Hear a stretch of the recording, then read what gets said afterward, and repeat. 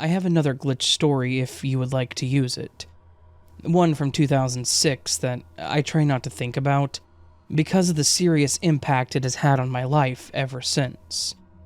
It's heavy, so you may want to include a trigger warning. Here you are. For backstory, I was raised from birth by my grandparents. My grandmother and I were exceptionally close. While in college, I was in a bad car accident caused by some high school girls skipping school as I was going to work, and I ended up having to quit college, file bankruptcy, and enlist in the military as a direct result. After the military, I returned home, became a cop and EMT, married, had kids, divorced, and then finally got to return to college to finish my degree. I was a single parent to a 3- and 5-year-old, so I moved home to my grandparents to finish those last several semesters. My grandparents also raised my cousin, who at that time was 16 and in high school. His mom, my aunt, but more like a big sister since we grew up together, and she was only 8 years older than me, still lived in Iowa, where we had lived while I was growing up. We're originally from Illinois, and I had made that 468-mile trip hundreds of times over 20 years at that point. First as a kid passenger, and then as a driver myself. In 2006, my college spring break and my cousin's high school spring break started the same day. So, when my grandmother asked me a month ahead of time to take my cousin to Iowa to see his mom, I said sure. The kids and I could use the week as a vacation and visit my old high school friends too. The Saturday before we left, I had an easy A GPA helping single-day advanced cardiac CPR class to renew my certification, which I'd kept current since I had been an EMT and first responder. These are important points to remember. Now, on to the trip and the life-changing glitch. We were scheduled to leave on Friday, March 10th, 2006. That morning arrived, and I was not packed for myself nor my kids. My student aid check had just deposited that morning, and I also got an unexpected child support check. My ex didn't really like paying, and I'd only received it as a bond invasion on my ex's arrest a month earlier. So, between the kids, last-minute packing, checking the bank to make sure the money was there for the trip, a 16-year-old hovering asking if we could leave yet, it was chaotic and an unusually disorganized morning. I actually had to turn around at the front door, go back to the living room, and kiss my grandmother on the cheek goodbye to tell her I love her. I drove the 468 miles, 7 trip with a 3, 5, and 16-year-old with no problem. However, those days in Iowa left me feeling like I needed to go back home. My aunt and I went to Omaha, shopping.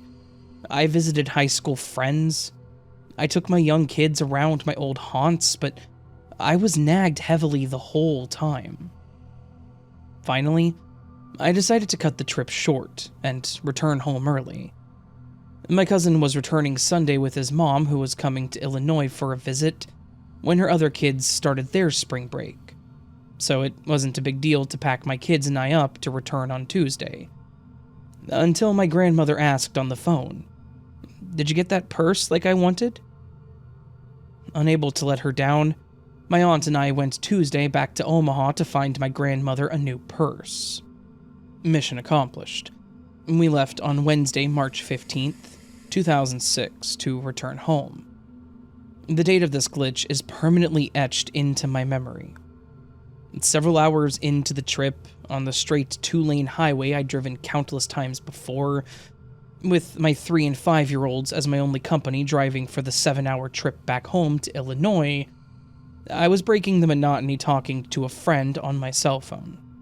I never made a turn, I never strayed from the highway in any capacity, yet I suddenly realized I didn't know where I was. Nothing looked familiar. I really got jolted to realize the highway sign showed a different highway instead of the one I'd traveled for the majority of my life. So I pulled over and I asked the gas station attendant, who clearly thought I'd lost my marbles, where we were. Somehow, without turning, I went from driving east in Iowa to driving south in the middle of Missouri. I bought a map, called my grandparents, as my grandfather was a retired over-the-road truck driver, and started telling them with shock and disbelief that while driving my way home, I'm at a place that I should be hours away from. That 7-hour drive took 13 and a half hours alone. Shocked with a 3 and 5-year-old getting more and more grouchy in their car seats, and me navigating unfamiliar roads via old-school atlas maps.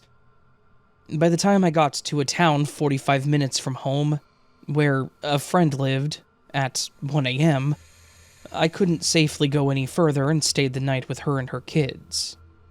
The next day I was slow, tired, still pondering how I ended up so far off course, and in no hurry, oddly enough, to get home. I talked to my grandmother several times that morning, and she was suddenly anxious for my return. "Hurry up, I need your help with the fish tank, and I'm anxious for my new purse," she said. A short time later, I was on my way home again and leaving the town my friend lives in. I called home to let them know I would be there in 45 minutes or so, and that I would need help with the kids and the unloading. My grandfather answered, and he never answered the phone. He was clearly shaken, telling me my grandmother was really sick, that paramedics were working on her, that she fell in the kitchen. I asked if he had called anyone else, and he said no.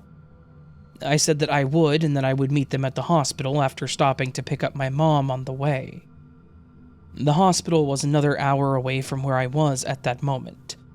My mom and I beat the ambulance there by half an hour. The paramedics kept pulling over because they kept losing my grandmother and had to keep shocking her.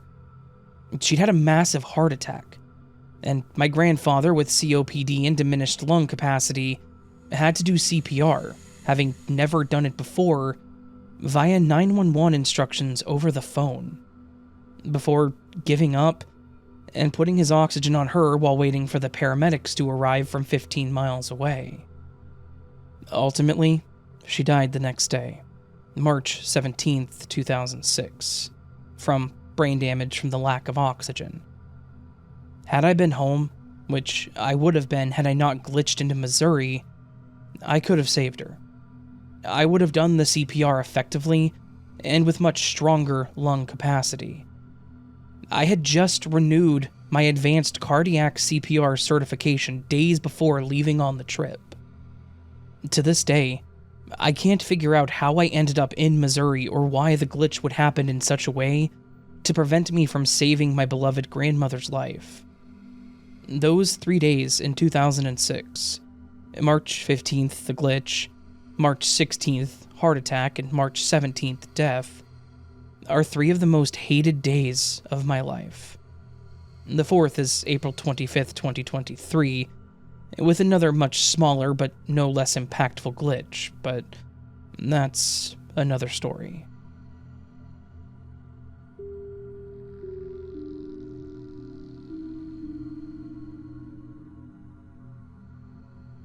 Hi, Raven.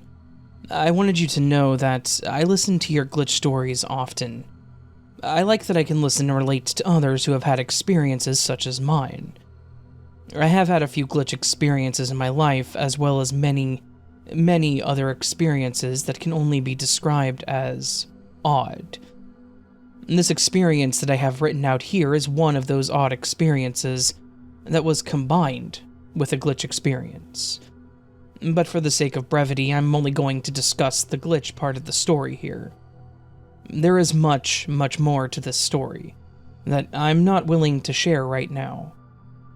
I'm very fortunate that I live in a rural area of Canada. I love being in the bush and try to be out there as much as possible.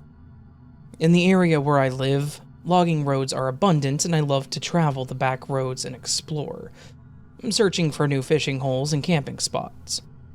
One day I was traveling a road that I had been on one time before which passed by a small lake with an attractive campsite next to it. I had stayed in this campsite once before earlier in the summer, and I was familiar with it. The road passed over a bridge with a small river that fed into the lake on the left side of the road, which the campsite bordered. The weather was bad on this day, being the 30th of October, and the transition from fall to winter was well underway. When I arrived at this point, I was disappointed that I could not go through to the camping spot that I was planning, because the road had, at some point in the recent past, washed away and was impassable. I carefully surveyed the damage and assessed if it was at all possible to pass this spot by driving around the washout. I studied the scene for a long while, trying to understand how the road would wash away right next to the bridge.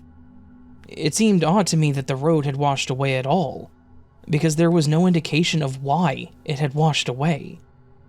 The water was moving easily under the bridge, and there was not any debris blocking the flow of water, yet there was a missing piece of the road 12 feet deep and 20 feet wide right next to the bridge.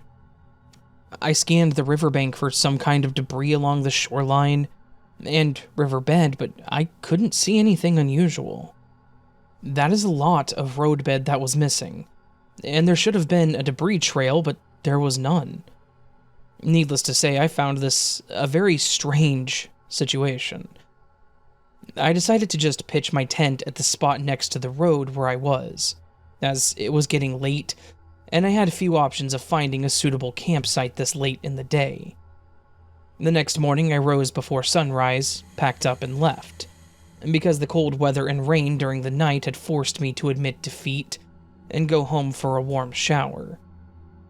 After that night, I could not stop thinking about how strange that hole in the road was. The winter snow quickly came soon after, and I could not get back there to investigate further, so I resolved to return there in the spring as soon as the roads would allow. Come early March, my faithful four-wheel drive truck brought me back to that place through the patchy snow that I left late last October. However, I was thoroughly confused when I saw the road undamaged and returned to its original condition. The only conclusion that I could come to was that someone had repaired it during the winter and looked for evidence of construction equipment having been there. I found none whatsoever.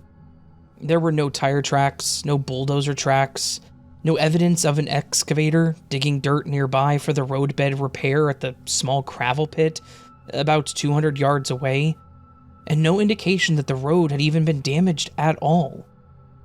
I scoured the ground before and after the bridge, thinking that I had been mistaken about which end of the bridge had been washed away. But both ends were equally unaltered. There were remnants of plants that had grown the previous summer and leaves that had fallen on the roadbed that previous fall. There was no logging in the area, and there were no cottages nearby, so no reason for anyone to waste time or money to repair a barely used road during the winter. I don't know what happened. All I know is that I saw what I saw. I only want to put my story out there so that maybe there's some small scrap of information that will fit into the puzzle somewhere down the road to help us all understand what the heck is going on. Keep fighting the good fight. Signed, 71857.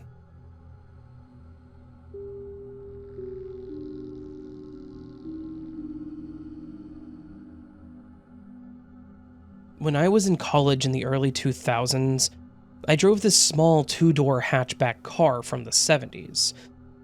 When I say small, I mean the front was 2 bucket seats with only the emergency brake in between. With the exception of a wee glove compartment, there was no storage. No backseat pouches, not even a cup holder. So, one day I'm getting in the car, and I have this makeup bag. I couldn't tell you where I was going or what I was doing, honestly. I'm not really a makeup person, so bringing the bag with me was unusual in the first place. But I do know that I had the makeup bag. Until I didn't. When I reached my destination, it was nowhere to be found. I searched that car multiple times for that bag that evening. Again, the car was small, so there weren't really many places to hide, especially considering the bag is roughly half the size of a loaf of bread. And the entire interior of the car is black, while the bag was quite colorful. I looked under the front seats, and in the floor. The back seat is solid, one bench seat with no gap underneath. It's not there. I go so far as to look in the hatch just in case I unknowingly threw it over the back seat. No luck. I look in the spare tire compartment. At this point, I'm pretty sure I'm losing my mind. Over the next few months, I return to the car to check and recheck for the bag. I go so far as to detailing the entire interior of the car, vacuuming everything, and cleaning even the tiniest spaces with a Q-tip. Even places that I knew the bag could not be, like under the floor mat. I looked. It was gone. I convinced myself that it must have fallen onto the floorboard and out of the car while I was getting gas. Fast forward a year later, I stopped to get gas. In my memory, this is the same gas station that I stopped at on the day that I lost the bag, but this was long enough that I can't be sure. And I'm standing at the rear of the car by the gas tank. I happen to look in the small window to the back seat, and I notice something sitting on the rear floorboard. When I enter the car to investigate, I find the makeup bag. It's just sitting there, all alone, out in the open, perfectly visible, just like it had been there all along.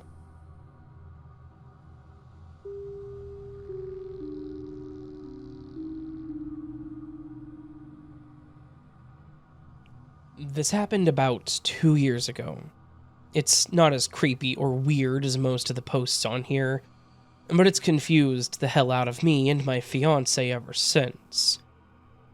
So, around 2 years ago, we were about to go on holiday, vacation.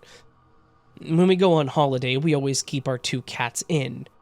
They usually like to go out in the morning first thing, so that we can get them in the cat carrier and take them to the cattery while we're away. So, this one morning, cats were in. I had made sure the night before, while they were in, to close all the windows, etc. And this isn't the first time we've had to do this for vet trips, holidays, etc. I get the cat carriers. They freak out, as always. My female cat runs upstairs. She's by far the more nervous of the 2. I manage to get the male cat in his carrier. Me and my partner go upstairs to find the female cat. She's nowhere to be seen. At this point, that's completely normal. They will always try and hide anywhere they can in this situation. We spent about half an hour searching every single possible place in the house, to no avail. Still thinking she just found some ridiculous hiding place. In the past, she's managed to hide under a dressing gown that was on the floor, in drawers under the bed that we have no idea how she managed to squeeze into, and other various hiding places. Beginning to get distressed at this point, as we have to leave soon to get them to the cattery and leave for the airport. I go downstairs for a triple check of anywhere downstairs. Cats can obviously be really elusive when they want to, so she could have snuck past us, of course. And my cat is sitting, waiting at the door to come in the back garden. Both of us had absolutely no idea how it happened, and were absolutely blown away and confused. The strange part is she seemed to have completely forgotten about the fear and anxiety of going in the cat carrier or trying to hide. She just strolled on in. I grabbed her and put her in the carrier. We're both kind of freaking out at this point, so again, I check every single door and window in the house, and not a single one is open or unlocked.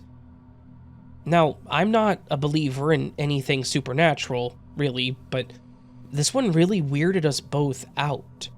And I still think about it to this day. Maybe there is some explanation or something I missed, but I've never been able to work it out. Maybe someone out there has an obvious answer?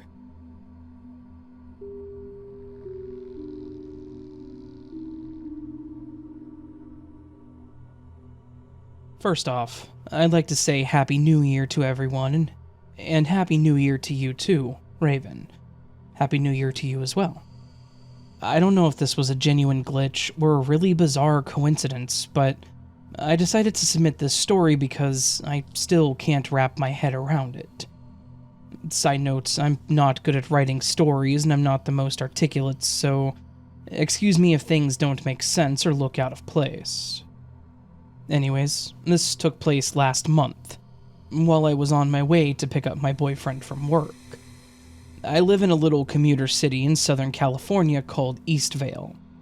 His job at the time was about 10 minutes away from our place, but the traffic added an extra 10 minutes to the route.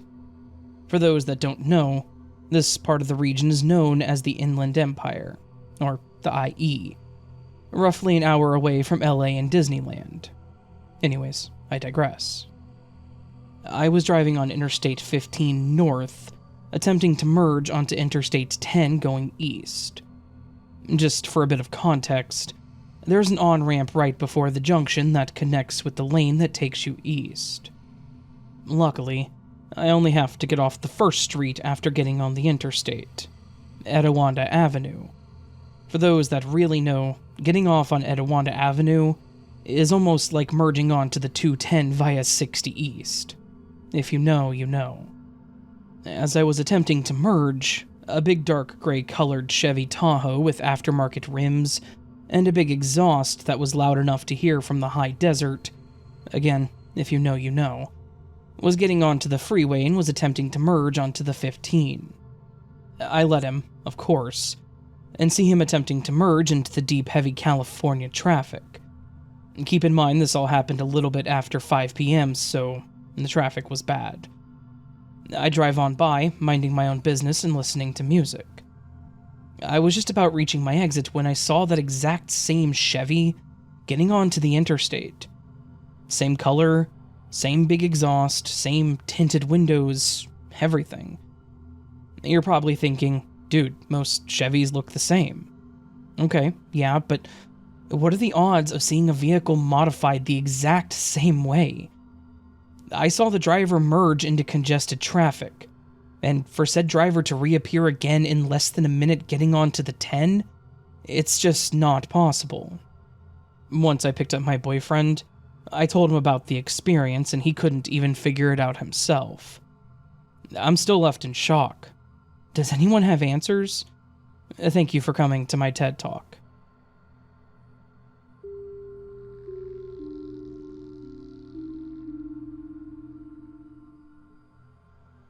Hi. So, I'm making this post because I feel very weird. Last night, I had used a pair of socks for practicing my dance at night. Before I slept, I took them off and put it either at the edge of my bed or the floor beside my bed. When I woke up, I was in a rush to head off, so I didn't pay attention to my socks. However, tonight, I wanted to practice my dance, but realized that I only had one pair of socks left. My mom and I looked through the whole bedroom, every corner.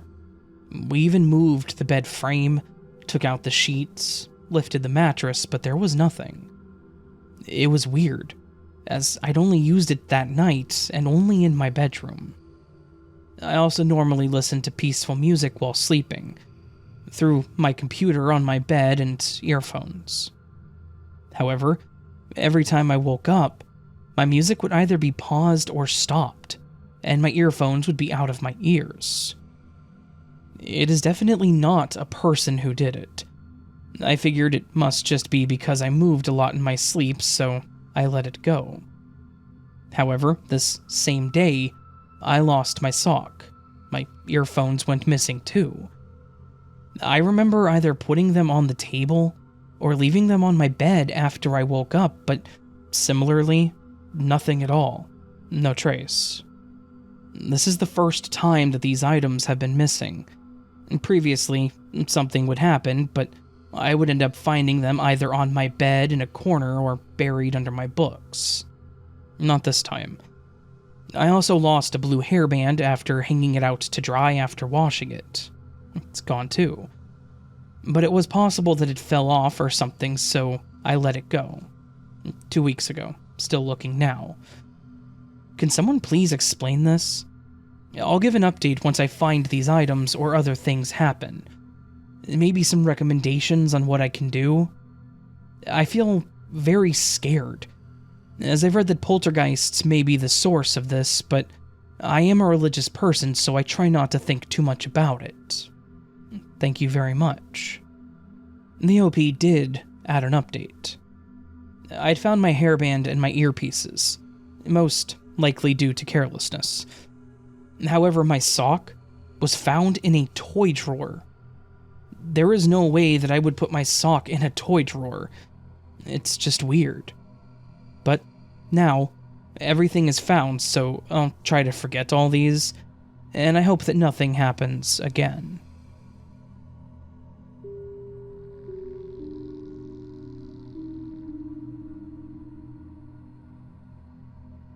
Hi, I've only just found this sub, so I'm coming over from Paranormal. Around 12 years ago, Tesco Chesterfield, UK, had a recycling machine that gave you Tesco Club Card points.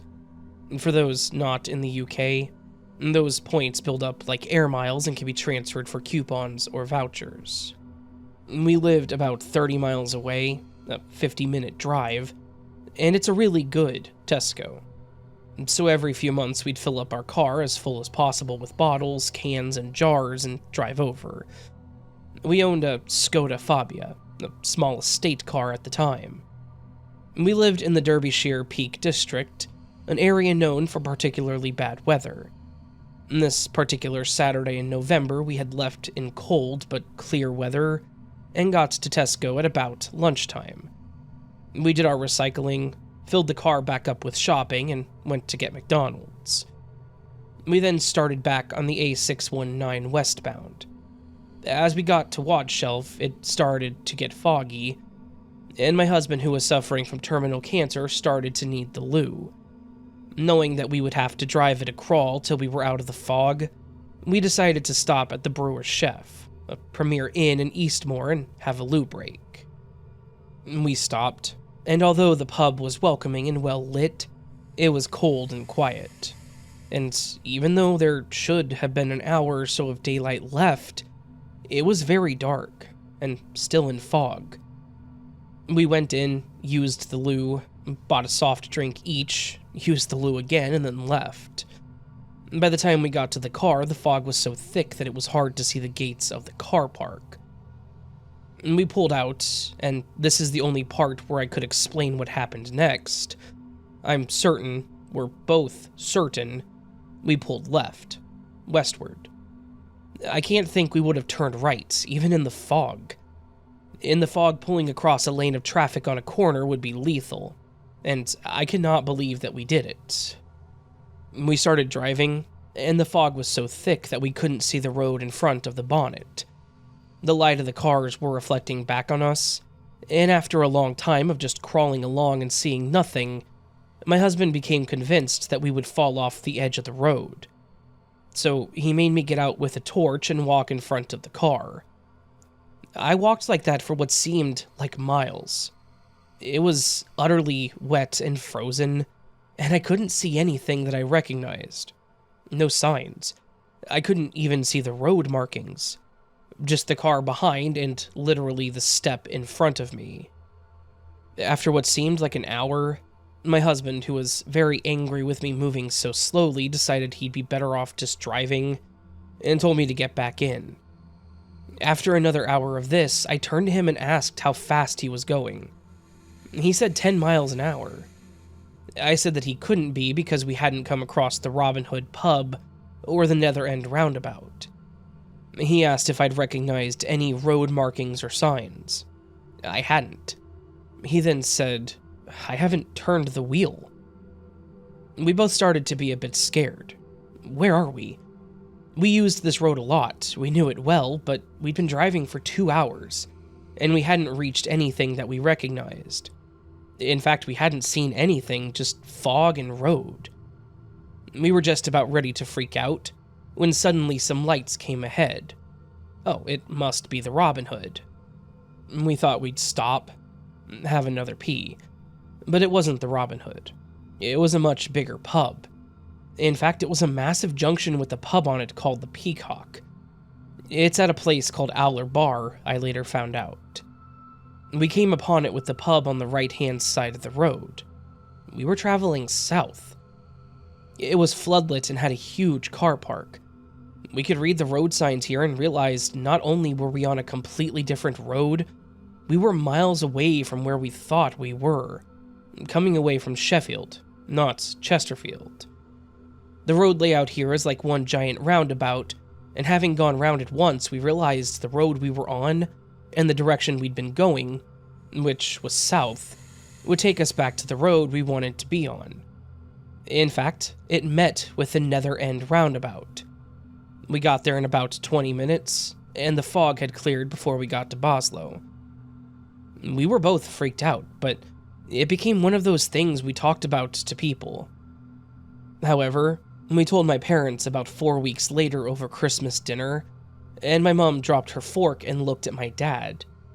"That happened to us once," Dad said. "Exactly like that." Mom said, "He even made me get out of the car." "Nice pub, though," my dad added. I asked them what it was, and my dad just went, "One of those Peak District things." My husband, mom, and dad have all passed away, so I don't have any witnesses anymore. So when I found this sub, I thought I had to write it down so I wasn't the only person who knows. I still travel the route regularly, and it has never happened since. But also, I've never found any way of getting from Eastmoor to Aller Bar without going back towards Chesterfield.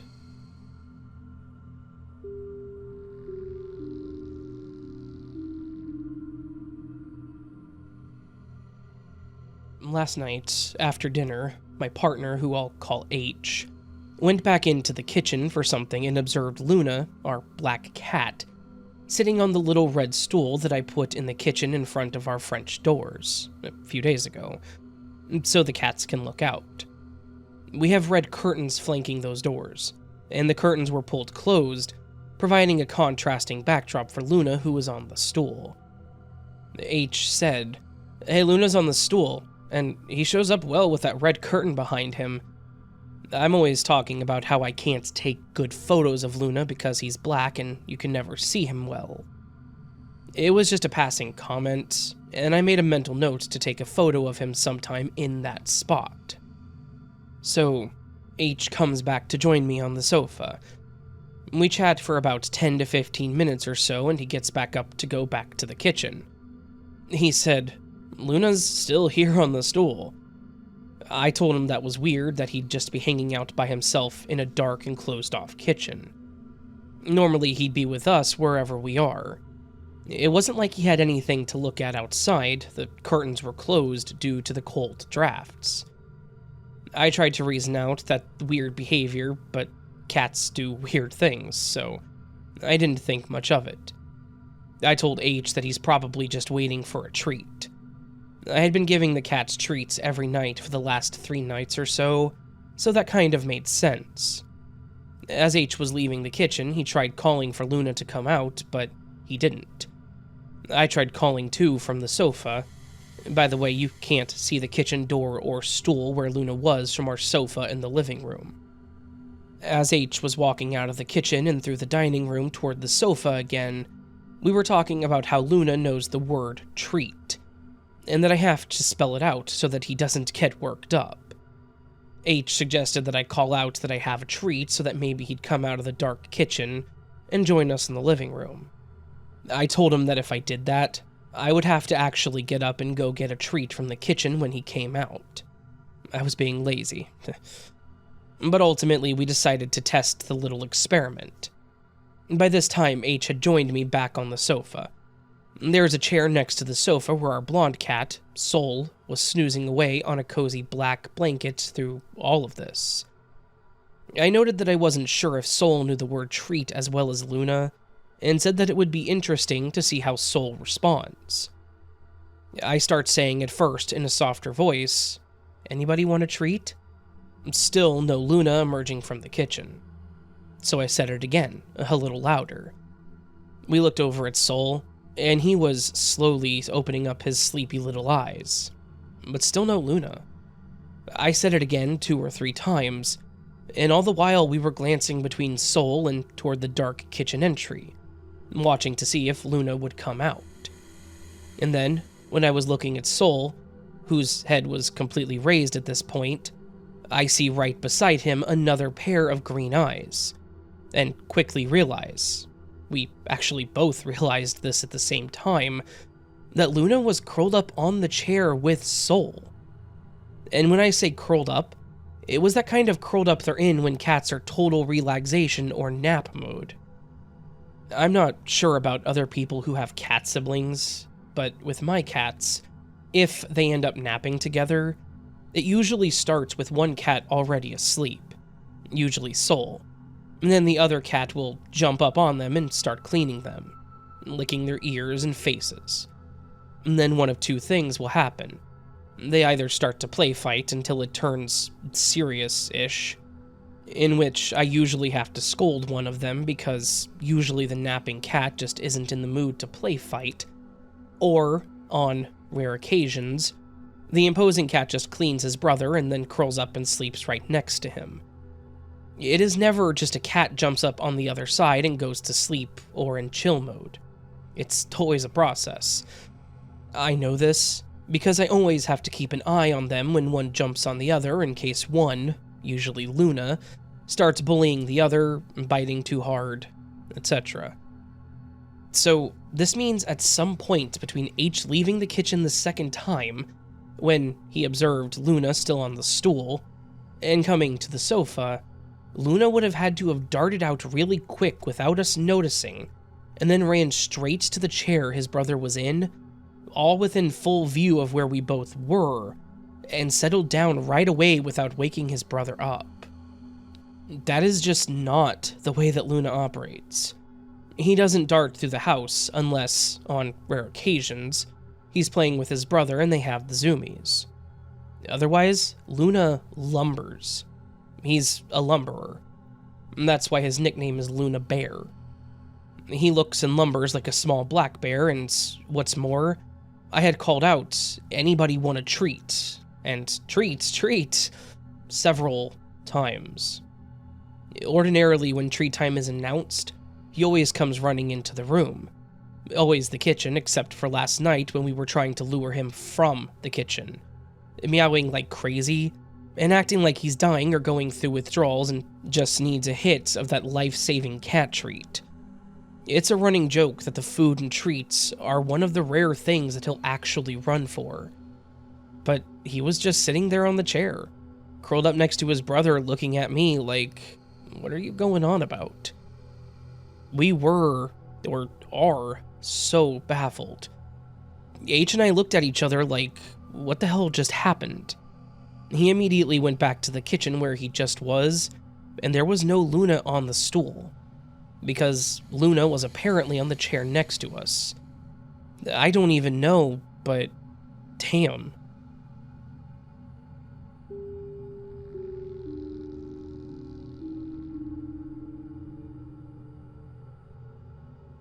I couldn't give you a specific date, but the 3 of us would have been about 19 years old. I remember that I already had a driving license, and what car I had.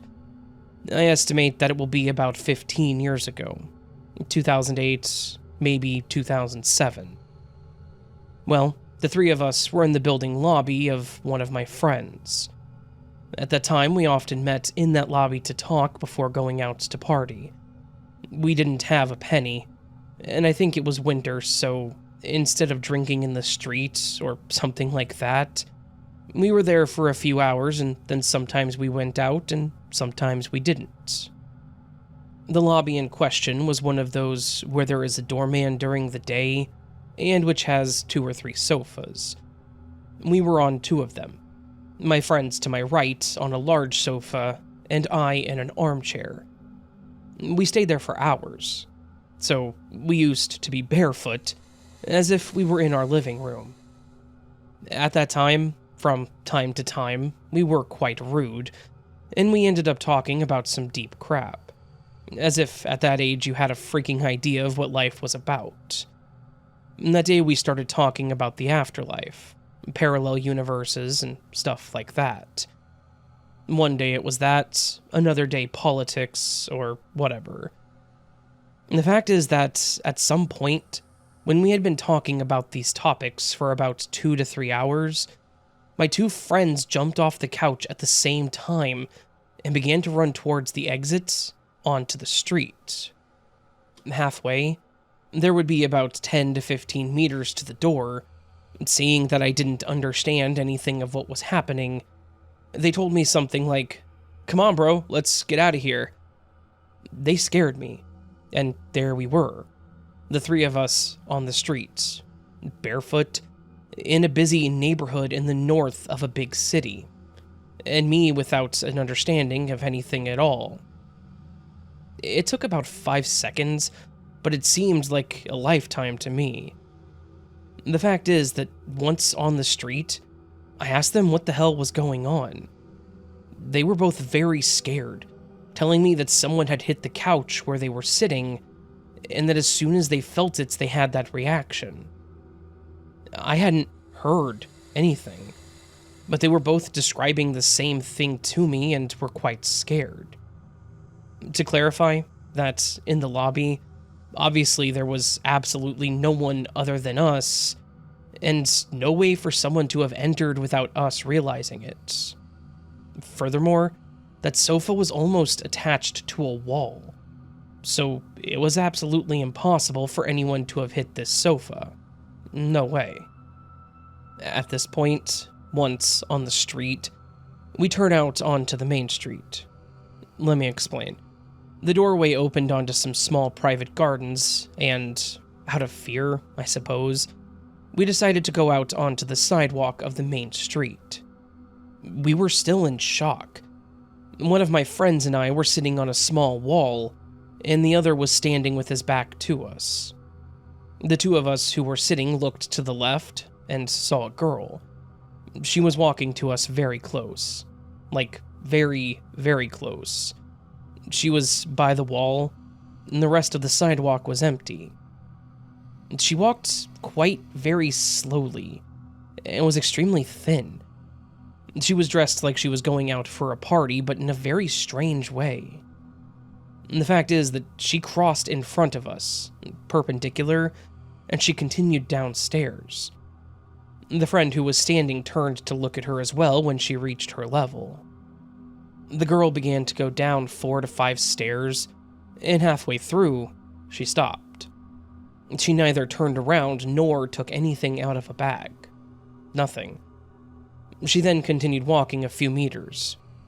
At that time, just 10 to 15 meters from where we were, there was a fairly known restaurant and pub, and that stretch of sidewalk was about 8 to 10 meters wide. It was packed with people. Either you get into the crowd or you have to change the sidewalk to pass. The girl began to go among those people, and no one looked at her nor interacted with her in any way. At one point we lost sight of her. I'm talking about a very short distance, and we were somewhat elevated and we saw perfect from there. My colleague, the one who was sitting, looked at me and said, "If she turned around, I think I would have had a heart attack." In those seconds that the whole situation lasted, we had not had any time referred to the girl among ourselves. But the 3 of us were clear, and that made no sense. I say 3 because the one who was standing, the first thing he said to us was, "But what the hell was that?" After this, we decided to return to the building lobby, and in the gardens, we heard 3 quite loud doors slamming, but not all 3 at once. First one, then the others. and then another. Only one of us heard each of them. I don't remember in what order, and we only verbalized it after the third. The three of us referred to the noise as a car door slamming, but at a crazy volume. All of the time that I have described to you, from the sofa to this last thing, it would not have been more than 4 to 5 minutes. I know it doesn't make any freaking sense, but that's what we experienced that day. Clarify that none of us were drunk or drugged in any way, nor had any of us three had any strange experiences before or after that. We've talked about it 2 to 3 times since then. It's been years since, and we just don't talk about it. And honestly, we have no idea what happened. One of them is convinced that something strange happened, the other has no idea, and honestly, I think there must be some sort of explanation. One of them, the one that lived in that building, later told us that a few days before, one of his neighbors had died, and that he was convinced that the elevator, one of those that has no memory and does not return to the first floor if nobody pushes the button, had gone down to the lobby a couple of times during the night, without any neighbors coming in. It was to my back, so I can't tell you anything about that. But maybe you have some sort of theory, and I'd be more than glad to read it. We've only told this once at dinner with quite a few people, and the truth is that no one understood what the hell had happened to us that night.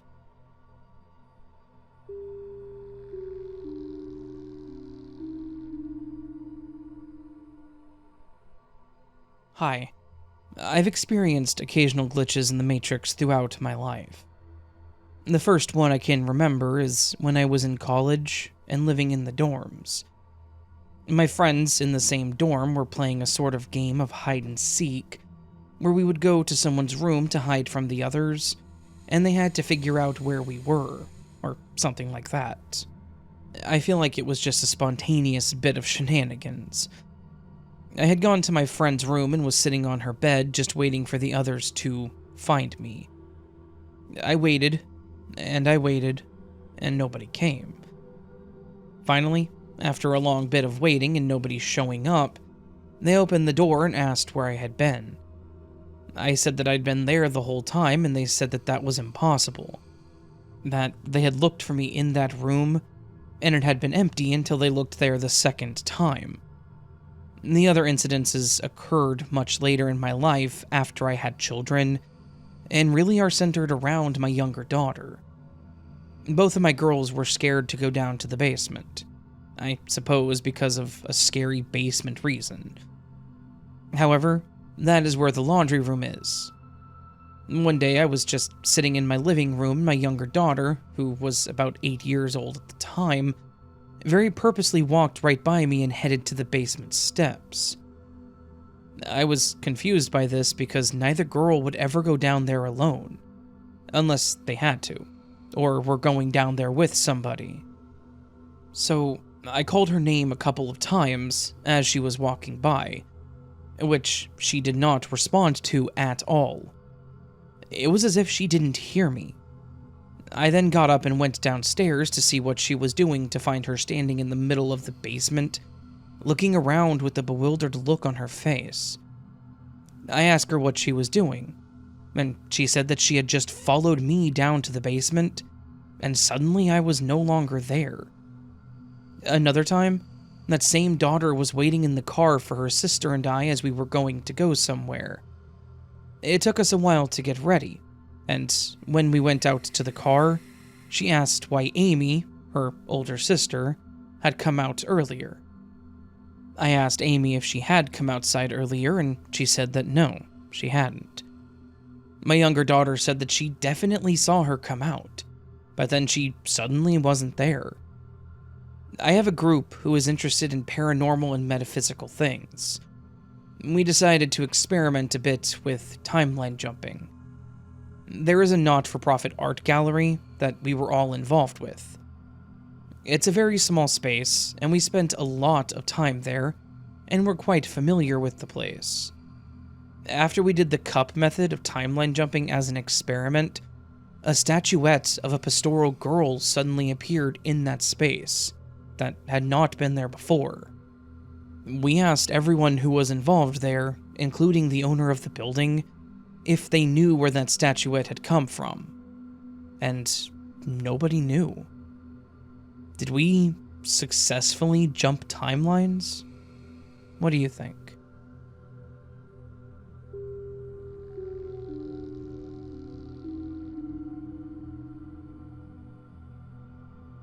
This happened about 30 years ago, and I decided to post it on here so I can read about other people with similar experiences. The contractor I was working for at the time was taking me to the job. We turned left at this intersection, the same way we had for the last week. The job site is only about 5 minutes down the road from the intersection. However, after the 5 minutes was up, we were not at the job site. None of the houses around us or anything looked familiar. Confused, we went and drove down a couple more miles until we found a gas station. I go inside the gas station, and I ask them where we're at while he's filling up the truck. What they told me knocked my socks off. When I get back to the truck, he asked me where we're at, and then I tell him. We're about 200 and something miles off course. He laughs at me and tells me the people in the gas station were just having fun with me, that there was no way we were that far off. So we kept going and drove for a little bit more until we came to a police station. He was going to pull in there and ask them for directions, but when he saw the name on the other police station, he just kept going. It matched what they told me at the gas station. So we pulled off the road for about 20 minutes, trying to figure out what to do next. Well, I thought that we could just turn around and start driving back, but somehow or other, in less than 5 minutes, we had managed to travel over 200 miles. I asked him later what he thought about it, and he just told me to shut up. Said that he didn't want to hear it again, and refused to talk about it. He was so weirded out, and that it wasn't funny.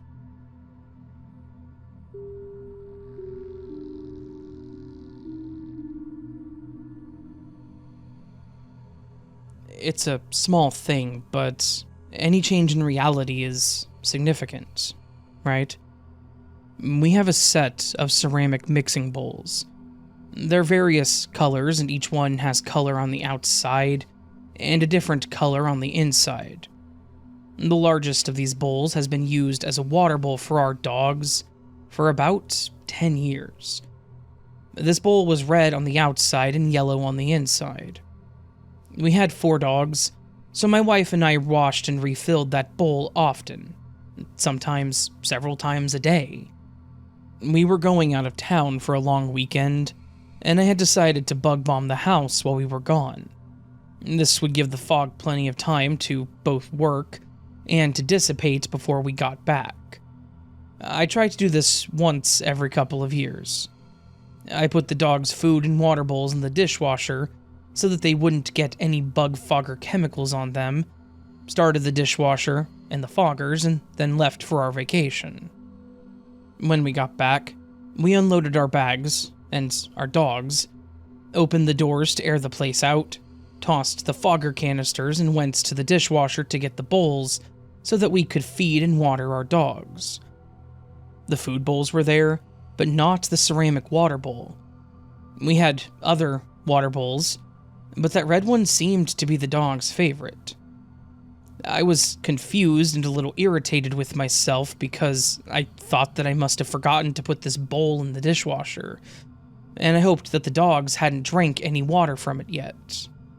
The thing was, I had such a clear memory of putting it in the dishwasher. I went to the spot where the bowl is normally on the rug, and it wasn't there. I handed my wife the food bowls from the dishwasher and asked her if she had gotten the water bowl out already.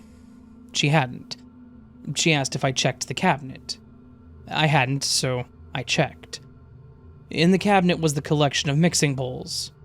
There was a bowl that looked like it was the right size, but it was green inside and yellow on the outside.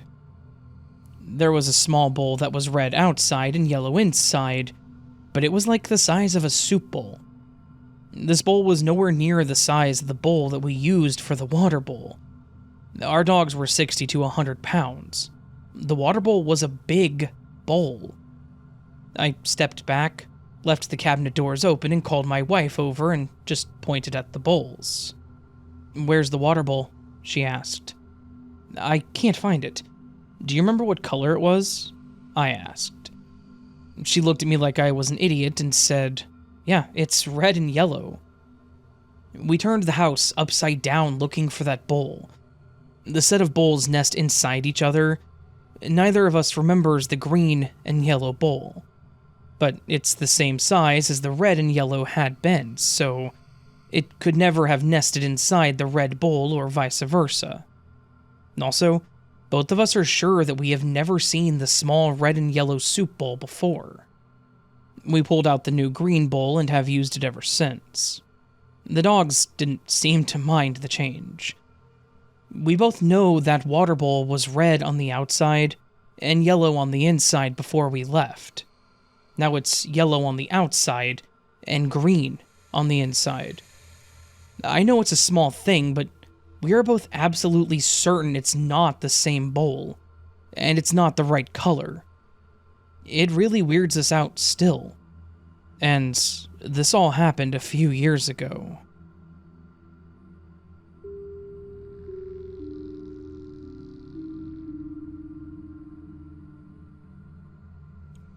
I stopped smoking and started vaping in 2014.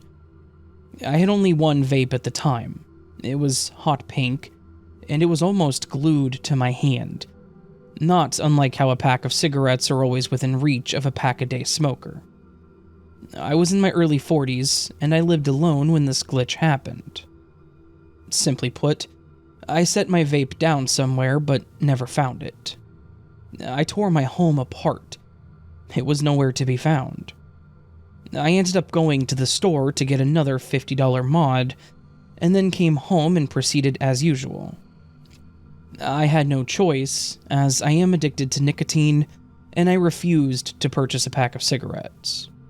This was not done lightly, and was not done until a full house tear-apart was done. 2 weeks later, as I was sitting down on the couch where I spend my time when not in bed sleeping, and for some odd reason I decided to just stuff my hand between the cushions. Lo and behold, I pulled up my vape. This may sound like a normal thing, but let's go over it. I spend all of my time on this couch. It was the first thing I tore apart looking for the missing vape. Surely I would have found it if it was just in the crack between two cushions. Not even deeply, just pushed down enough to not be seen. I live alone. No one came and hid it and then put it back to surprise me. I don't have friends coming over, and my family lives out of town. It was me, myself, and I in this place. 2 weeks was the length of time between losing it and finding it. No one can tell me that I tore apart this couch and missed the hot pink vape against the dark gray couch, and then just went the next 2 weeks with it barely pressed into the crack of where I spend 18 hours of my day.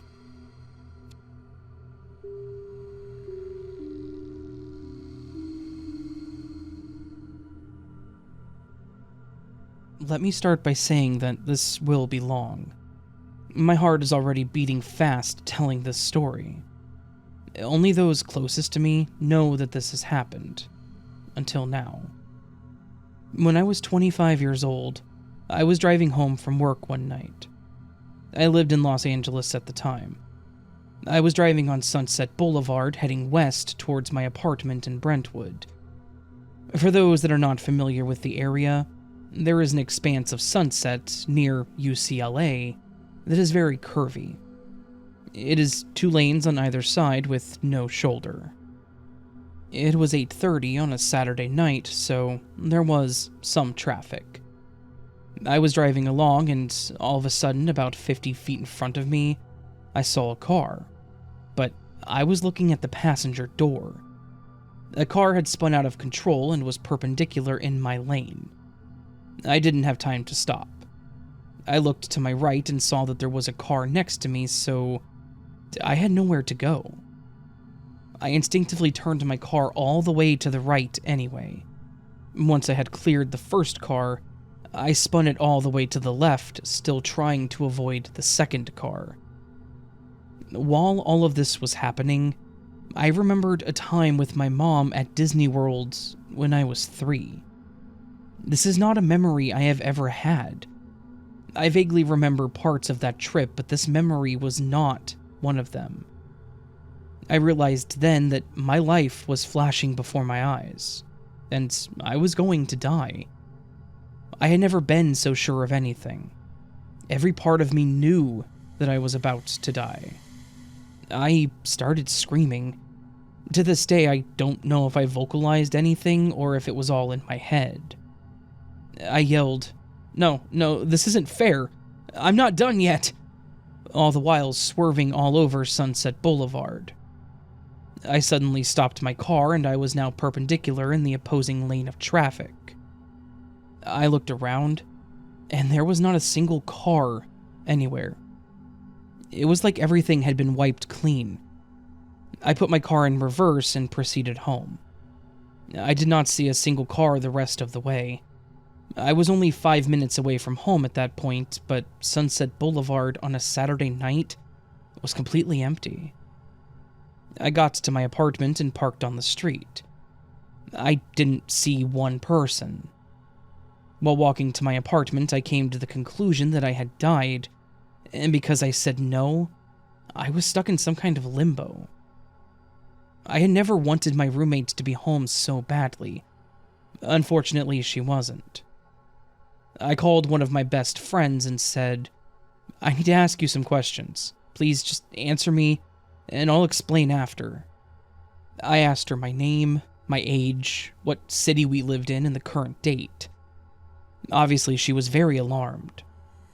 I explained that I thought I was dead, and I wasn't really sure that I was on the phone with her. She tried to convince me that I was alive and that everything was okay. There was no way mathematically to escape it. There was nowhere for the car on the right to go. This moment has haunted me my whole life. There have been times when I've questioned my existence.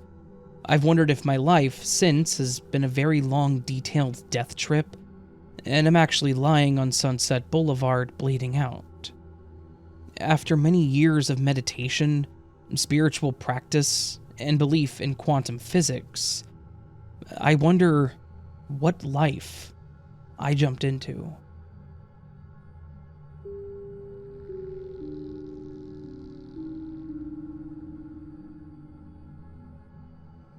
I live with my parents. My mother leaves for work every day at 6 a.m. and returns at 3 p.m.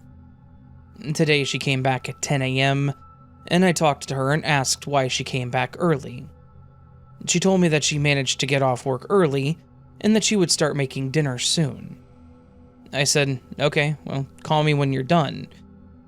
After about 2 hours of waiting, I realized that I couldn't hear any sounds from the kitchen, and I always hear them when someone is cooking something. So I went to the kitchen, and my mother was gone. I went through the whole house. My mother was nowhere to be found. I was alone at home. I thought that it was strange because my mother always tells me when she goes out.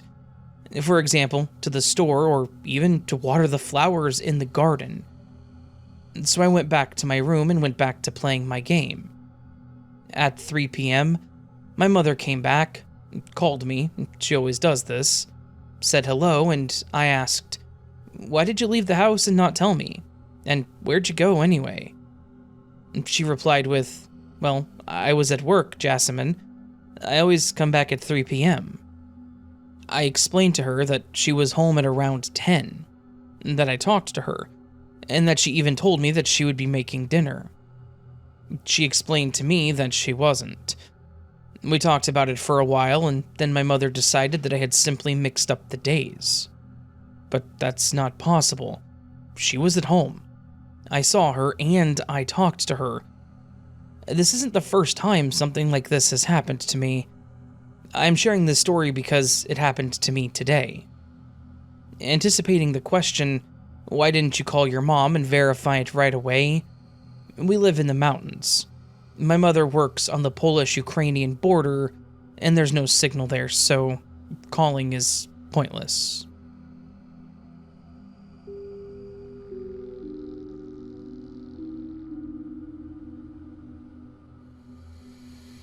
My bedroom is located at the end of an L-shaped passageway, with my bedroom being at the bottom right, the living room being at the top left, and some other rooms scattered along the way, which are irrelevant to this story. From my bedroom, you're able to see all the way into the lounge if you're standing at the right place. One day when I was about 5 or 6, I was in my room getting changed into clothes in the middle of either the morning or the afternoon. So there was plenty of natural light lighting up every room in the entire house. Since I was a little child and was living with just my parents, I was getting changed with the door open, facing into the passage. I was standing about half a meter from the door and was standing in a spot where I could barely see the start of the passage, but could not see into the living room. I was nearly finished getting dressed and was about to put my shirt on when I saw a 2-meter tall shadow person appear at the end of the passage, as far away from me as I could see. He was long and skinny looking, and it was impossible to make out any distinct features that he may have had. I stood frozen as it walked across my entire passage, in 3 long and unnaturally quick steps that no human would normally take, unless they were in some sort of speed walking competition. I couldn't move and just stared for the 1 or 2 seconds it took for him to walk up to me. But as he reached my bedroom door, he just disappeared. Although I was young at the time, I was still old enough to distinguish dreams and reality, and I knew that this was something that I actually saw. I knew this was not normal, and due to me being generally shy, even from a young age, I never told anyone.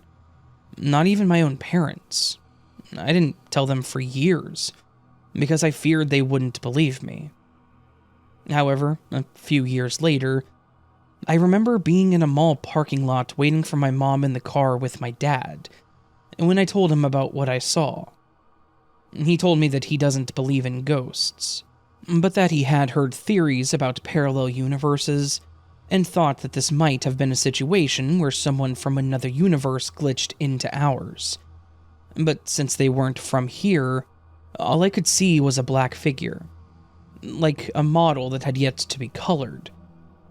Honestly, even at my young age and knowing what I saw, I was both scared and skeptical, and kind of just assumed that my dad was saying that to get my young mind excited, that he was kind of just playing along. I'm 17 now, and I started thinking about this event that happened to me recently, trying desperately to find a logical explanation for it, when I began to realize something.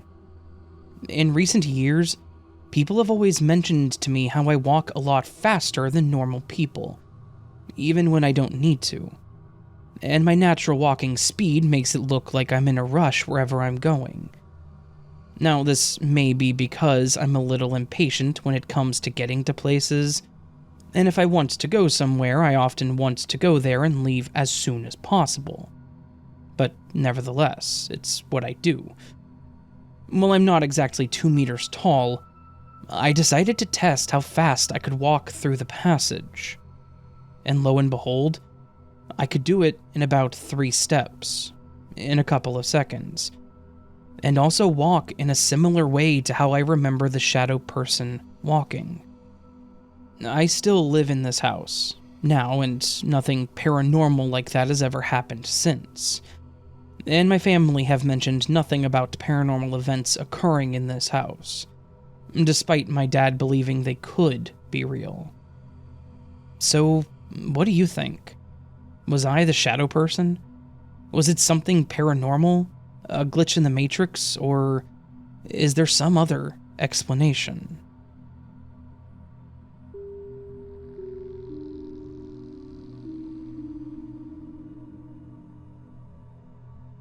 This happened to me and my boyfriend less than a month ago, and I'm still trying to wrap my head around it.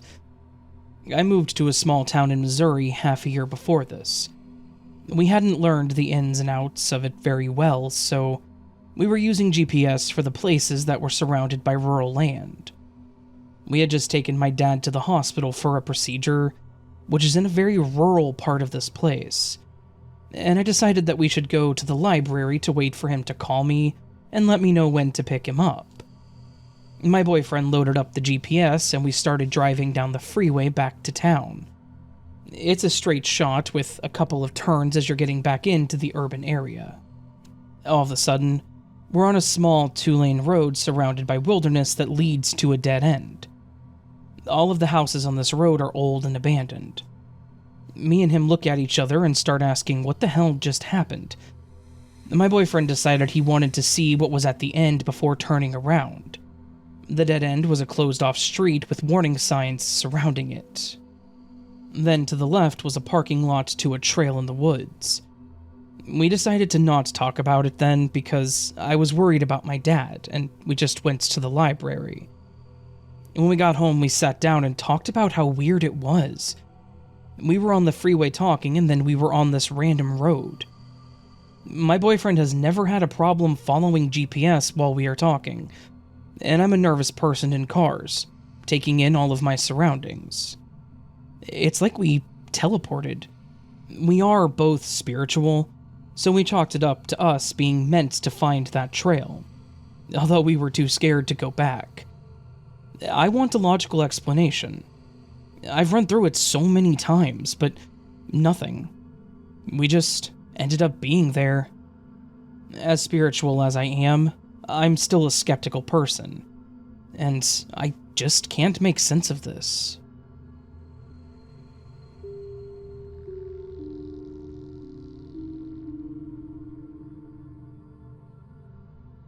Hi, Raven.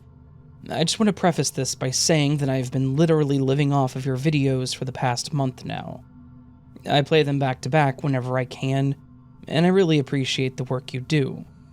Even though these are not your own stories, you really put a lot of care into narrating them, and it's just beyond great to listen to. Thank you very much, I do appreciate that. So, the glitch that I experienced was, honestly, such a small one. But the story behind it requires a lot of information. So, I'm super sorry if it seems dragged out, or like the glitch is very underwhelming for all the detail leading up to it. Even so, I would love to share my story with you, and I really hope it'll make it into a video. It did. When I was little, my parents split up often, only to get back together, quote-unquote, for me. One of the times that they split, my mom and I moved in with her parents, my grandmother and step-grandfather. I was 6 at the time, so no, my memory is not great concerning the little details. But I remember this event crystal clear, as if it happened just yesterday. We were given the basement to stay in, and for a couple of months, my mom and I shared a queen-sized bed, until my grandmother came downstairs one day and saw my feet in my mom's face as we were sleeping. And she decided that, from that day on, that we should have separate beds. We were in luck, though, because my great-aunt and her wife were looking after a family member who had to suddenly move back in with his mother, and he left all of his belongings behind. One of those belongings was a bunk bed that they had gotten a deal on, rendering it cheaper than a single bed. They gave it to us in the blink of an eye, and my mom and I started sleeping a little more peacefully after that. So, that was the backstory. But now I will try to lay out the basement so you guys can kind of visualize it. So, after going down the stairs, You would enter the main room, which had our furniture, a TV and its stand, a couch, and a chair. The main room was, in a way, separated off by a little wall, and there were two openings that we could walk through to enter our bedroom. The bunk bed was up against the middle of the wall, and the bathroom door was on the wall by the head of my bed. The ladder of the bunk bed was facing the main room and was very close to the bathroom, making it very convenient to climb down during the night and just go straight into the bathroom if I had to. One night, I woke up needing to go, so I climbed down from the top bunk and turned the light on. I was wide awake at this point. I did my business, washed my hands, turned off the light, and closed the door. It was completely dark in the basement, so I couldn't see. Nothing felt wrong to me, but when I started to walk back to my bed, I felt myself walk into the main room, as if this was the normal route that I took after my late-night bathroom session. The bunk bed was now in the middle of the main room, with the ladder now facing towards the bedroom, when before it was facing the main room. I climbed up into bed, and it was only then that I realized that this wasn't right. The bed remained in that position when I closed my eyes, and when I woke up in the morning, it was right back to where it usually was. I told my mom about it, and she said that she believed me. But who would believe a 6-year-old saying that? My mom was super into paranormal stuff, so I just kind of assumed that she would believe me, but she clearly didn't.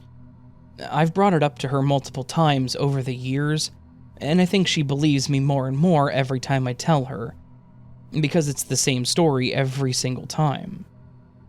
It was such a small glitch, but it was honestly terrifying. Did going to the bathroom just place me in a different universe or something, where that was the normal placement of the bed? Why did I know exactly where to go, rather than going the direction that I went every other time? And why do I remember it so clearly, even though it was almost 13 years ago now? I'd love to know what people think, or if they've ever experienced something similar.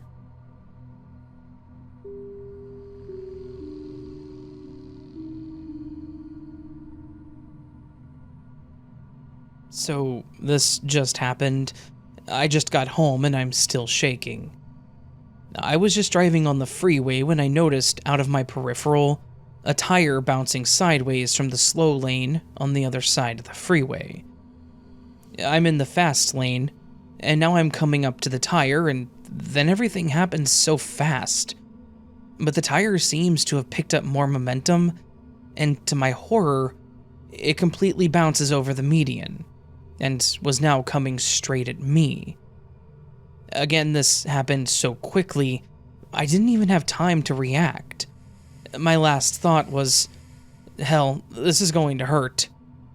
I took my foot off the gas and prepared for the impact of this tire through my front windshield. Only, nothing hit me. I immediately looked behind me to see if it had hit the person behind me, but there was no one behind me. I'm shaking, looking in the rearview mirror for where the tire landed, and I didn't see it. I pulled over on the shoulder to catch my breath and calm down. I was shaking so bad that my teeth were chattering. All of a sudden, I hear brakes squeaking, and 2 cars about a mile up in front of me swerving out of the way. And that's when I noticed the tire laying in the middle of the road. But how? That tire came at me a mile back. How was it a mile ahead of me laying in the middle of the road? I'm still having a hard time trying to process what just happened still. I swear, ever since I made the post about my glitch this summer, weird crap keeps happening. Nothing like what just happened, and I know it's because now I notice things more, but I don't like this. I went off this ride because that was too much.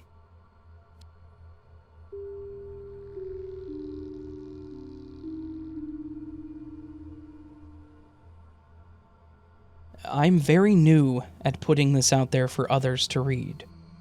I've told a few people about some of the stuff that's happened to me in my life. I say stuff because I'm guessing there's no foul language used or really necessary. You can always interject your own colorful thoughts. I've had quite a lot of experiences, but the good thing is, at least I have witnesses to several. A good friend of mine told me over 40 years ago that he really thought that I attracted this stuff to me. I told him, don't even say that. I really don't want to see this stuff. I don't want to hear it. I don't want to experience this stuff. I just want to get some of these things out there before I'm gone. My wife and I moved to a small town for a quieter area. We got a pretty nice ranch-style house on a corner lot. Neighboring homes aren't close. There were several hedges and cement from structures that had to be removed in the open lot nearest the corner. We have a nice front yard and a wide black-topped drive for the two-car garage. There's a breezeway connecting the garage to the house, and our patio is connected from that. I attached a bench swing from one of those yard swings with the frame.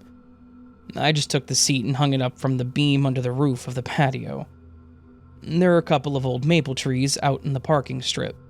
My wife and I sit out there on the summer nights and enjoy the show. There seems to always be something going on. We've seen several foxes go past right out front in the road. Lots of different squirrels here. There are some gray ones that kind of look like chinchillas, black ones, and the larger brown squirrels. My wife and I were sitting there watching around 8 squirrels running after each other and eating the peanuts that we were tossing to them. It was mid-afternoon, just this summer, 2023. There were 2 black squirrels chasing each other around the base of the closer maple tree. There were 3 sitting together eating, and 1 on the walk fairly close to us. They get pretty tame. One was at the bowl of water that I had placed by the bird bath. We were just talking about our house and how we were going to do this and that with the yard. Then, it was different. It was like an invisible wave went through. The air seemed to have this very faded or very light yellowish tinge to it. The squirrels stopped moving.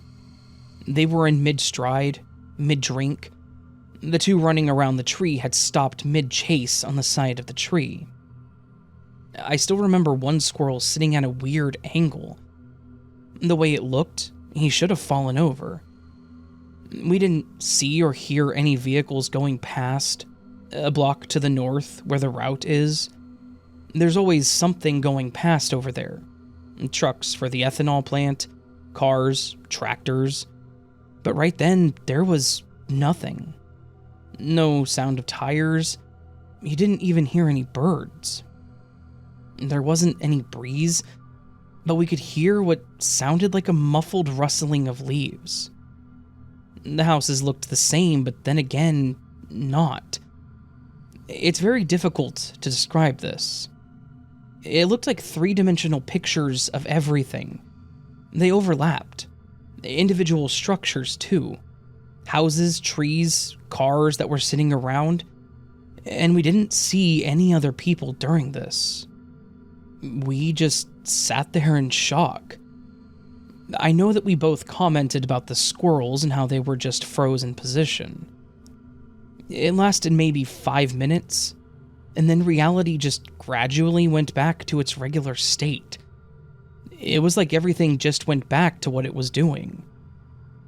I think I may have been sitting there with my mouth open for a little bit afterwards, and finally got some words like, "What the hell was that?" My wife didn't want to admit what had happened, but she couldn't deny it. She finally said, "That was weird." She finally experienced what I had endured a few weeks earlier. That day, I was standing at the front edge of the patio area when it seemed like something just went through the air. It felt just a little dizzying, and when I looked up, things had that yellowish tinge, and nothing was moving. No traffic, No birds flying or chirping that I could hear, and no wind. Just that faint muffled sound like leaves rustling in a breeze. That one lasted about 10 minutes, and I was afraid to move for fear that I might end up somewhere that I didn't want to be. I thought, just stand still until it's over, man. And I was really hoping it would end quick. After things went back to normal, I went into the house and had to sit down for a while. I don't know what it was, I just didn't feel good. One other time, when my wife was with me, we were sitting on the patio swing in the evening. The sun wasn't quite down, and it was a nice and quiet evening. Perfect temperature, a light breeze, crickets were sounding off, and there was finally some lightning bugs out. And then we heard a car coming from the east, and it would come right past our corner, not 75 feet away. The noise of the engine and tires on the road broke the quiet.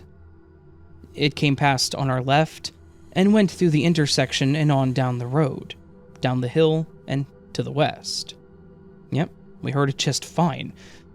The only thing wrong was that we didn't see any car. We heard it. Didn't see it, though. It's kind of hard to miss a car going past. I asked my wife, "Did you see that?" And she replied, "I didn't see anything." That's what I meant. Neither one of us wanted to dwell on that very long. I think we just tried to shove it under a rug. I don't know what the heck is going on. I wouldn't know if it's a glitch in the Matrix thing, or a time thing, or a programming error, or ghosts. But it's definitely creeping me out. I know it rattled me and left me anxious and paranoid for a couple hours after. My wife wasn't affected emotionally like I was. I think she just doesn't want to admit things like this can happen. Does anyone have any theories as to what this stuff is? I wonder too often if someday I'm going to get pulled into some other place.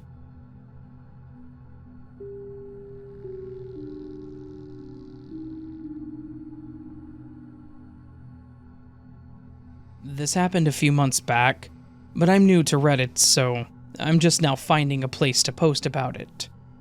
It was really weird, and I still think about it sometimes. A few months ago, my boyfriend and I were coming home from a trip to visit family. We live in a small second-floor apartment that overlooks our parking lot. We were unpacking the car, bringing stuff upstairs little by little, and my family had sent us with a lot of food. So, one load we brought up all had to be unloaded into the fridge. As I was unloading the food, my boyfriend was standing at the counter and we were having a full conversation. I don't exactly remember what we were talking about, but it was something you wouldn't just walk away from. Anyways, he's standing there, and as I'm talking, I turn around to put something in the fridge, but when I looked back, he was gone. I was confused, because, again, we were in the middle of a conversation, but I was like, is he hiding from me? Is he playing a joke? So I started laughing and looking for him around the apartment. After a few minutes, I was like, what the heck is going on? Because he was nowhere to be found. Sometimes he steps onto the patio to smoke, so I opened that door, and while he wasn't on our patio, I saw him downstairs unloading the car. I was really confused about how he got downstairs so fast, and why he left in the middle of our conversation. Well, he came back up a few minutes later, and had to knock because apparently the front door was locked, and he didn't have his keys. How did the front door get locked with him outside without keys, and me not knowing that somehow he left?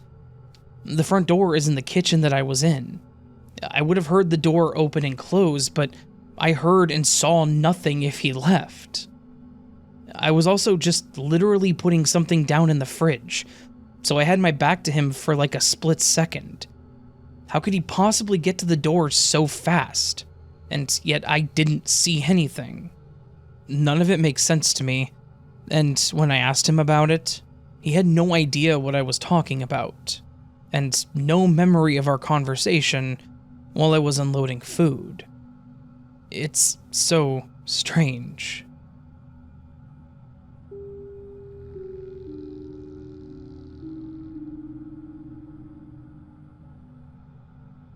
I have a story that may be hard to follow because I'm not much of an author, and I've never taken the time to write this whole thing out, but it's a glitch that I think should be out there because it was interesting. Back when I was a kid, I think like 10-ish years old, I used to have a lot of hyper-realistic and lucid dreams. I would often have dreams where I would be fully aware that I was dreaming. But at the time, I didn't know that lucid dreaming was a thing, so I just thought this was completely normal. I never brought it up to anyone because I just thought that's how everyone dreamed. There was one dream, however, during these couple of years that I would repeatedly have. And when I say repeatedly, I mean almost every night. This dream always began the same way. I was holding a glass of orange juice. I would be sitting on the couch in the old living room. It had the bulky CRT television, the old faded floral wallpaper, and it was my mom's old couch that had a hole in the center cushion from where my brother had accidentally set it on fire. During the dream, my brother was back in his room, so it was just myself and my mom in the living room, and we were watching TV. I remember that the TV was showing the story on a shuttle launch, which was almost a common thing back then. Those in my age group will know about when this was. I loved watching the shuttle launches as a kid, so I would always be there watching intensely. In this dream, as they showed the footage of the shuttle launching, I remember the phone ringing. I remember because I was annoyed that the ringing interrupted my watching of the shuttle. My mom would walk over to the kitchen and answer the phone, and it was always my grandmother on the other end. I remember I would always look over to my mom at the exact moment that her face would go from a glowing smile to a look of devastation. The call, in the dream, was always the same. My grandma was calling my mom to tell her that my grandpa had had a heart attack, and that he was being rushed to the hospital. The dream would typically end with her hanging up and telling me that we needed to go.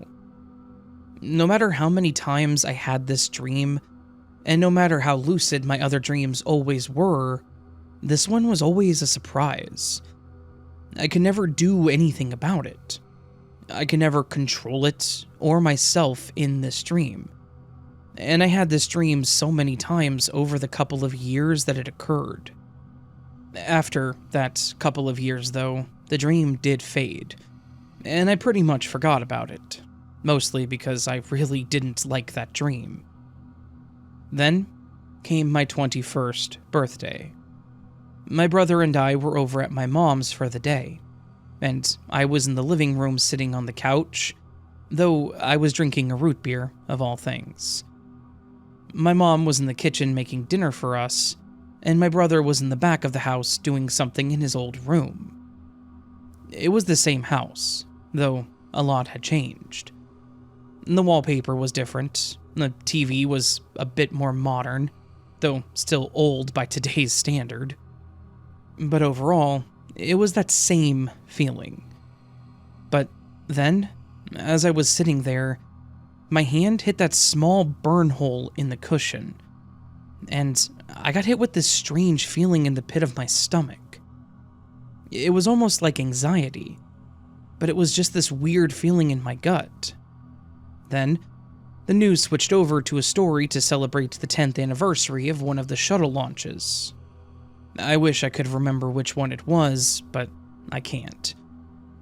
As I was sitting there, intensely watching them talk about the shuttle that launched on that day, and all of the technological accomplishments since, they switched over to the footage of the rocket launching. As soon as this happened, I got hit with that hard déjà vu. I glanced over at my mom and I could feel a cold chill creep down my spine. My voice was barely above a whisper, but I felt the need to say something. I said, "Hey, Mom, the phone's going to ring, and it's going to be Grandma. I want you to prepare yourself, though, because she's going to tell you that Grandpa had a heart attack." My mom looked at me with confusion and concern, and she started to ask me what I was talking about, but was cut off by the phone ringing. She stared at it for a moment. I think she was absorbing that moment.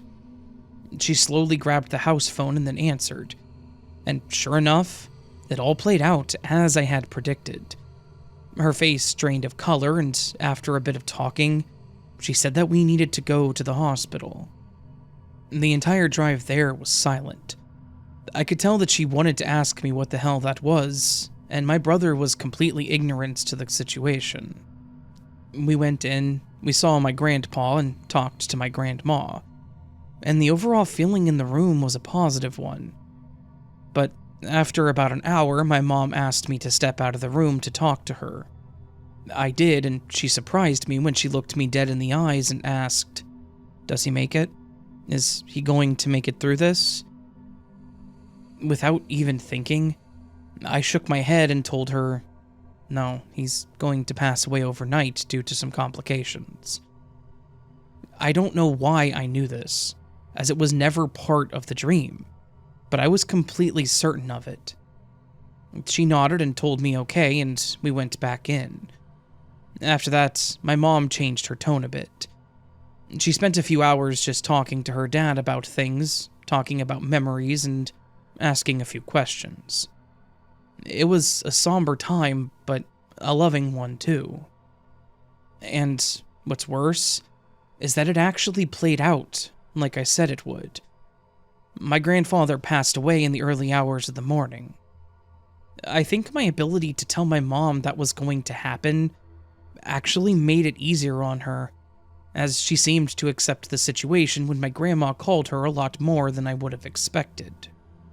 We headed back to see my grandma, and we were able to stay strong for her. The days that followed were a bit of a haze, as we all had to figure things out and move forward. My mother and I never spoke about it again, and she never asked me how I knew. And I'm glad that she didn't, because I don't know how I would have explained it. That's literally the only premonition-like dream I have ever had, and I don't understand why I had it. I don't know why it haunted my childhood like it did, only to come true so long after. In the end, it's just one of those things that happened. And now that I've gotten all into glitch stories, I have to say that this probably falls under that category. In my opinion, the simulation gave me a glimpse of the future, and I was able to recall it when I needed to. But that's my story, and I want to thank you for reading it. I hope that I never experience anything like this again, but I was happy to have experienced it at all.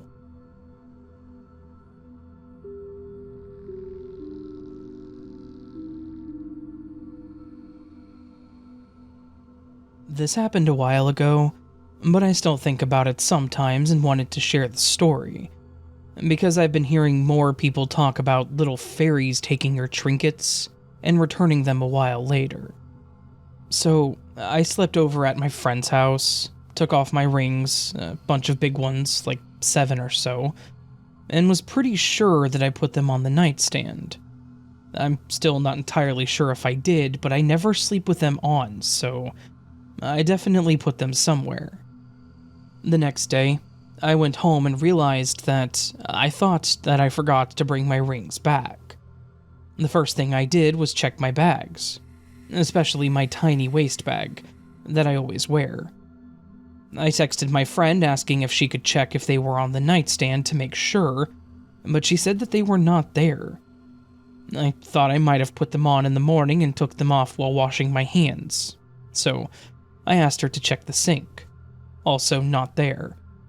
These rings were not in her house at all, At this point, I start to doubt myself, and I search through all of my bags. Where the heck did I put my rings? I searched thoroughly through all the stuff that they could have been in since leaving my friend's place, but I just could not find them. I was for sure wearing them at her place, because we have photos where I'm wearing them that day. At this point, I just sort of accepted that they were gone, and trusted that I would find them again if I had to. So, a few days pass. I'm headed to the train station, and I reach into my waist bag to grab my train card. And, lo and behold, my rings are all in there. I need to be clear that I'm wearing this waist bag every single day. It only has one pocket that is just big enough to fit my phone, cards, and passport that I carry around. I reach into it many times a day, and even searched it specifically 2 or 3 times, thinking I was going crazy when I lost the rings a few days prior. There is just no chance that I would have overlooked them. I guess my trust in them returning did pay off, but I still think about this often, and wonder where the rings were in the meantime before they returned back to my bag.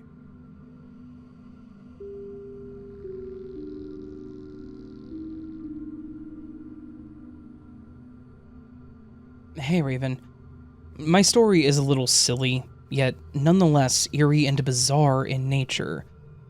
I live at home with Mom and Dad right now while I'm saving for a house. They don't get out much, so I always do the grocery shopping for the household. I live in southern Louisiana, and we always buy the same brand of smoked sausage for our gumbo and jambalaya. We only buy this one certain Cajun brand called Richard's. Several weeks ago, I was going through the freezer to cook, and I noticed this pack of Polish smoked sausage that I have never seen before. I asked my mom and dad if they got it, and neither of them had any idea where it came from. We don't typically have visitors either. I did end up cooking it and just blowing it off. Here's where it gets strange. The next day after eating said mystery sausage, my mom, dad, and myself, we all fell extremely ill. We just kind of laughed it off and started calling it the mystery sausage and blamed it on that. As the days went by, we just forgot about it. In this past week, I went to the kitchen to cook dinner, and to my disbelief, that same brand of Polish sausage is in my freezer. I asked my parents if they were playing a joke on me, and they were just as freaked out as I was. I even went as far as to read the label on the sausage and go to the website. The sausage comes from a small mom-and-pop type butcher in central Texas, nearly 7 hours away from where I live. We've even asked family members who may have dropped in for a visit if they perhaps gifted it to us, but none of them have any clue how we got it, and said they did not give it to us. Here is where it gets more strange. When I googled the address to the butchery that makes the sausage, it's a very small rural town where my ex-husband passed away. Now, this isn't a town like Houston or Dallas. It's a very small town that no one has probably ever heard of, so that's not just a coincidence.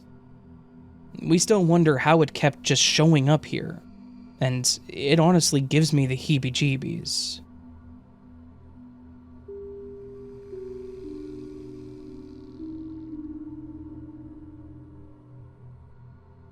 Here's a short little glitch that my friend and I experienced. Several months back, I believe it was like mid-August, my friend and I started moving forward with our plans to start taking up camping and hiking as a hobby. We eventually went to hike the Appalachian Trail. Part of this included getting all of our supplies and doing many closer-to-home hikes. The glitch happened during the process of getting our camping supplies. We were getting a lot of stuff that day, but I made a point of making sure that we got our trail food, like packaged oatmeal and some type of egg and sausage meal, because it just looked really delicious. Well, we get up to the counter and the woman rings us up. I know for certain that we had put the trail food on the counter and had it rung up because the cashier was having trouble scanning it. Eventually it goes through, and we put the bag with the trail food in our cart and then load it into our car. We double-check to make sure that everything is in there, and then head home. We unload everything, but don't really look through it too much right away. Lunchtime rolls around, and I ask my friend if he wanted to try one of those oatmeals to make sure that we actually like it, before deciding for sure that that's what we'd be packing for our hike. He says yes, so we begin searching all of the bags for our trail food. It was not there. Our first thought was that we had accidentally left it in the trunk. We checked. It wasn't there. We searched the rest of the car before assuming it fell out of the cart or something on the way to the car. But then I asked my friend to check the receipt so that we could go back and get new trail food. He looked at the receipt and saw that none of the trail food was on it. Weird. Both of us were sure that we had it, and, as mentioned, the cashier had definitely rung it up and handed it back to us. We decided to just call it a brain fog moment. Our trip wasn't for another few weeks, so we had time to go get new trail food. Eventually, my friend goes back to the store on his own, and the same thing happens with the trail food. He swears up and down that the cashier rung him up for it. But when he got home, it just wasn't in the car. Eventually, we did get our trail food. Third time's the charm. But we did find it a little strange.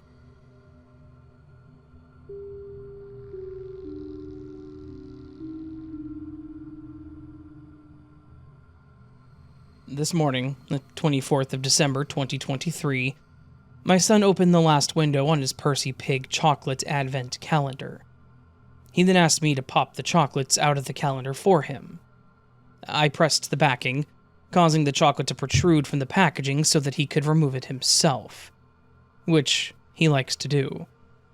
Being 4 years old, he failed to hold it properly and it fell down. I was sitting on a reclining chair at the time, and we watched the chocolate slide down my body and fall between my legs into the cushioned seat. I felt for it, but I couldn't find it, so I stood up to check. Nothing. We spent the next 15 minutes looking in and around the area for it and couldn't find it anywhere. I checked under the chair, inside all of the creases, nooks, and crannies, but still nothing. I sat back down and thought about where it could have gone. I then looked over at the now empty advent calendar and wondered if it could somehow be back in the slot. So I went over and picked it up and checked. Still nothing. I was about to put the empty box back down when I tilted it and heard something inside the box which was not there before. I opened the end of the box, tipped it, and out popped the missing chocolate. Stranger still is, when I picked up the box to check, I tilted it towards me to look at the now empty window where the chocolate used to be, and there was nothing inside. It was silent. Both my son and I watched the chocolate slide away down my body and fall between my legs onto the cushion when he dropped it. I even asked him where it went, and he said that he watched it slide down onto the seat where I was sitting between my legs. I was holding the box up at the time in order to see where it went, and we both watched it slide down and disappear. The empty box was at least a foot away from the chocolates. There's absolutely no way that the two could have been in physical contact. Weirder still is that I tossed the box onto the other sofa in order to look, which is about 2 meters away. And when I threw it across, there was no sound from the box. It was silent and certainly empty. And then when I checked later, the chocolate was rattling around inside, which is impossible. Any thoughts?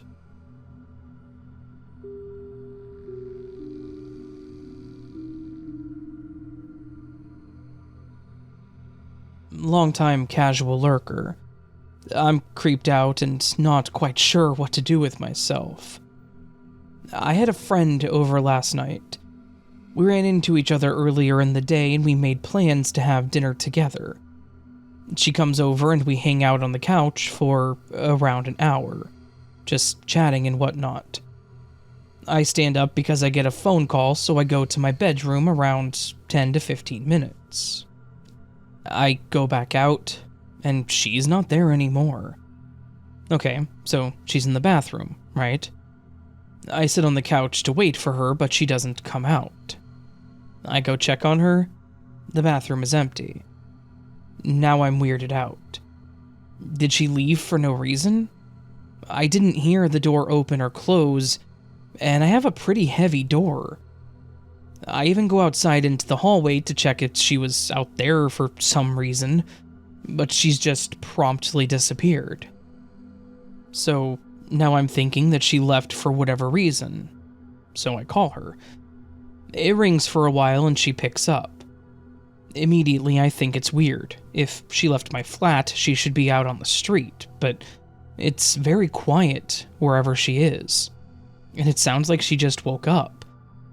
I asked her why she left my flat, and she had no idea what I was talking about. I get frustrated and ask where she is. I'm at home, taking a nap. Your phone call woke me up. I could hear rustling sheets, and as I said, there's no way her side of the phone could be so quiet if she had just left my flat. I live in a busy area. I request to video call her, and there she is, in her home, in her bed. She has no makeup on. She's in her pajamas, looking confused, and her eyes are still kind of puffy from sleep. I asked her if she remembered coming to my flat. She looked confused. Did we make plans today? She said that after running into me, all we did was chat, say goodbye, and then she went home to take a nap. Obviously, there is no way that she got home, removed her makeup, undid her hair, and changed her clothes within 15 minutes. She lives like half an hour away from me, and I have no clue what to think of this.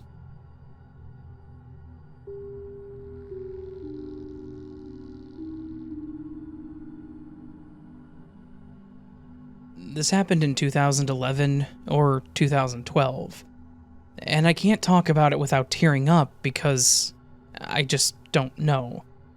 I was in high school, in sociology class. I sat next to my friend Jane, who was notorious for having a crap ton of snacks every day. Small girl, fast metabolism probably. One of her go-tos were clementines, usually bringing one each day wrapped in a paper towel and keeping it in her bag, which was like a messenger/tote style bag. It stood up on its own and everything. I don't know if that's even relevant. So class is starting and she ate her clementine. I'm annoyed, so I ask for a slice and we split the clementine. She walked the peel and paper towel to the trash can by her teacher's desk and threw it away. And this is all normal, and then she gets back to her desk and reaches down to get her stuff for the class, and suddenly sits straight up. I'm not sure how to describe her face, except for that she really looked like she saw a ghost. She asked me if she had just eaten her clementine, and I'm like, yeah. And I look over, and there's clearly a clementine wrapped in a paper towel in her bag where it's usually kept. I immediately was like, oh, you obviously mistakenly packed two. Or you didn't eat the one you packed yesterday, etc. She was adamant that that wasn't the case, and went to the trash can. And then she starts reaching in the trash can and sorting through the trash. I'm like, Jane, what are you doing? So I go over and look, and sure enough, there is no clementine peel in there. It's just not there. It has been less than a minute since I watched her throw it in this exact trash can. It was one of those little trash cans, and we emptied it out. By this point, we're both losing our crap, sitting on the ground, stammering, trying to blame each other for whatever the hell was happening. Our teacher noticed and let us sit out the rest of the class because we were so distraught. The peel just completely disappeared. I don't know if it's possible that she had a second clementine in her bag all along, but I 100% know that clementine 1 was eaten, and the peel was thrown away. I know that it's a small thing, but there really is no explanation. It truly changed my perspective about reality.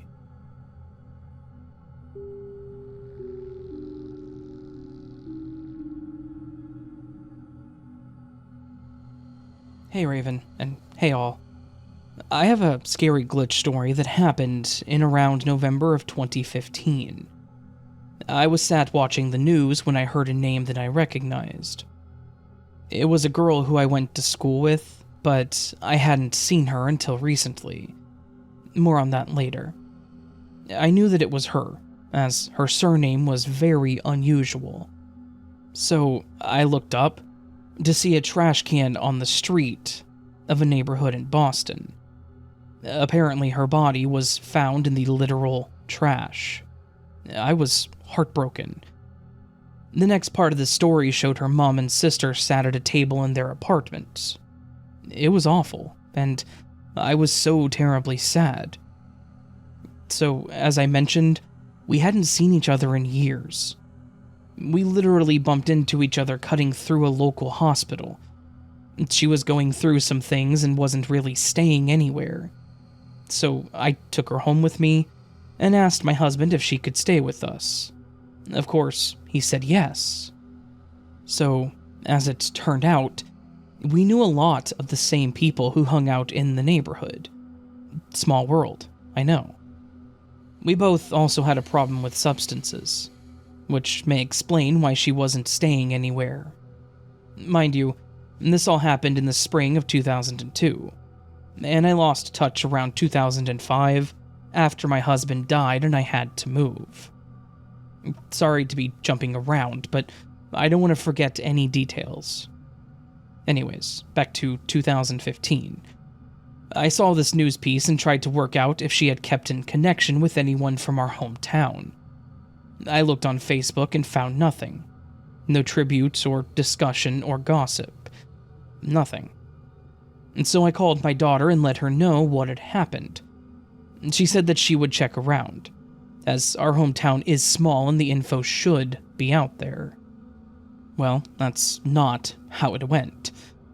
Not only did no one know about this online, people were not talking about it. I was confused. So I tried the next best thing. I looked up the non-emergency number for that part of Boston and called to see if I could get some information or a police report or something. I gave the dispatcher the information that I had. After a few seconds of typing, she told me that no one by that name had been killed in that neighborhood. She checked the info that I had again, made sure the spelling was correct, all that good stuff. The police had nothing. Not only that, she didn't even see a crime that weekend in that area. Now I was totally confused. So I got online and started my email campaign. I wrote everyone who was listed who may have information. As the days went on, I got no information. I even went as far as to reach out to our local Fox station to get the story sent to me. Not only did they have no idea what I was talking about, they claimed to have not been in my hometown in ages. So, what happened? I told 3 people in my life that I had seen this. My daughter, who found nothing, my partner, who passed away in 2016, and my best friend. They all remember me telling them. They all remember my reaction. But none of them ever heard anything about it either. So, what happened? I'm puzzled. Any ideas?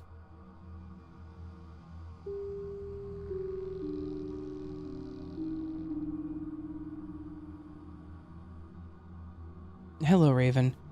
I've never submitted a story of my own, but I have been listening to your channel for about a year now. I'm a very spiritual person, so in the past, I have attributed my strange experiences to the paranormal or spirit realm. However, I'm starting to see that a handful of my experiences are more like the glitches you talk about on your channel. I 18, female, am a freshman in college. But the story takes place about 2 years ago, during my junior year of high school. When I was 16, I started wearing glasses to correct my astigmatism and to help me see distance. Since I didn't grow up wearing glasses, it often feels uncomfortable and unnatural to have them sitting on my face for long periods. Moments before the glitch, I left my third period psychology class and began making my way to the cafeteria for lunch. Since my last name starts with an S, my assigned seat was towards the back of the class that year. On this particular day, we were taking notes from the board, so I wore my glasses in class. Of course, the second I walked out of the classroom, the glasses were off my face and in my hands. I live in Florida, so transitioning from a chilly air-conditioned classroom to the humid outdoor halls made the glasses fog up. Since I didn't need my glasses to find my way around, I often carried them in the halls like this. My third period class was upstairs, and the cafeteria was downstairs, halfway across the school. I'm a bit of a klutz, especially when I'm in a hurry, so this next part was my fault. I should have known better than to walk around carrying my glasses, rather than to put them away into my backpack before leaving class. As I made my way down a crowded stairwell, I bumped into someone and dropped my glasses. I didn't just think I dropped them. I knew that I did. I felt the pair leave my hands. I heard them hit the ground, and I watched them bounce down the stairs and land just below the first step. Since the hallway was crowded and my glasses were in danger of being stepped on, I quickly reached for them with my right hand. Except, I couldn't pick the glasses up from the ground because I was already holding something in that hand. My glasses. I looked between the glasses in my hand and the glasses on the ground, confused. They were identical. Maybe I should have picked the ground glasses up anyway so that they wouldn't be stepped on, and to return them to the lost and found. But people were rightfully getting annoyed at me, standing still in front of the stairway during hallway rush hour. Besides, I could have sworn those were my glasses. Deep down, I've always thought it was a duplicate. A glitch in the Matrix that hopefully only affected me, and did not result in anyone else losing or damaging their glasses.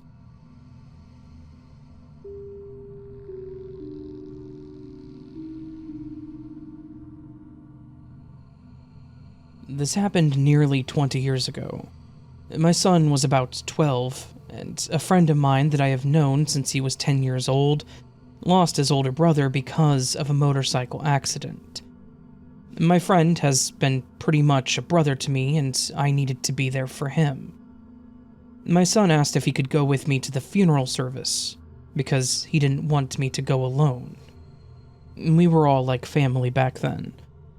So, on the day of the funeral, we headed out. The town where they had lived and where the service was taking place was about an hour drive, and I wanted to get there earlier so I could help out with a few things. The service for his brother was to start at 2 p.m., so my son and I left 45 minutes earlier so we could get there with plenty of time. And we took the same route that we always did when we went to their town. It's a pretty easy drive, and pretty much impossible to get lost on the way. We were in a 1997 Dodge Grand Caravan, a small family minivan. We were all about 3/4 of the way there, and had just gone to the last small town before we would get to their town. We come into that town, down past their Casey's gas station, stopped at the corner, turned right to head south and out of town. We would then go around 5 miles to the road that turned east to my friend's town. My son asked if we would have time to get a pop when we got there. I looked at the clock and my watch. It was only 1:13, so we had plenty of time. It would only take another 15 minutes to get there to that town. So I said sure. We were just starting up the hill, out of town. The next thing we know, we were at the intersection at the end of that route. If I turned left there, I would have ended up heading to Peoria. I would have to turn around and head back the way that we came to get to the proper turn. How the heck did I miss that turn? It is plainly marked, and I've driven it dozens of times. It was 2 miles back, but then I noticed the time. It was 1:14. My watch showed that too. I asked my son what time it was when we left that last town, because he saw it too. He said 1:13. Okay, that confirmed what I knew should be right, but it was now 1:14. A minute? Only a minute had passed? That can't be right. But according to the clocks, it was. It was weird. It wasn't like I blinked or had spaced out. Neither one of us knew what happened, just all of a sudden there we were, at the intersection. Neither of us had any memory of anything. Nothing, just poof. We went from the edge of that town to this point instantly. So I figured out 7 miles in 1 minute is 420 miles per hour. Now, I'm not sure if the amount of time was an exact minute. It might have been a little less. Neither one showed seconds. But 420 miles per hour? That's pretty good for a minivan. We couldn't understand any of it. It kind of left us both a bit unsettled because we both knew what time it had been. I want to make a note that this road goes right through the middle of a bunch of wind turbines. I've always wondered if there may have been a chance that this could be an effect caused from the way some of these are positioned, or maybe were in operation. Maybe someone has thoughts about this. Could that happen?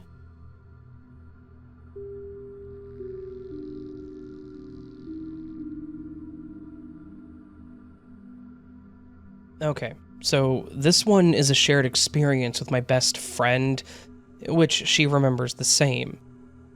To this day, I believe that this glitch saved our lives. It's gonna be longer, but worth it.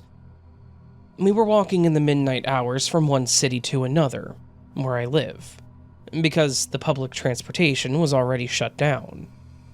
It was like a 2-hour walk. At one point, we were walking down the street, where on either side were family houses, which at least 50% of them had dogs sleeping in the garden. We were kind of terrified, as you can imagine, as the dogs went crazy, barking and everything. We were even joking that if one of the dogs escaped, we would be dead. Well, we're at the end of the street and suddenly notice something odd. There is this house with a pretty small fence, like 80 centimeters or something, and in the garden is a German Shepherd. Like, who the hell buys this dog with such a small fence? We discussed it, and we were both terrified that the dog would escape. As we came to the point where we have two options on how to continue, one longer path but with public lights, and one shorter through the forest, where it was dark. We decided to take the longer and safer one when suddenly we hear paws on the ground. We froze. The German Shepherd was right behind us. He came, sniffed us, and went ahead a few meters, sat down and waited. We were still terrified of what this strange dog who didn't know us would do to us, so we changed our minds and went straight to the forest. He came, sniffed us, and then went ahead to the forest, sat down, and waited. So we decided to take the first way with the streetlights. As you probably now know, the dog came, sniffed us, and then went a few meters, sat down, and waited. We came to the conclusion that this dog was of no harm and went along to the original path. It was still the same scenario. Dog sniffed us, went ahead a few meters, and then waited for us to come. Then again, until suddenly, out of nowhere, appeared another dog. I believe that it was some kind of Great Dane mix. He was furious, aggressive, went right in front of us with his teeth out, growling. We wanted to go back, but didn't want to turn our backs to the dog. Suddenly he jumped, with his teeth ready to bite us, and then our now dog friend came to the rescue. They fought. We cried terrified that one of the dogs would get hurt, but by some miracle nothing happened to either one of them. The Great Dane just ran away. That German Shepherd came with us all the way to my house. We gave him some food and water, and he then disappeared, and we guessed went home. About a week later, we were still worried the dog may not have found his way home, so we came to check on him. The house wasn't there. The obnoxiously small fence wasn't there either, and there was no German Shepherd in the street. But if it wasn't for him, we would have either died or gotten injured by that Great Dane. So, thank you, Matrix, for saving our lives.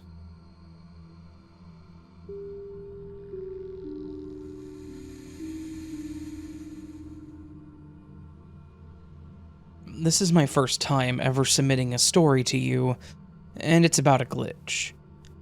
I've been listening for a little while now and thought that a glitch like this would never happen to me. A little background. I work for an electrical contractor, and my job as an apprentice is to shadow a licensed electrician to learn what I need to know to eventually get my electrical license. So now for the story. I quite enjoy where I'm working. The company that I work for is a little old-fashioned with how they record our time so we can get paid. We use timesheets. The format that we use is very simple, so it's not difficult for us to figure out how to fill it out. In order to get paid for the week of work that you do, you need all 5 days filled out and turned in by Wednesday before noon. Typically for us, we fill out hours twice a week. Always on Friday afternoon after we're done working for the day, and Tuesday morning before we start our day. This glitch happened on Friday afternoon when we were filling out our timesheets for the days Wednesday, Thursday, and Friday. We also sometimes leave about an hour early on Friday, just as a thank you for traveling an hour and a half every morning to get to the job site for that week. I filled out 3 of my timesheets, as usual, and I remember tearing them off together, so when I separated my written timesheets from the blank ones, they were all 3 still attached to each other. It's like a notepad thing, so you can peel as many sheets off as you want, without them all coming off, if that makes sense. Once I tore them off of the notepad, I went to go grab the skylift that we use to go up to the ceiling, and move it to the corner of the building to let it charge over the weekend. I remember taking the 3 sheets with me over to the lift when I was about to move it. Once I got to the corner and got off of it to plug it in, I grabbed my tool bag to leave to then realize that I didn't have my timesheets anymore. I thought that I had them in my hands the entire time because there was really no need for me to lay them down, and even if I did lay them down, I knew for sure that they were going to be on the lift. But they weren't. I looked everywhere on the lift, and even on the ground around in case it fell off, and even the path that I took, but they were nowhere. I went back to where I had originally filled them out, right in front of the 3 other people that were there, and they weren't there either. I asked them about it, and they said that they saw me take it with me to the lift, confirming what I thought I did as well. So we ended up spending the next 30 minutes looking for those papers, but they were again nowhere to be found. I was so confused to where they could have gone. We ended up just leaving because it wasn't too big of a deal to fill them in again. I made a joke to the licensed electrician that I was under that maybe it was just a glitch in the Matrix, and that I would probably end up finding it on the lift on Monday. We both just laughed and left it as that. And fast forward to today, Saturday, I was cleaning my room. Now, in no sense am I OCD, but I tend to make sure that my room is clean, that my laundry is put away in the right place. I was putting my socks away after pairing all of them, and when I opened the dresser drawer, I flipped. I had 3 timesheets in my drawer. Now, these timesheets were not filled out, but this still frightened me because I know for a fact that I did not place these in there, because they were not in the drawer when I pulled the socks out of the drawer earlier that morning, when I took a shower and got ready for the day. I also know that I have never taken any timesheets home because there was no need for me to, because I would always fill them out at work. Better yet, I was also listening to another podcast about conspiracy theories, and it was over Nikola Tesla's theory on 369. I'm not sure how to explain this theory because I'm still trying to figure it out, but I just thought it was weird that I was in front of 3 people when I filled out 3 sheets, listening to this 369 podcast. I don't know if this was just a coincidence, which it probably is, but I just thought that this was very strange.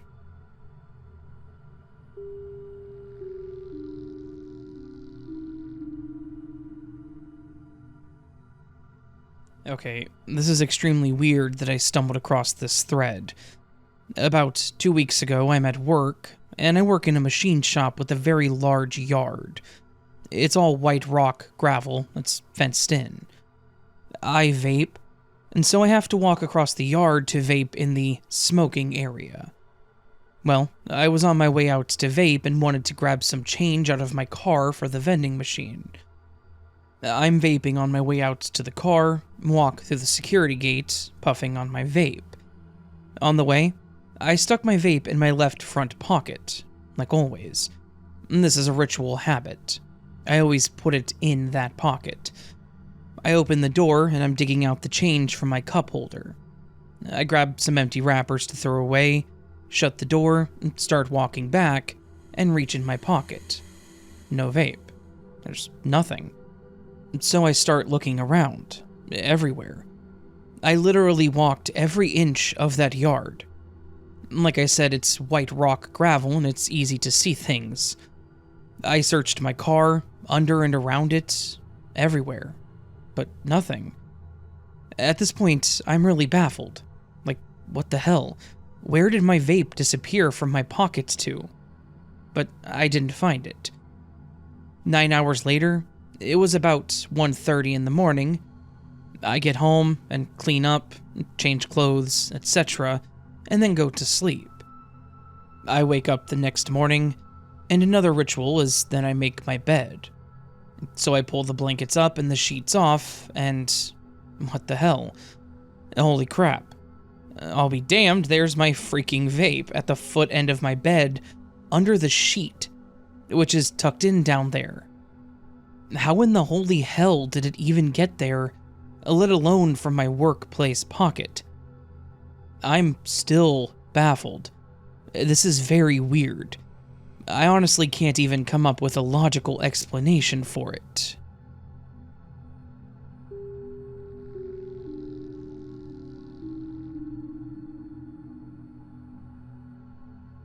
Not sure if this is the right place, but I think a glitch would explain it best.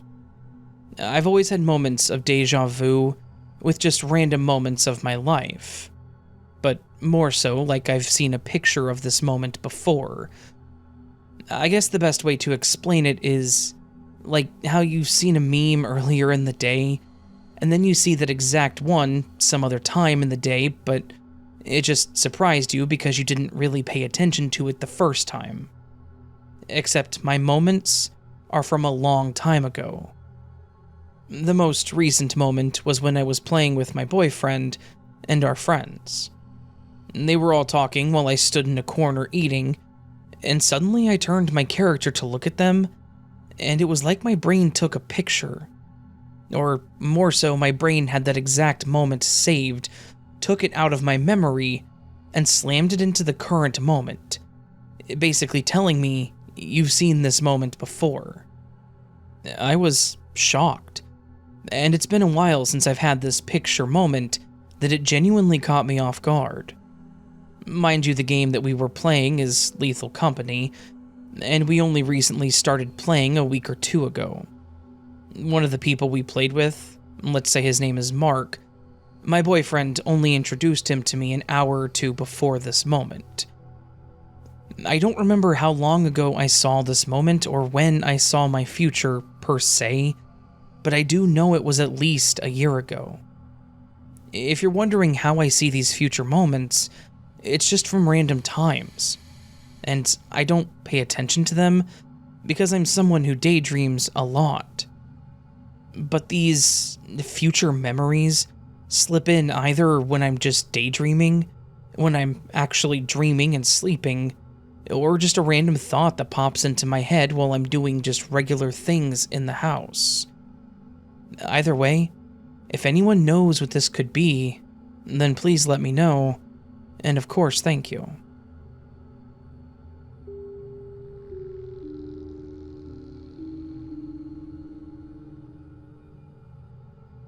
This happened to my wife and I about a year and a half ago. We were in El Paso for a friend's wedding. It was an afternoon wedding that lasted well into the evenings, so we did not get back on the road toward home until pretty late. It was a 2.5-hour drive home through the Guadalupe Mountains. As we were leaving, a friend of mine took us aside and said, "Be very careful on your way home. Those roads are dangerous at night." We assured her that we would be careful and set out on our way. Fast forward about an hour and a half, we were driving through the mountains. It was a very dark night, and we had been pretty much the only people on the road up to that point. The place where we were driving was straight for several miles, with a small gravel shoulder on the right, and then a fairly steep hill just beyond that shoulder. We saw headlights coming from in front of us, but there was something off. My wife mentioned it. "There's something weird about that car." It was then that I noticed it as well. Yeah, there was something weird. But what was it? It was coming on fast, and it was only until it was almost on top of us that I realized it was in my lane. I jerked the wheel to the right, and then I was on the road past the car, nothing amiss. I think I drove the shoulder to avoid the accident, but my memory is very fuzzy in that regard. If that's the case, then I must be a very skilled driver. We'd been going 60 miles per hour. The shoulder was narrow and gravel. I would have had to have hit the shoulder, avoided the other car, avoided the drop-off, not slide on the gravel and not overcorrect to get back on the road. At 60 miles per hour, in the dark, in a minivan. The only thing I have a clear memory of are cranking the wheel to the right, and then being back on the road. So, miracle? Glitch in the Matrix? Or am I just a tremendous defensive driver with a memory affected by adrenaline?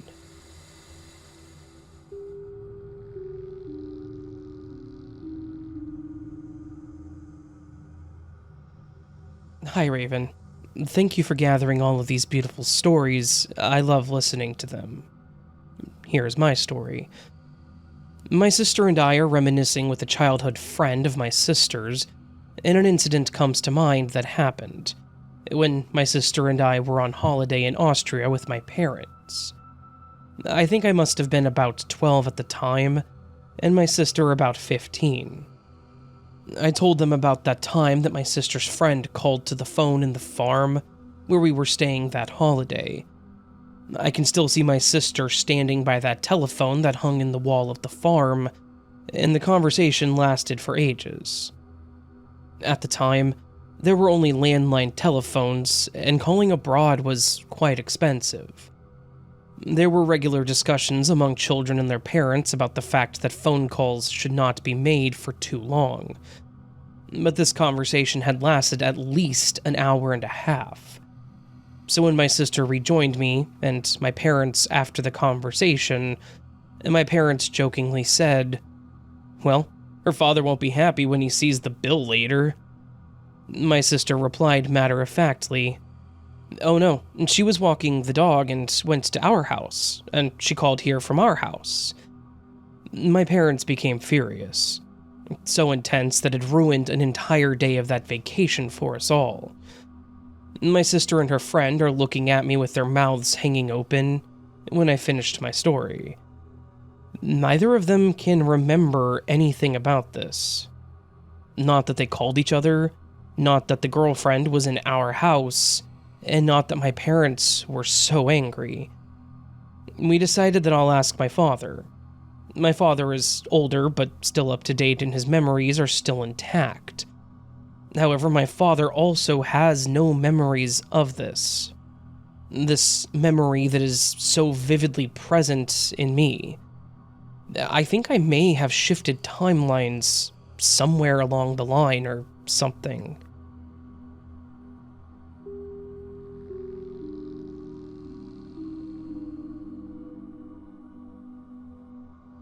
After going through a divorce, I ended up moving in with my parents for a few years. They live in a rural area on some acreage, and during the time I lived there, my dad and I did a bunch of gardening together. One year we put in a huge online order for seeds and plant starts. I had read about pawpaw trees in a gardening magazine and decided I would try growing them.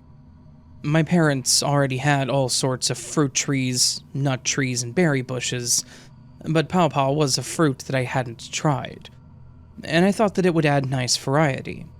So, I ordered 2 pawpaw tree starts. When our order arrived, I sat in the living room with my dad and opened the box, pulling the seed packets and starts one by one, as I announced to my dad what each one was.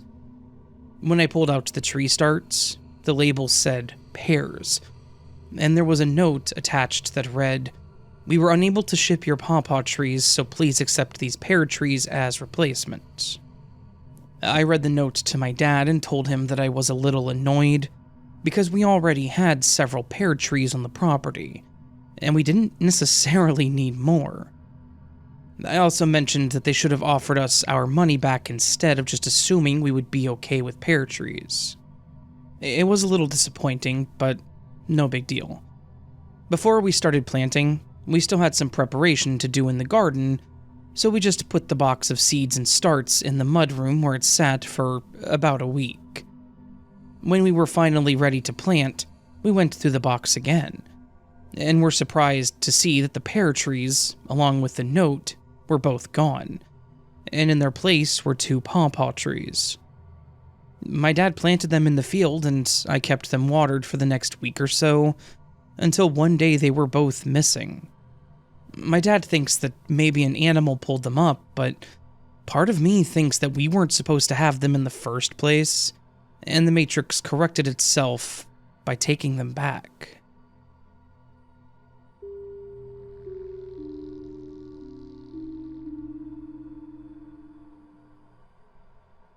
Hi, I'm glad to have found this sub.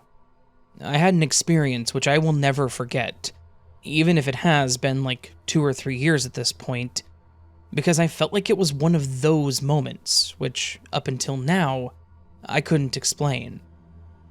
One afternoon, I was chilling in my apartment. I decided to go do my laundry. I have quite a busy schedule, so usually I'll let it pile up for 2 weeks before I touch it. However, this particular period, I wasn't able to touch my 2 hampers for the whole month. I did the usual, separate them and such, but I freaked out when I saw the exact same top that I was wearing that afternoon. It was an old, grayish top that I've been wearing since college. It had already been 5 to 6 years at that point. It wasn't even mine. It was originally my aunt's. She's still alive. I kid you not, the shirt I was holding is like the exact replica of what I was wearing. Both even have slightly ripped neck areas, with same little holes on the same side. I like wearing it because it's so comfortable. Now, the only thing that I buy in twos are undies and leggings, so I'm pretty sure that I didn't buy the other one, and there's no way for me to get another one of that because, again, it was my aunt's old belonging. I called my mom because she knew that this top was one of my favorite house clothes, and maybe I just missed the fact that all this time I really had 2 of them. She thought that I only had 1 too. She used to wash my clothes before, so She knew how much of my old clothes I had. I was just gonna let it go, but I was so freaked out that I even had to show it to my aunt as well. And guess what? She didn't know where it came from. And she only had one of that shirt, which she had already given to me way back. It's not really creepy, but I still wonder about it sometimes.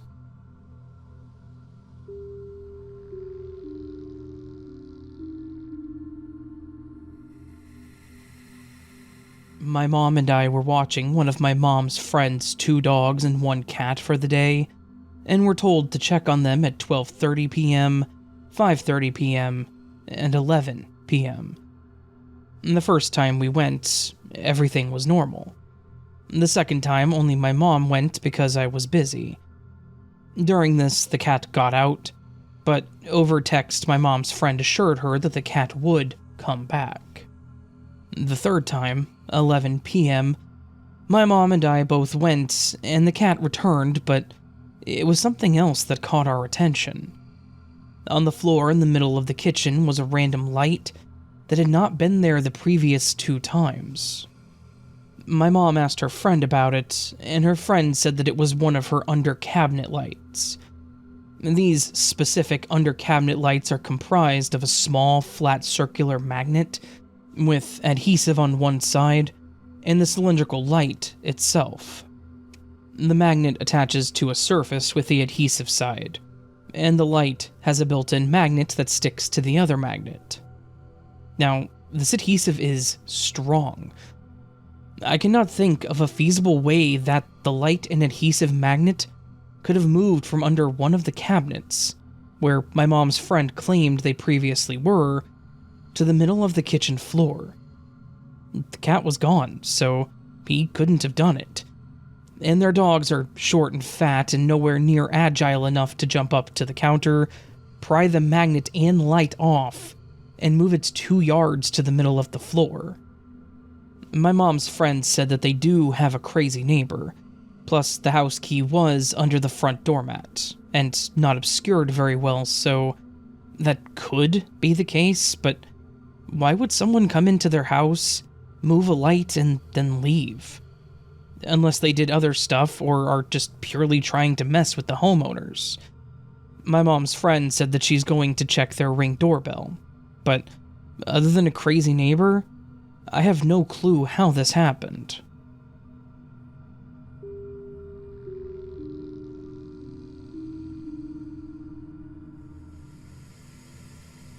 I was running late for work this morning, while my wife was tending to our 1-year-old who was sick with a cold. She asked if I could stop at the Walgreens down the street to get him some cough medicine. I was in a huge rush, but didn't want him to go without, and so I headed over there as quickly as I could. My wife and I were on the phone as I was driving and pulling into the parking lot. The street was busy and packed with cars, and as I was walking up to the store, I noticed a woman putting her screaming child into her car just outside the store. My wife was reminding me which medicine to buy as I checked my phone for the time, and that's when it got weird. The second I walked into that store, my phone turned off and the call dropped. The sliding door closed behind me and the entire store was empty. The lighting was different than what I was used to, fluorescent and cold. There was no one at the front, and no one in any of the aisles that I could see. I turned around to look outside, and there were no cars in the street. Not even the woman who was there just 5 seconds ago. I actually said, "Hello?" twice, loudly, feeling this was some sort of horror movie that I was in. The entire store was silent, and I go to grab my phone again to film this in case no one believed me, and of course it won't turn on. I turn the corner down a random aisle, and just like that, there's people there. The lighting is different now and warmer. There was even music now. I turn to look at the front of the store, and there's a customer mid-transaction with a checker. My phone starts working again, and my wife is calling me. She tells me it just went silent and said call failed. I stood there for a minute and realized there was nothing I could do but buy the medicine and go on with my day. I don't know if this was a glitch in the Matrix, odd and coincidental timing, or some weird parallel universe type stuff, but all I know is that it was strange as hell, and I really didn't know who to tell this to.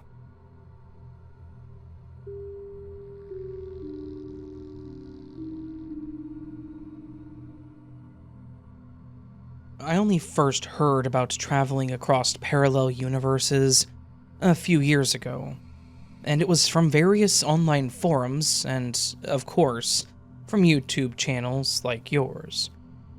After hearing these stories of drifting into an alternate reality, I believe it might explain something bizarre that happened to my older brother and I when we were kids. Back then, my brother, who was 2 years older than me, had his own paper route, and would let me come along to help him. This route was a rather small one, and it paid very little. But to us, it was candy money any way you look at it.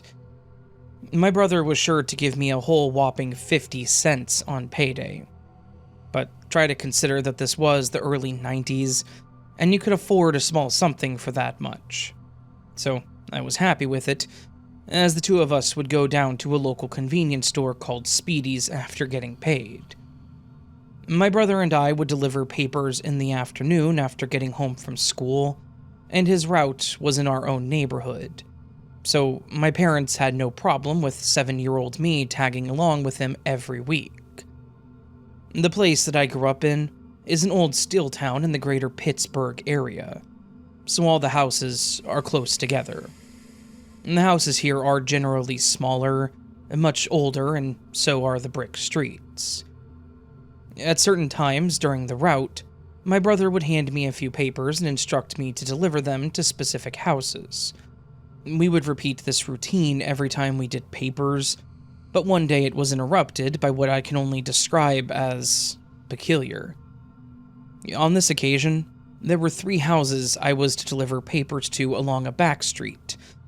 Meanwhile, my brother would deliver a few along the next street, which was much busier than the one that I was on, with cars whizzing by every few seconds. This would be why our parents didn't want me anywhere near there. When I was finished, I was to wait on the corner of a sidewalk of a road called George Street, which ran vertical to the one that I was doing until my brother got back. I did just that on this day. But after waiting for what I felt was way too long, I got worried, and I started walking up and down the sidewalk to look for my brother. When I didn't initially see him anywhere, I called out for him and got a response, but didn't see him anywhere. Then I searched on that busier street that he was delivering papers to, which is called State Avenue, to see if he was still there. I didn't see him, but I asked a man I saw sitting on his steps smoking a cigarette if he had seen a boy with a blue Bugle Boy shirt on. For those of you who don't know, Bugle Boy was a shirt line from the 80s and 90s that went out of business back in 2001. If you'd like to get an idea of what their shirts look like, you can Google their name, or look up the show Fresh Prince of Bel-Air, and that'll give you an idea. Anyway, the man squinted when I asked him this, as if he had never heard of that brand before. Then he told me that he hadn't. I turned back after that and looked for my brother in the area where I had delivered papers once more, but he was nowhere to be seen. At this point, I wasn't sure what to do and started crying. So I went home to tell my parents about us getting separated, and they were livid that I left my brother. But what was I supposed to do? I couldn't find him. They made me go back and look again, so I went back to the block where I had last seen him. This was well before smartphones, but what would that matter? We were too young to have them anyways. I decided on doing the very thing my brother told me to do initially, and I waited on the street corner of George Street. After waiting there for a few minutes, my brother, who had also gone home to look for me, but went a completely different way, returned to the corner. He was panting from running, and was so upset that he scolded me for not staying put where he had said to. When I told him that I was indeed waiting there for quite a while, we were both puzzled as to how we could have missed each other in such a small block. My brother had a theory that we must have passed right by each other at some point, possibly on opposite sides of the street that I waited by. But I had a clear memory of watching both sides of the street, watching out for him. And stranger still, when I walked down to State Avenue, we almost surely would have bumped into each other at some point, so his theory is unlikely. After hearing theories about different universes running parallel to our own, is it possible that one of us traveled to one almost identical to our own? It makes more sense if you rule out all other possibilities. Two kids on the same block being unable to find each other, then reappearing shortly after. The memory is so bizarre, which might be why I remember it so clearly. To think that all of these years have gone by without being able to explain how we lost track of each other, and now, as an adult, what I believe happened seems plausible to me.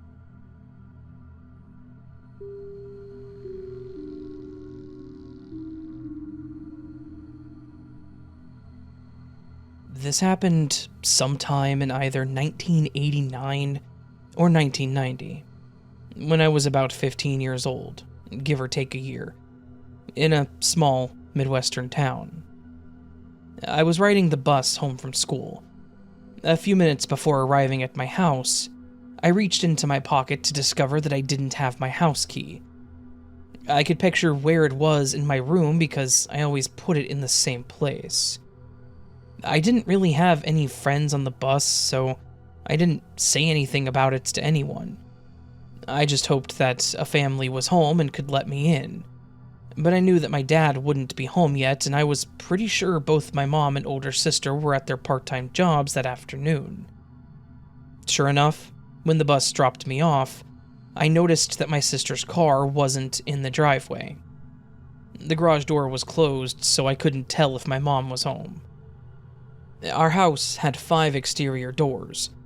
There was one in the front, south, one on the east, one on the west, one going into the garage, not counting the big door for the cars, and one going to the breezeway between the house and the garage. Unless my mom was home and met me at the front door, I would always use the breezeway door. My mom didn't greet me, so I walked to the breezeway door and rang the doorbell, hoping someone was home. But there was no answer. I pounded on the door for a bit on the off chance that the doorbell had stopped working or otherwise couldn't be heard, but no one came. I figured all of the doors in the house, this one was the most likely to be accidentally left unlocked, because it was the one that was used to let the dog out multiple times a day. There was a window in the door, so for security reasons the lock required a key on both sides. That is, even on the inside, you needed a key to operate the lock. It wasn't just a lever that you could turn. Since the door was used frequently, my parents kept a key in the breezeway, hidden a few feet from the door. I spent several minutes ringing the doorbell, pounding on the door, grabbing the knob, turning it both left and right, and pushing on the door. Much longer than any sane person should. I kept at it for so long in case my mom was home, but had the vacuum or some other loud appliance running and just hadn't heard me. I finally gave up. No one was home to answer the door, and I had confirmed that the door wasn't accidentally left unlocked. I walked to a neighbor's house 2 doors down. They were good family friends, so I knew I could stay there, but there was no answer at their door. And then I went to a house just across the street from mine and knocked on their door. I knew the kids who lived there, and hung out with them occasionally, although not very much since they were a few years younger than me. Their mom answered, and she said that the boys had gone down to the library. I thought, okay, the library is just a few blocks away and it would be a safe place for me to hang out until my family got home. But first, I figured I would do a full methodical check of all the doors at my house, just to make sure that none of them had been left unlocked. I walked back across the street and went to the front door of my house. It was locked, as I expected. Not that it would have helped had it been unlocked, because it led to a porch that had another locked door between it and the rest of the house. I walked around the east side of the house and tried the east porch door.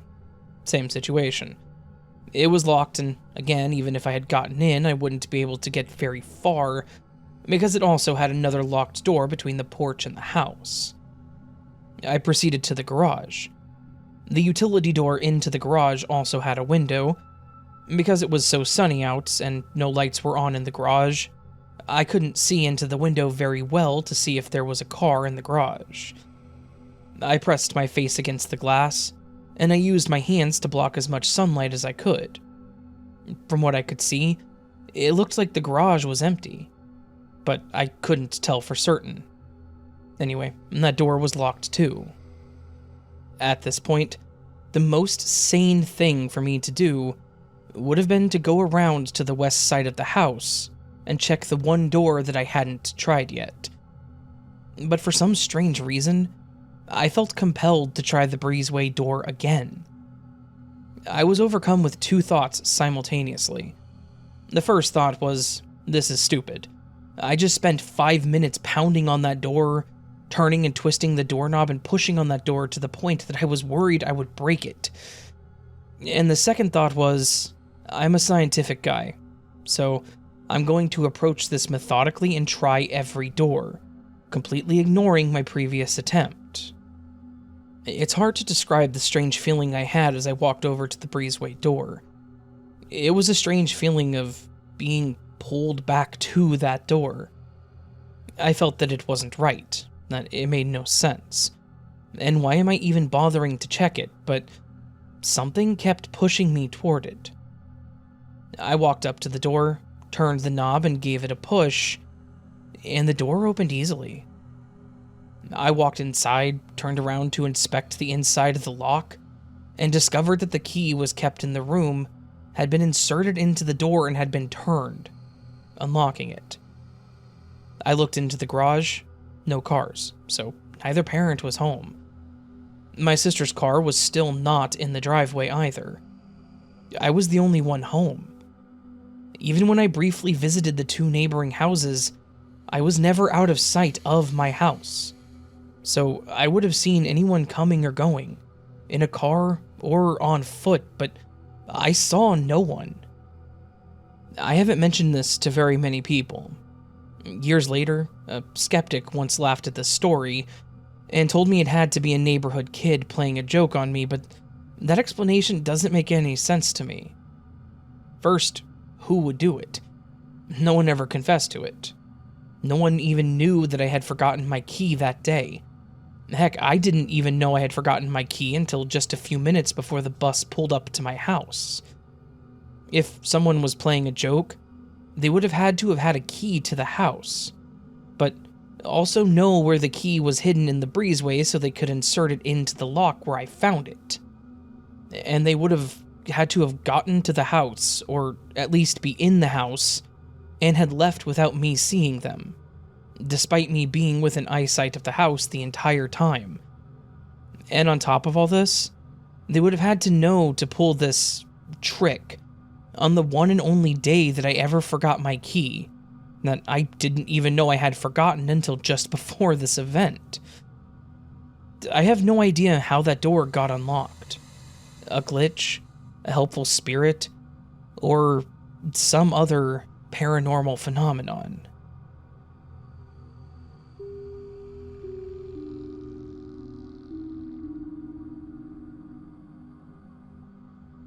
I'm not sure if this is a glitch, but if someone could maybe help me understand, I would appreciate it. My friend was coming to pick me up, and we were going to take a long drive to see another friend. I had asked my parents to watch my son, and while I was getting ready, I had this unsettling feeling that if I went, I was not going to see my son again. That something bad was going to happen to me. I kind of just brushed it off. My friend called me and told me that she was almost at my house. I hung up, and something yelled at me loud, "Do not take that long drive." It literally freaked me out. I never felt anything like that before. So now I'm getting in my friend's car, and I'm thinking, how am I going to tell her that we can't go? Well, as soon as I get in, she starts to tell me that she doesn't think we should. That something was telling her if we go, something bad will happen to us. I told her that I was going to tell her the same thing, and told her what was happening with me while I was getting ready. So we just ended up going to Winn-Dixie. It's a store 3 minutes away from my house. She had some groceries that she needed to get, and we just got something to eat for dinner before she brought me back home. Now, it's dark outside, and we pull up to my house. As I'm about to get out, a car pulls up in front of us. I just thought it was somebody going to my neighbor's house. As I'm walking to my door, my friend calls me and asks, "Is that your mom in the car? They keep trying to pull up like they want to get into your driveway." I had knocked on my door waiting for someone to open it, but I went to look in that car, and I was like, that is my mom. And I could see in the car because the middle light was on in the car. I asked my friend, "Why is she moving weird?" Said that something was off, like the way she was moving was different. And then I was like, but that's not her car. Whose car is she in? And then as I'm looking at my mom in that car, my mom opens the door for me to come inside. And I tell my friend, "Wait, that's not my mom.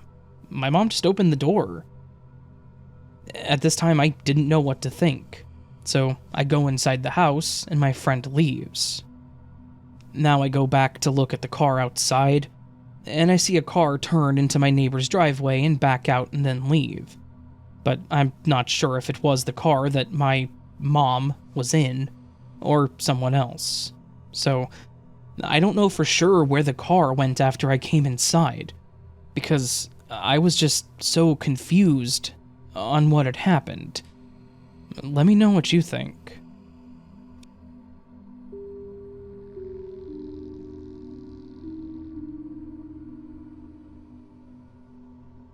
One day, my mom and I were going to a funeral. We attended the wake and afterwards got in our car. I asked my mother where the funeral would be since she was in charge of the invitation. She said that she had no idea and didn't bring the invitation. She told me to follow someone from the wake. So we started following another family member as they drove in their dark green car. I know a lot of funerals do the things where they all drive together, will have their lights on, and even little flags so the people in mourning can stay together.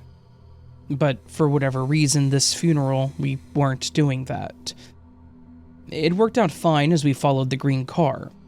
We came to an intersection that I know quite well. We arrived at the end of the road at the light. We could only go left or right, and the car we were following was still ahead of us, no other cars in between us. They were turning left, and so were we. There was only one lane to turn left, one lane to turn right. Once you turned left, there was another light right after the first intersection. So we turned left, following immediately after the green car. There were no other cars that could have merged into our lane as it was one left-hand lane. We turned, still behind the green car. The next intersection had a red light, so we came to a stop behind the green car. It was still one lane of traffic, nowhere for any of us to go until the light turned green. While we waited, we started talking, just normal chit-chat. Then I looked at the car ahead of us. "We're following a dark green car, right?" "Yeah." "Where is it?" We were still at that second intersection. The light hadn't turned green, we hadn't moved an inch. Yet the dark green car was completely gone, and a tan car was in its place. The make of the car was completely different as well. The light turned green and we started driving again, though by now my mom and I were flipping out. Where did the car go? There was nowhere for it to have gone. There was only one lane of traffic. No one could have merged into our lane. That dark green car was completely gone. Also, where were we supposed to go? Well, by that point, my mom remembered the church's name, and we did eventually find our way there. It's the most bizarre glitch that I've experienced. The car completely disappeared and changed. After years, I discovered these glitch in the Matrix stories appearing online. I was listening to some recently and texted my mother asking if she remembered the car changing. I have expected her to reply, "What are you talking about?" But to my surprise, she remembered it. She is still confused about what actually happened, and has no idea where that car disappeared to. And, most importantly to me, it wasn't a dream. It really happened.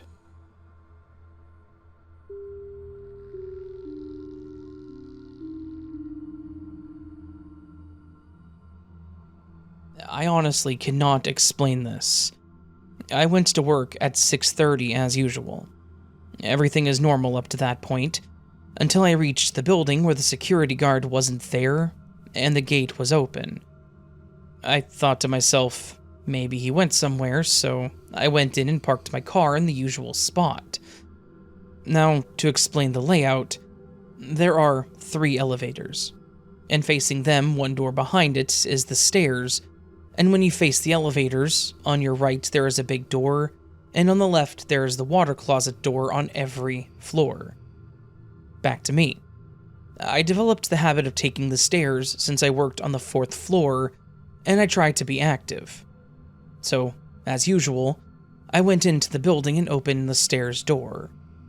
It was weirdly dim, but I thought nothing of it, and climbed to the ground floor passing the closed door, and the next flight of stairs was even darker. And I heard a weird low rumble from up the stairs. Going up, I could see that the door was open and it was dark. When I reached the door, I was stunned. The 3 elevator doors were not there. It was just a wall with the small monitors glowing faint red, all of them saying G. I peeked from outside, and I noticed that the other doors were missing too. It was just a dark room with only the elevator monitors. I partially closed the door, and I noticed that the sign that said 1st floor wasn't there. I felt cold, so I ran up to the 4th floor and went to my office, trying to process what I just saw. On my break, I went down the stairs just to find the door has the sign, and inside is just normal. I know what I saw. Am I going crazy? I'm not on drugs, nor am I sleep deprived.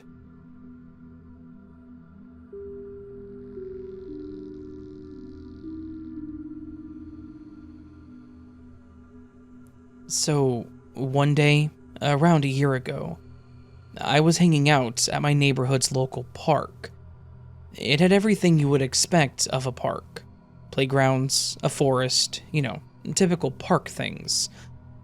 One important feature of this park is that it has a large white fence at the top of this hill that separates the sidewalk and road from the park itself, which is where I saw this glitch in the Matrix.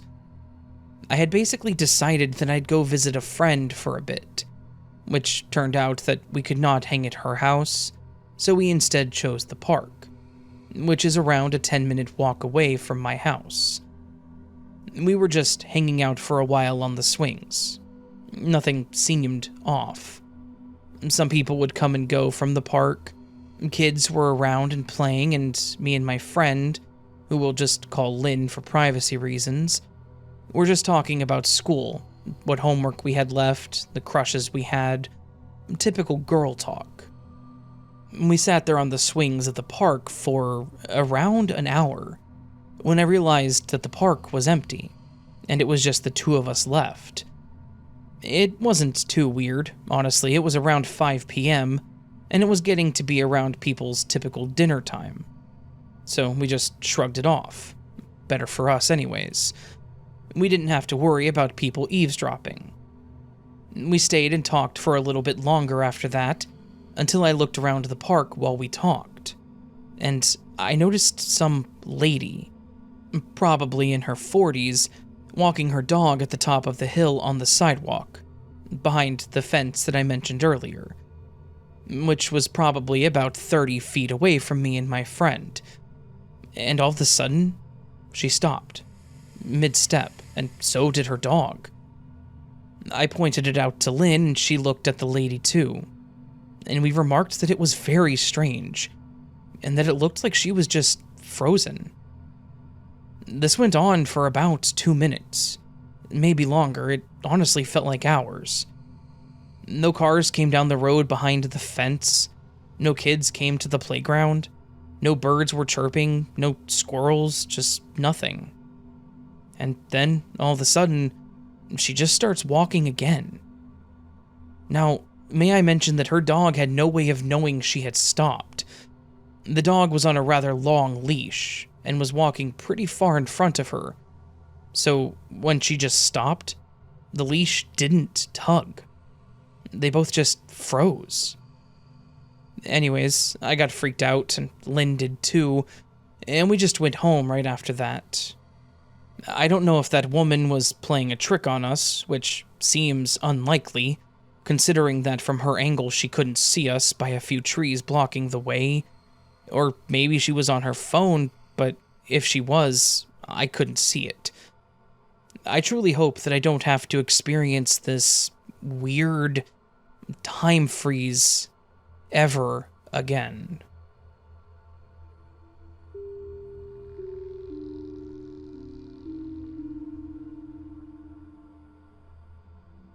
This happened about 2 years ago. We still don't have an explanation for what happened. I was back in my hometown, and my sibling and I had just dropped off a close friend who lives an hour away from us after a day out. My younger sister was driving us back. My youngest sister was sitting shotgun. My youngest brother was next to me. And this was at night. After that, as I usually would, I looked out the window and watched the buildings pass by. And, as usual, I would watch out for landmarks to figure out how much longer it would take to reach home. One of them is a flyover, about 30 minutes away from our home. Another one is a grocery shop with a bright red signboard on the left side of the road, which would mean that we would be home in about 15 minutes. Beside the grocery shop is a small petrol station with just 4 pumps. Of course, this would mean that we would first go over the flyover before we could reach the grocery shop. On the way, my sisters chatted, while my brother and I were quiet and in our own little world. It's important to note that I wasn't intoxicated, medicated, sleepy, or anything like that. At most, I was content after a good day out, and eager to get back home. About 10 minutes after dropping my friend off at home, I saw the grocery shop mentioned earlier, but one of the letters on its bright red signboard was unlit. For some reason, at that time, instead of questioning how I could have seen the grocery shop when we had just left our friend's place, I just accepted it and assumed that we would be home very soon. Then we passed by the flyover, and you could imagine my confusion. I verbally said, "Huh?" and my brother heard me. I shrugged it off as my own confusion, and we drove on. We had not gone to any petrol station the whole day, and the car's tank was almost empty. So, closer to home, my sister said that we would stop by one on the way home to fill up the petrol. There were several stations on the way home, and we knew where all of them were situated. But we would usually go to the one closest to our home. That night, without word, she decided to turn into the petrol station next to the grocery shop mentioned earlier. This is not the one closest to our home. In fact, we rarely go to this station. At that point, I laughed and told them how I thought we had driven past it earlier when we couldn't have done so. We all found it ridiculous. My sister stopped at the second pump. I got out and went to pay for the petrol at the counter. When I reached the window, I looked up and saw the guy staring at me in disbelief. We didn't know each other, but he practically shouted at me in shock, asking why I was there again. He said, "Didn't you just come here to fill up the petrol about half an hour ago?" Then I told him that we had not been there the whole day, and added how I thought we had passed by the station about 35 minutes prior. I gave him the time, but I can't remember the exact timings anymore. He said that I was wearing the same outfit, and did the same thing. I came to the counter, made the payment, filled up the petrol, and went back into the car. Hearing that, I played it cool but was weirded out as well. On his end, he was so freaked out. He left his counter to check out our car because he was that sure that we had been there. Sure enough, he recognized it. He was frantic, and I had never seen someone act like that before. It was as if our car had glitched to that exact moment, but did not really synchronize. So, in my point of view, we went past the station, whereas in his version, we turned into the station. Some notes, we checked, and there was no other building with a similar grocery shop and petrol station anywhere else along the road, which was why I picked it as a landmark. No, there were no other cars like ours that drove in that whole day. In fact, there was no other lady who could have been mistaken as me that day. We know this because my parents went back to watch the CCTV footage the next day to make sure that guy didn't mistake me for someone else. We didn't find anything at the time. He said that he saw me. No car or person was there. The guy also detailed that the first time he saw us, we were at the first pump. The real time we went to the second pump.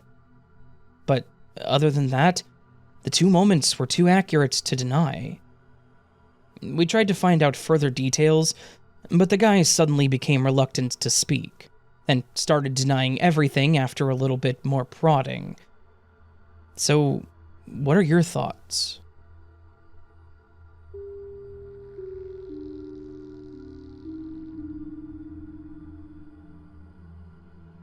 This happened to me in December of 1969. I'm a retired RN. I've experienced or witnessed many things that are beyond understanding, but I'm also a critical thinker, and my story changed my thoughts on our limited view of reality forever. I was with my high school boyfriend on a typical Friday date night in Jeffersonville, Indiana. After socializing with friends at the local hangouts, we would ride out on the rural back roads that were located between downtown and my home in a subdivision. There were dairy farms and cornfields on either side of the road for about 6 miles. The few homes along this stretch sat on the back of properties, and there were a couple of equipment paths that led to small open fields that were our teenage parking spots. And past that, the 2-lane narrow road was heavily wooded with no homes or cleared property for 10 miles. This particular road had many curves and hills, which is typical for southern Indiana. Its sparse population and teenage driving led to many accidents. There were no cell phones in those days, and SOP, if one saw an accident, it was to stop, help, and pray for another motorist to appear, to flag down to send to the nearest house to call the police and ambulance, or to transport the victims to the hospital yourself. It was a very cold December night, and snow flurries began. We left our parking area immediately as my curfew wasn't to be missed. The remainder of our drive to my house was through the wooded area, and on straightways we saw taillights quite a bit ahead. As we were approaching the second sharp curve, we saw headlights shining from ground level and at an angle towards us. We immediately slowed and pulled as far off the road as possible. The grille was damaged, and the passenger side had struck a tree. The headlights in the otherwise pitch-black night were blinding. A fully restored, beautiful 1956 Chevy had apparently tried to take the curve too fast and had lost control. The car was off the road, on its roof. My boyfriend, Greg, grabbed his flashlight and got another for me along with the first aid kit from the trunk, and we ran to assist anyone that might be injured. The headlights had kept us from seeing how many passengers the car held. I clearly remember my heart pounding from the adrenaline, and my mind fearing injuries as nobody was shouting back to our calling out, and nobody was attempting to get out of the car. I could smell the strong odor of gasoline and burned rubber. The engine was running and was making a knocking sound. Greg got down on his knees and opened the driver's side door, and I opened the back. The car was empty. He reached up and turned the ignition. The engine was now off, and the woods were silent. Nothing was making sense. Our headlights and flashlights were giving us light, and we started searching for a possible injured person. The windows were rolled up and starting to fog. Greg had already searched the interior. At this point, our assumption was that the driver must have gotten out and we just hadn't seen him or her. We didn't understand why they hadn't answered us as we ran to help or why the car had been left running. We continued to search for a person around the wreck. We tried to go into the woods, but the underbrush and steep embankment was impossible to climb. At this point, we decided whoever was driving may have just walked away. We got back into Greg's car and drove slowly 3 miles back, and then turned around and drove slowly the next 6, fully expecting to find someone needing a ride home or to a phone. We were relieved that the driver must not be hurt, but couldn't imagine why they didn't see us, and how they had left on foot without us seeing them. No other vehicles had come down the road.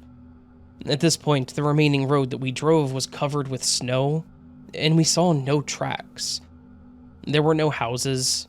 We went to my house where my parents were waiting, and I was really late. Greg told my father what had happened, and then described the car and how beautifully restored it was, in case he knew to whom it may belong. The whole incident just left us baffled. By the next day, we decided that maybe there was a house in the woods or side road that we missed. We both were just unsettled by it. We didn't know why we were worried about what now appeared to be a non-event. The next day, we went back to the scene of the accident. Both of us felt that we would find a house close by that had gone unnoticed or a side road. Something. We didn't understand why we were still dwelling on it, but little did we know that quite the opposite was what we found. The car was still there, but had been moved into a clearing in the trees. I will never understand what happened the night of the Chevy whose taillight we followed hit that curve and rolled. There it was, still on its roof. The damaged grille and the front fender damaged. The accident on a Friday night. Here we stood, on Sunday afternoon, at the car. The paint was faded. The body was completely rusted through over a majority of it. The tires were completely rotted and the rims were rusted. The interior was dry rotted and covered with mold. The windows were gone and the windshield was broken with a basketball-sized hole full of vines growing in and out of the car. The embankment we had tried to search was now a clearing, and setting further back into the woods was a small abandoned 2-room shack. We later did a property search, but it only led us to owners that had bought the acreage with the shack and car on it. All we were left with was a lifetime of questions surrounding a cold December night. It has been years now, but that night still haunts me.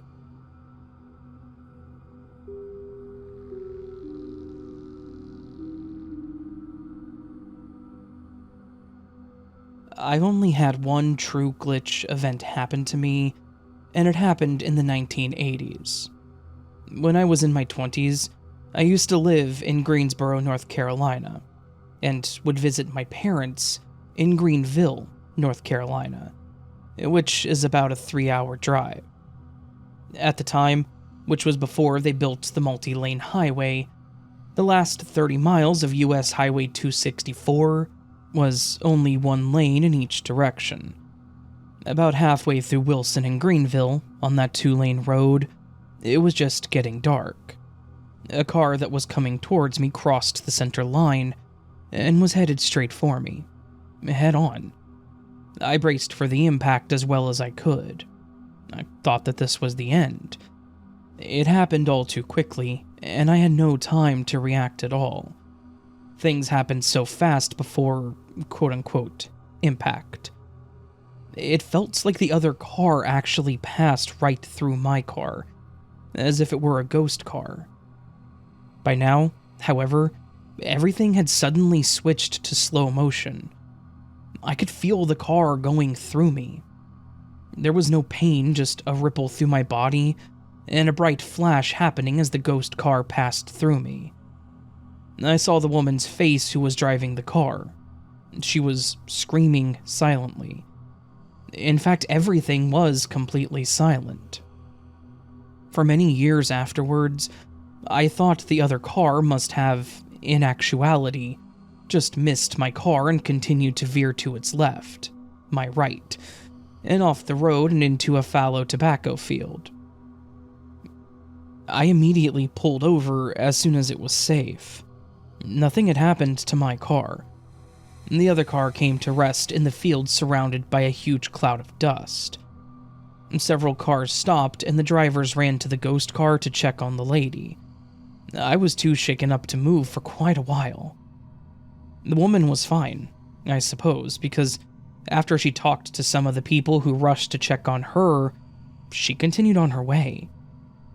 I always thought this was just a really weird near accident, in which my brain, under stress, had played a trick on me. Now, after listening to all the glitch stories, I'm not so sure. Did I die then and switch to a different reality? Was this quantum immortality? I have nothing else that's quite as dramatic as that happened to me in the years. However, I have been losing things over the past few years. My partner and I are the only two people in this house. There are 3 categories of these objects. 1, things that disappear and never ever show back up. 2, things that disappear and show up right where they're supposed to be. Or 3, things that disappear and materialize right before my eyes. I must preface this all by saying that I have been diagnosed with type 2 narcolepsy. This meaning that I have excessive daytime sleepiness without cataplexy, which is sudden physical collapse while remaining conscious. I mention this because during my narcolepsy episodes, I experience micro-sleep incidents. I perform rote motor actions without being cognizant that I do them. It's things like putting my cell phone in the refrigerator and having no recollection of doing it.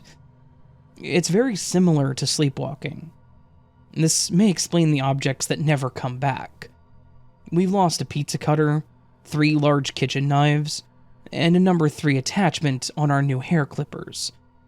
I could have just thrown these things away in a micro-sleep episode. Then, there are the things that are supposed to be in a certain drawer in the kitchen.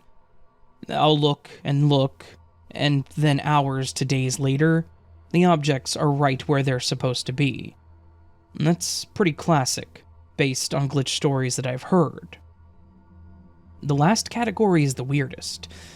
Things will be right in front of me, but I can't see them. When I scan my work desk, I won't be able to find a certain object. For instance, my stapler. I have to physically touch everything on my desk while not looking in order to find these objects. Once I actually put my hand on the object, I can see it. It will materialize right before my eyes. It's happened with staplers, staple removers, tape dispensers, etc. And in the kitchen, there was a particular ice cream scoop that I found that way. Is this a byproduct of narcoleptic microsleep?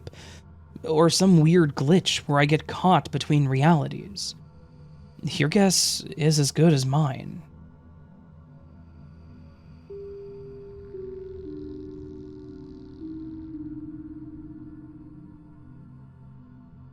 I've never experienced a glitch in the Matrix before, but I don't know what else to call this strange thing that happened. So, I have a digital clock in my bathroom, and it's right next to the mirror. Oftentimes, I look at the clock in the mirror instead of the real clock to see the time, because it's easier when I'm standing in front of the mirror. I was standing at the mirror and looking at the clock, in the mirror, which said 3:07.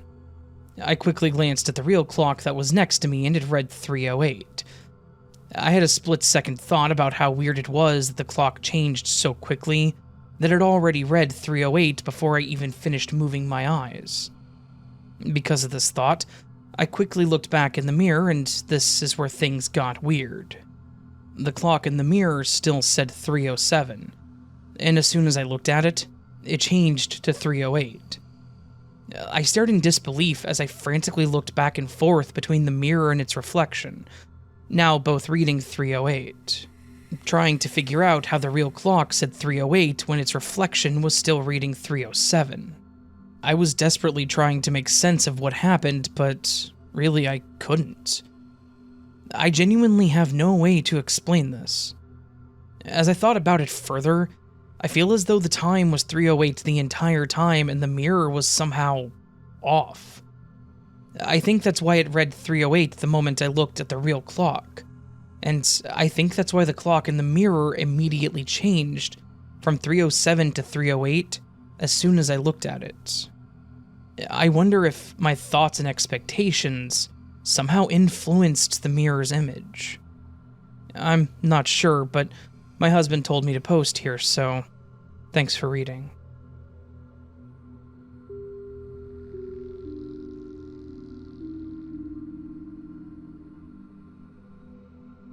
Hello. I honestly was hoping that I wouldn't be back with my own incident, but here I am. With the holidays here, I've been buying stuff off Amazon and receiving packages daily. Don't judge, I'm buying for several people.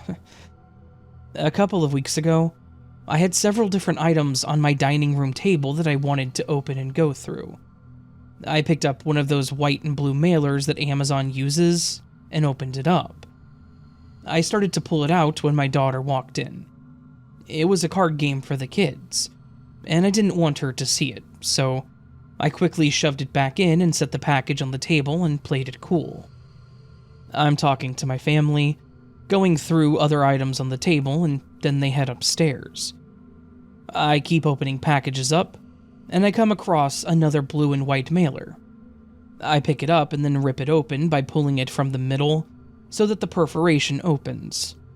I reach inside and it's the same card game. I panicked for a second and then started looking for the first bag, looking for any evidence that I'd ordered this twice.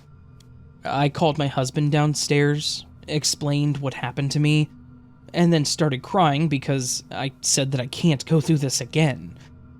He pointed out that the top had been ripped across, and he was correct.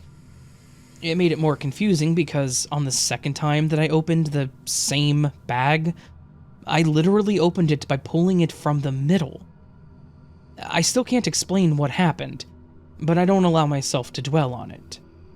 I choose to believe that I have some sort of gift that I'm unsure of how to use.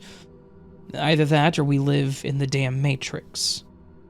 Please, tell me you've experienced things like this so that I don't feel so alone.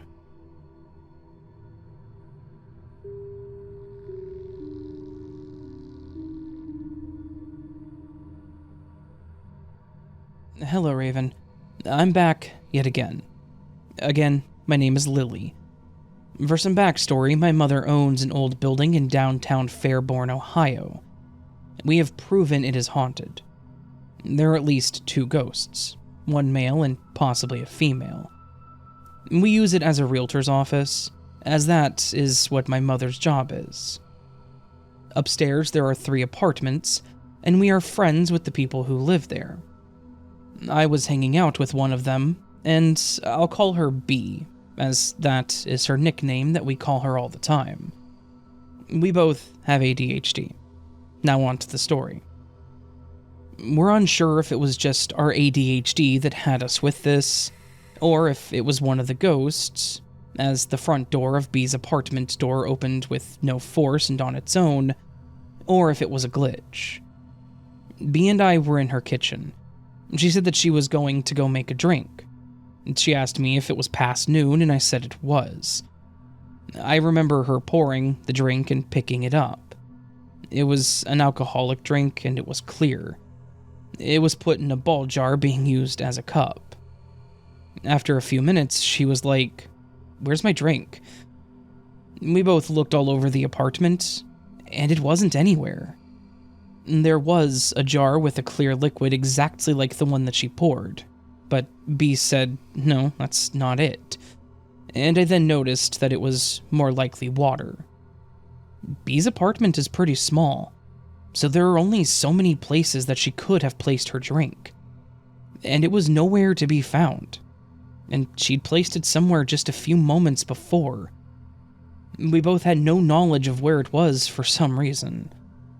I don't even remember her ever picking it up and her leaving it on the counter by the fridge.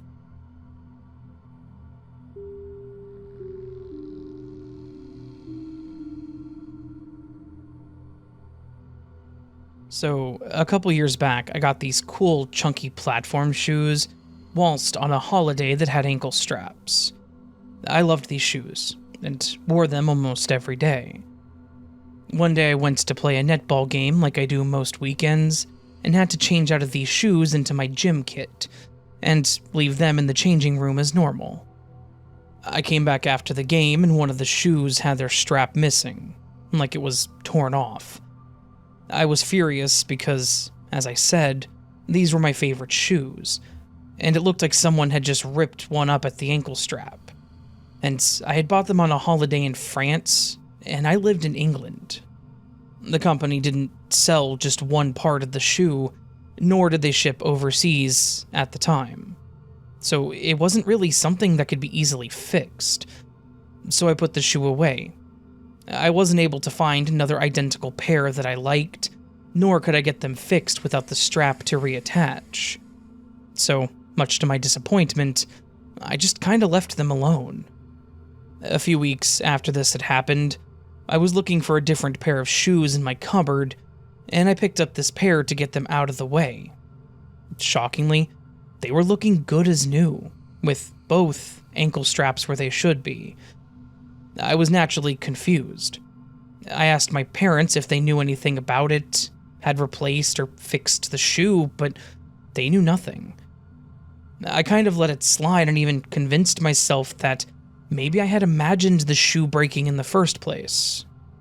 Then, not long after that, I found the shoe strap in my gym bag, looking like it had been torn off of its shoe.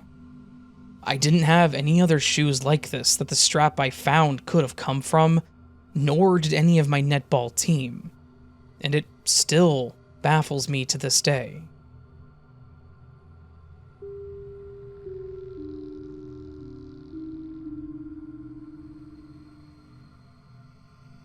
Going back a few years now, but my whole family remembers this vividly. I get home approximately 3 to 4 a.m. after having been out drinking all night, to find the front door locked and bolted from the inside, so my keys do not work. So I have to wake someone up to let me inside. Mom reluctantly and sleepily opens the door and asks me why I went back out again. Well, I hadn't. I had just gotten home. But she says that I came home about 2 hours prior, let myself in, and she spoke to me from across the room while she was watching TV. but I only said a couple of words and went upstairs to bed. My brother and dad both heard the conversation while they were upstairs and heard footsteps going up the stairs. So, naturally, my first reaction is to check upstairs, but there's no sign of anything. There were always spooky things going on in that home, so we just assumed that, quote-unquote, the ghost had a thing for me. Edit. I took the time to write about my other happenings in that same house to a comment here, so I might as well paste that here too for anyone else interested. My dad used to live in the house next door as a kid, and he had a Ouija board. They saw spirits quite regularly after this. Like, my nan saw some little girl crying in her bedroom once. I think my granddad saw a dead army vet walking through the house once and through a wall. I often wondered if my room became like the local ghost hangout spot or something, because I sometimes felt someone sit at the end of the bed, but no one was there. My brother had friends stay in my room when I was out, and they said to him that they experienced weird stuff.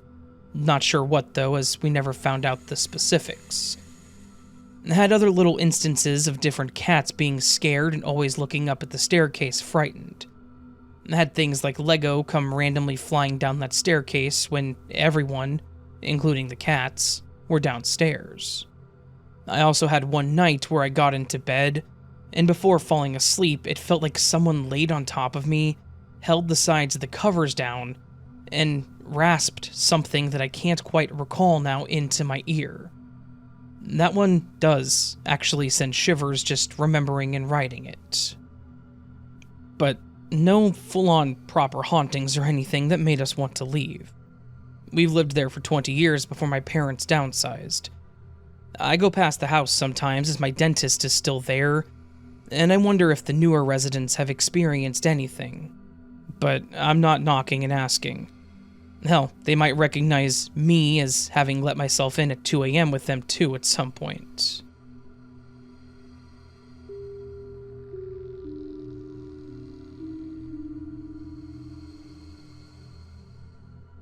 This one I've always thought of to this day. I was about 19, so 10 years ago, and I was at my local beach spot by the pier with some friends late at night. We were looking out, and someone noticed the moon acting funny. It started moving up and down, vertical, like an elevator motion, fairly quick and concise speed. Let's say from the top to the bottom of its route every 5 seconds, and then repeating consistently. And from my viewpoint, about 4 to 6 inches above the pier and down. I'm not sure the best measurement for distance in this scenario. We all started to question it and think, maybe it's just some clouds playing an optical illusion.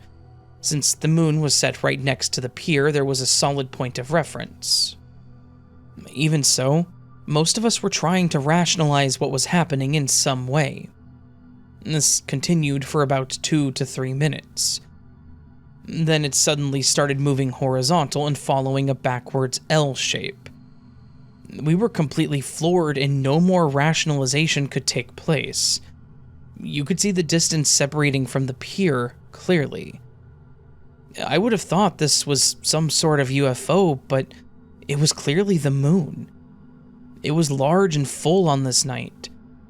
I honestly probably would have tried to write this off and forget about it, being so young, except 5 other people witnessed it that night. So I could never just act like it never actually happened. Also, another weird occurrence happened at the same time at the beach right before the moon thing. My friend's phone rang and it was a missed call, and she was like, I wonder who this is. I looked at the number, and I realized it was my mom's phone number, which was very odd. She had left a voicemail that was very casual, and although I can't remember the exact specifics, being so long ago, it just sounded as though she was just calling someone and leaving a casual message. She didn't have any of my friends' numbers, and being 19, I had recently moved back in with my mom for a short period, but I didn't have any sort of curfew, or much interference with my social life. It is possible she could have looked at my call logs and tried to see what I was up to, but no idea why she would do this. And she never mentioned it, nor had she done anything like that in my adulthood. These aren't necessarily tied together, and I think there's more rationalizations for the second part of the story, but it was all just strange to be happening in the same moments. Definitely a glitch in the Matrix.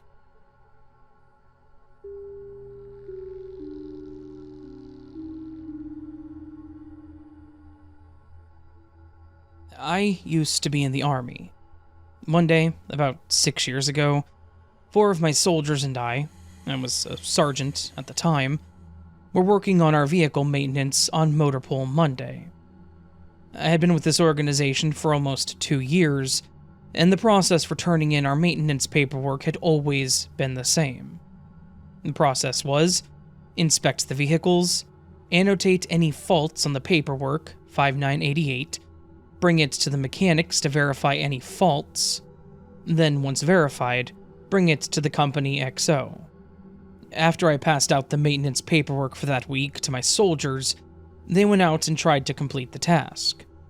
However, they came back to me a little while later to let me know that the mechanics were refusing to verify the paperwork and said that we were supposed to bring it to the XO first, and then it would go to them. This irritated me, because I knew the process, and that was wrong. I figured it was just a new mechanic giving out bad information, so I went and talked to the maintenance chief warrant officer. When I told him the process we were trying to do, his exact words were, "We have never done it like that, Sergeant." At this point, I feel like I'm being pranked, so I call my platoon sergeant. He tells me that I am wrong, and that it has never been done the way that I remember. Well, it wasn't just me that remembered it that way. All 4 of my soldiers were just as confused as myself. We asked our buddies from other platoons, other mechanics, and other sergeants, and everyone told us that we were wrong. Wanting to just be done for the day, we all complied with the process. A week goes by and Motorpool Monday comes back around. My soldiers and I do the process that we did the week prior. I go to bring the paperwork to the XO before the mechanics, and he looks at me and says, "What are you doing, Sergeant? These have to be verified by the mechanics first before you bring them to me." I laughed and asked if he was joking, but he was not. So I went back to Motorpool and asked the maintenance chief, who affirmed the process that I knew was right from the beginning. I went back to my office and told my soldiers, who were all just as confused as I was. Everyone had gone back to the original way, and no one had any memory of the other process other than the 4 soldiers and myself. We could not think of a good explanation for what happened, other than a really weird shared glitch. The process never changed again. It remained the same for the next 1.5 years that I was with that organization. To this day, I randomly think about it, and it drives me crazy not knowing what happened there.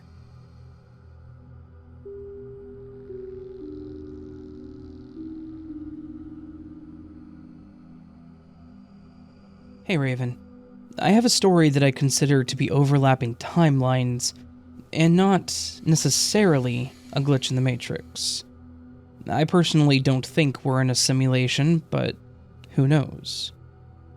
When my partner comes home, he always calls out, "Hello," with a higher-pitched voice.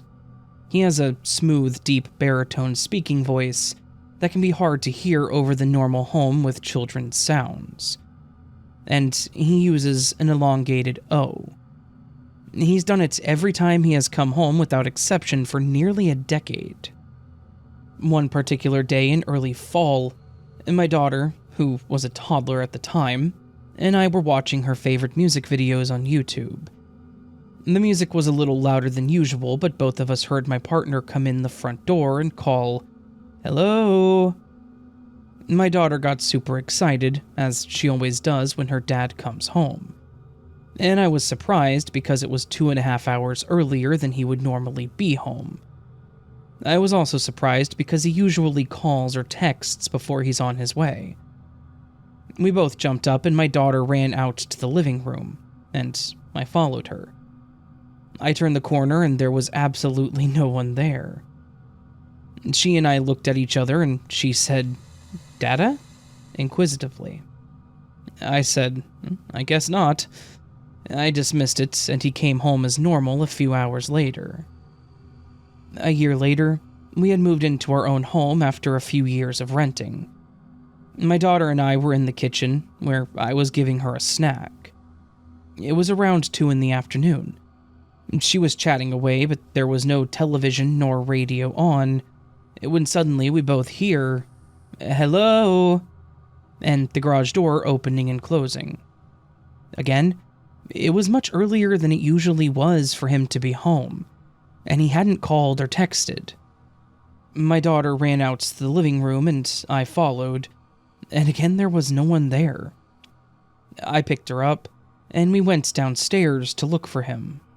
We looked in the garage, the basement, even went outside and walked around the house. He was nowhere. I was thoroughly freaked out and called him and said, "Hey, are you home?" He was surprised and said no, he wasn't there, and that there was still a few hours before he would be off. I explained what happened and he joked, "Must be a glitch in the Matrix." It has not happened again, but I think about it all the time. What do you think? A glitch or overlapping timelines? I personally favor the overlapping timelines, which gives me a warm feeling knowing that my partner and I are together in other realities.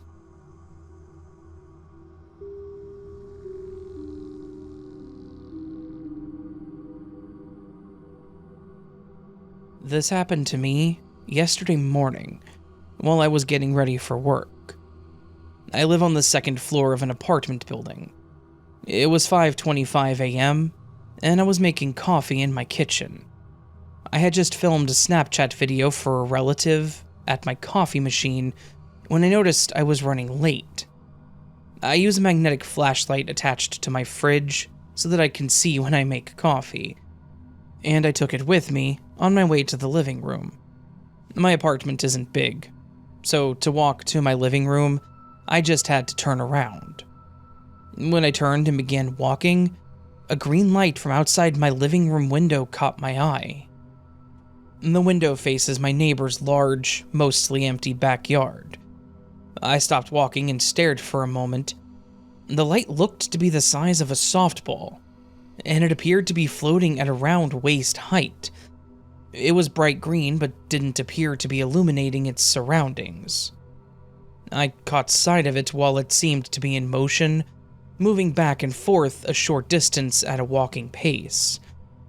My initial thought was that my flashlight was making a strange reflection, so I turned it off. Yet the green light still remained and was still moving. As soon as I realized that it must be something outside, I tried to quickly pull my phone out to record a video. Unfortunately, the Snapchat that I had filmed earlier was still playing on my phone, and it hindered my ability to be quick, as I had to take a few seconds to delete it before being able to film a new video. When I finally was ready to shoot the video, I looked up and the light was gone. I looked left and right, outside the window, and I saw no sign of it anywhere. This entire encounter lasted probably 30 seconds to a minute. I've tried explaining it away, but I come up short every time. It could have been a person. It was too dark for me to tell, but it was 5:25 a.m., snowing, and 14 degrees Fahrenheit. So that doesn't make a lot of sense as to why someone would be out there with a green flashlight.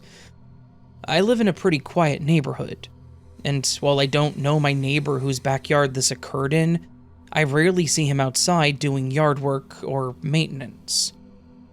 My one somewhat fitting explanation is maybe someone has a collar on their outdoor cat with a light to keep track of it.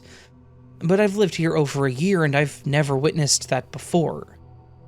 I've been needing to talk to someone about this without sounding like I'm crazy or jumping to conclusions. So, if anyone has any similar experiences or reasonable explanations, I would appreciate hearing them.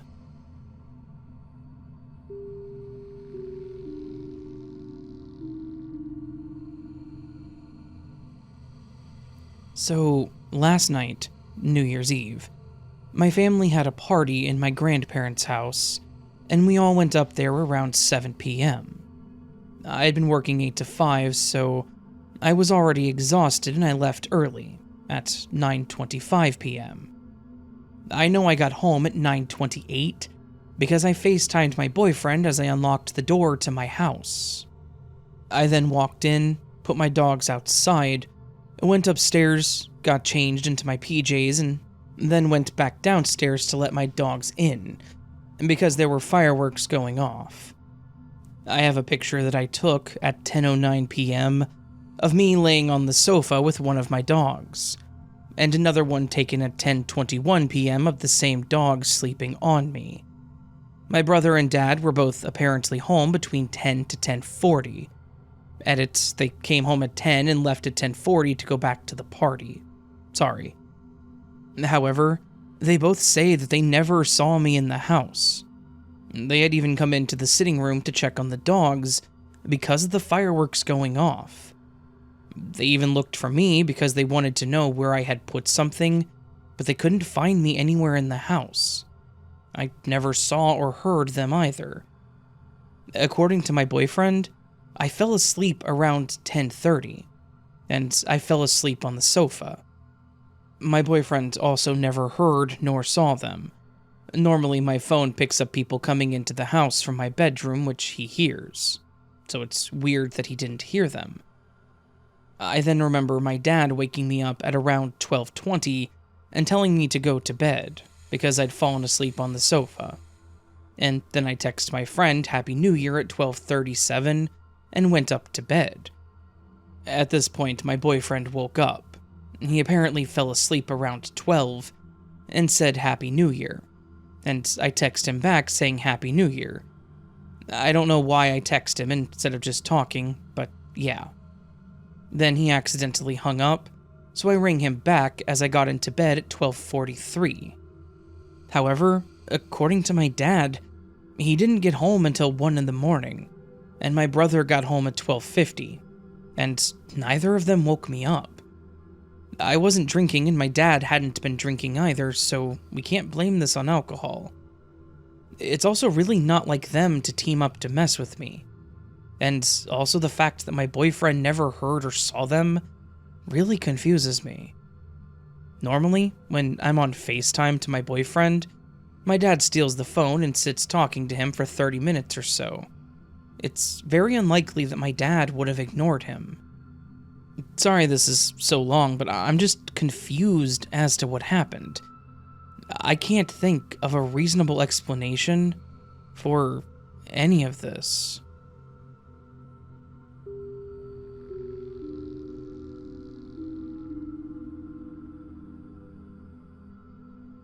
This is gonna be hard to explain, but to get to my road, you have to go down another road.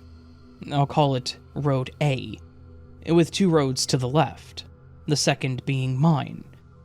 Then there's a dead end that's super dark because there's a forest there. It's shaped like a backwards P, but the top line of the P goes straight and has my house on it. So me and my friends were following a really big light in the sky that I thought was normal until he pointed it out. Then I realized that it is a bit weird to have an extremely light in the sky, like a white sunset, you know? I think it was probably the moon popping off, and because of the fog it looked really extreme. So, we're trying to get to a point where we could maybe see what on the floors making the light appear, like lights in the park nearby. And to get the best view possible, we walk down Road A. So, we walk down it and walk over the first road, until we're at the very end of the final road. And then there are two guys speaking another language, scraping ice off of a car, and one guy smoking and talking to them. Then, for some reason, a big silver van pulls up on the curve of the road, because we're at the end with the woods in front of us, and the woods just behind us. But because I'm scared of men and vans and being kidnapped, and we were meant to be going on a jog anyways, I get a bit freaked out. But because there's no way to escape if we did continue going forward, because we're not gonna walk into the woods, I'm like, we should turn around.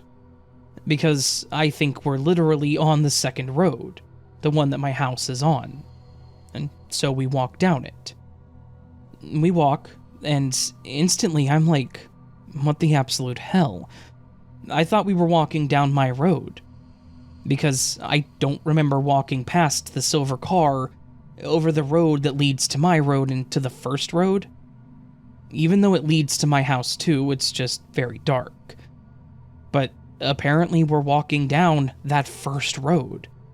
Something I wouldn't have done because I knew if we were on it, I would have just walked forward to my road and not been that worried about being girl-napped. So we keep going down, but I'm stuck on it. But I also don't go back to see what happened, because I don't want to be like that 10-year-old at a sleepover and make him think that I'm trying to just pretend to be scared. Because I'm not scared, just confused. He said he felt like he was just woken up from a really long sleep, but I don't know if he was just being a little drama king. Anyway, we go back to the road because I have to show him how weird that was, that the road somehow ended early, or we got teleported to the first road. He agrees, and we also realize that, somehow, when we turned around, the men and van were gone. And I just didn't notice because I was like, where are we? Now that I think about it, I feel like some part of my memory could be missing.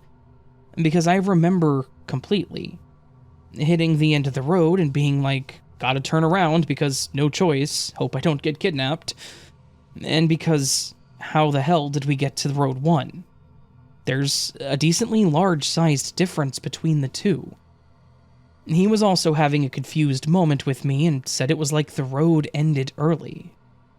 When we went down my road to see where I thought we were, we realized it looked different.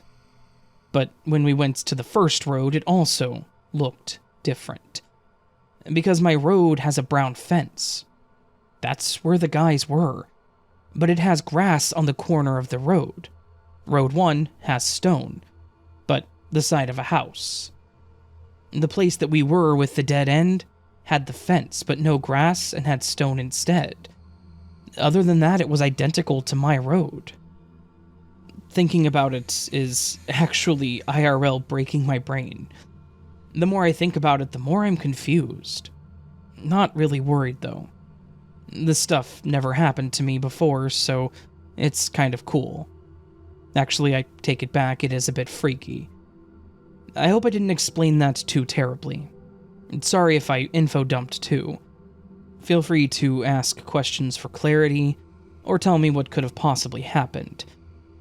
And when I say best possible view to see what's making the light, I mean that lightly. Because to get a view of it, we'd have to go into the woods. And I don't want to do that at night. Because despite how alien memory wipe movie-esque this little moment was, I'm not about to act like a dumb horror movie character. It was probably the moonlight anyways.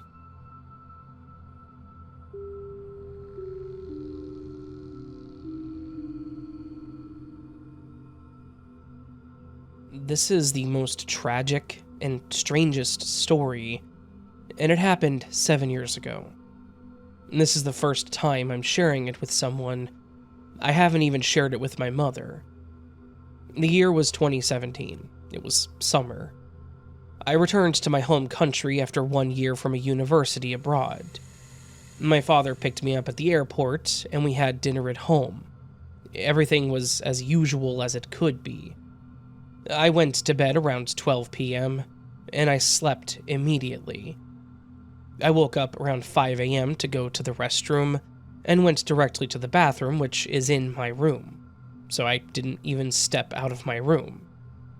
We all think about different things when going to the bathroom, such as the color of the walls or what's to eat for breakfast. For this time, out of nowhere, I started thinking about if I had to choose one between choosing my mother or my father being dead. Then I thought my sister would be devastated without my mother, and my father cannot handle my sister in her teenage years. I decided that absence of my father would be easier than losing my mother. I finished going and was just about to get back to bed. I heard a strong snoring noise. My father was always snoring since my childhood, and sometimes we would have fun with it, make jokes. However, this time it felt stronger, and not natural. The noise led me to the living room where I found my father lying on the couch, with a little blood on his nose. I tried to wake him up, but he was fully unconscious. I called 911, woke my mother up, but once we arrived to the hospital, he'd passed away. He was 48. Doctors said it was from a cerebral hemorrhage by high blood pressure. We don't know about what time it happened. I'm still confused with this situation. I wasn't there for a year and had the chance of having one last dinner and conversation with my father. I found him like that, and my blood ran cold. I can't imagine the trauma they would have to live through if my mother or sister had found him lying on the couch. And, of course, I still think, why did I think such a thing in the bathroom? And what would have happened if I had chose my mother? Thank you for reading and sharing my memory.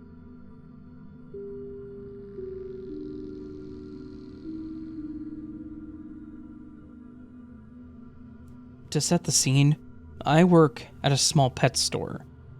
We usually only have 1 or 2 customers inside at a time. There are 2 doors into the store, a front and a back door, and they both set off a chime when opened to alert us, so we can make sure that we welcome every customer. Today, I was about to check out the only customer in the store when I heard the back door chime. As I was making my way up to the register to check out this guy, I catch a glimpse of the second customer as she walks between the aisles. She's a young black woman, being led by a small, fluffy white dog on a leash. I make a mental note of what she looks like, so that when I'm done checking this guy out, I can go greet her properly, tell her about our deals, and see if she needs any help. I check the guy out, it only takes a minute, and he leaves.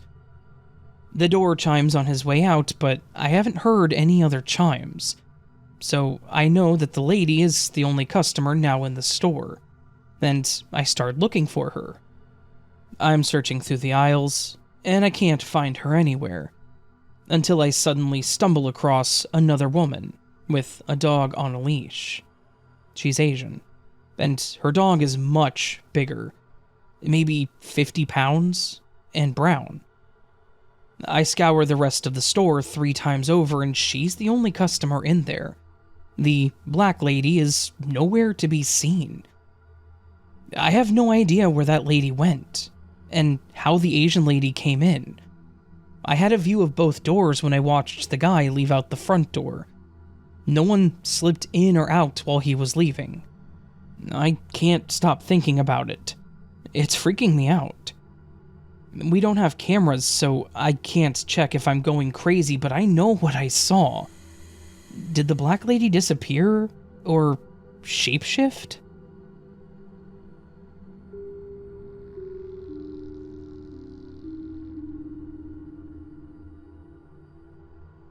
This was 10 years ago when I was 16. I again remembered this experience just yesterday.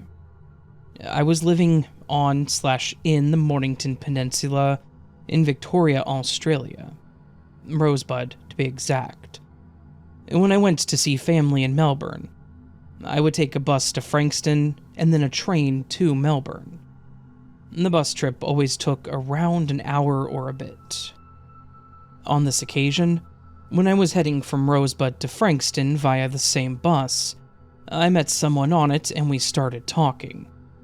It only felt like 30 minutes of talking and we hadn't yet reached Frankston, of course.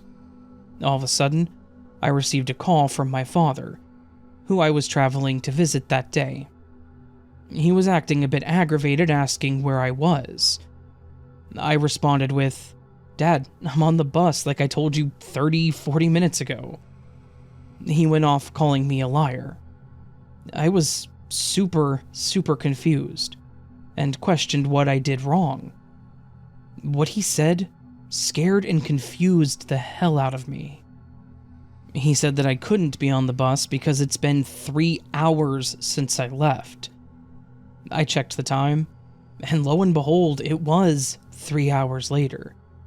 Yet I was on the same bus that hadn't reached Frankston, nor had any detours. I asked the people on the bus to check the time and how long we were on the bus for. They checked and looked up at me slowly, with wide eyes also frazzled by how the hell time could have jumped.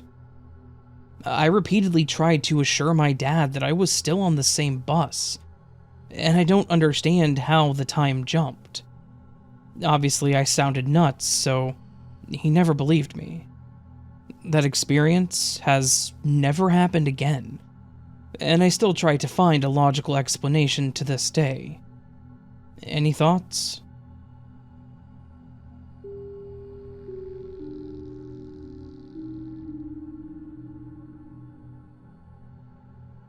This might be silly, and the title not accurate, but I am kind of confused right now. I've just started a new job after years of doing night shifts. After a few weeks, I was introduced to my manager for the initial assessment. As soon as I saw her and heard her name, I thought, where have I seen her? A few more weeks go by and my mind still tries to remember where I saw her, and then I remembered. She worked for maybe 2 weeks on night shifts at the same place that I used to work. We were more than 20 people and the turnover was high, so it took me a while to remember her, but then I got it. I remember chatting with her and also her name. So I just gave it for granted that she was the same person that worked night shifts with me. And now she's a manager, so good for her. This was until I got to know her better. It turns out that not only is she wealthy, she lives in a big house in an exclusive area, so there's no reason for her to have worked night shifts at a grocery store, but she told me that she has been a manager at this new place for years. But I remember her from just last year. Now, there are obviously a few rational explanations, such as she has an identical twin, but I remember her name. She temporarily lost her job, but she's been working there for years and everyone treats her like they're lifetime friends. She infiltrated a rival business? Weird, but who knows, I guess. I then ran out of explanations. The obvious move is to ask her about it, but now it's been months, and it would be kind of awkward to ask. I know this might sound silly, but her as a person is unmistakable. Tall, big, red cheeks, peculiar voice, and this whole thing has been bouncing in my head for months now.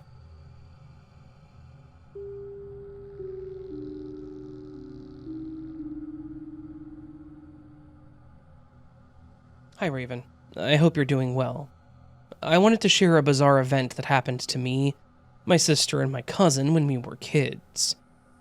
They all remember it to this day, as well, and none of us are able to explain it. My sister and I used to share a room, with our beds parallel to each other. We had 2 plushies that we played with all the time.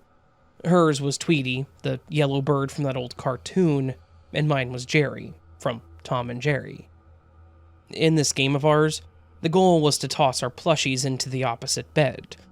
so she would have to defend her bed from my plushie by hitting it with her hand, as if we were playing tennis, while trying to throw her toy onto my bed, and vice versa. Sometimes the plushies would fall into the crack between the bed and the wall, ending up under the bed. This would be annoying since the time spent looking for it would allow the opponent to easily win by a point, by having clear access to the bed without the defense from the other side. We often had fun with this plushie war, and our cousin knew about it too. One time he was spending a few days at our place, and I was playing the game with him, as my sister was in the other room. At one point, I was looking for my Jerry plushie, which fell behind the bed, when he threw Tweety onto my bed. It bounced against the wall, and as much as I remember, I felt it hit the mattress. My cousin recalls that it fell through the crack, so I'm not sure if it ended up on top of or under my bed, but it certainly fell down. However, when I found Jerry and looked up, it wasn't there. I looked under the bed. It wasn't there either. We both searched for it, looking even in the drawers that used to be under the bed, thinking that it might have somehow ended up there. But we just could not find it. And we told my sister and my mom, and all of us looked for it for a while to no avail. It just vanished into thin air. A few days later, my cousin was still at our house, and while we were playing, for some reason, he climbed onto the plank at the end of my bed, which was right by the closet. We had some stuff stored on top of the closet, so he probably wanted to take something down. But suddenly, his jaw dropped, and I saw him pick up the Tweety plushie from the top of the closet. We both remember it falling down. If it somehow flew up there, my cousin would see it. Apart from that, it would be impossible to make it end up in the top of the closet while aiming at my bed. It simply didn't make sense. To this day, we still talk about it sometimes. We don't have any rational explanation of how it could have happened, so we just accepted that Tweety got some teleportation skills that day.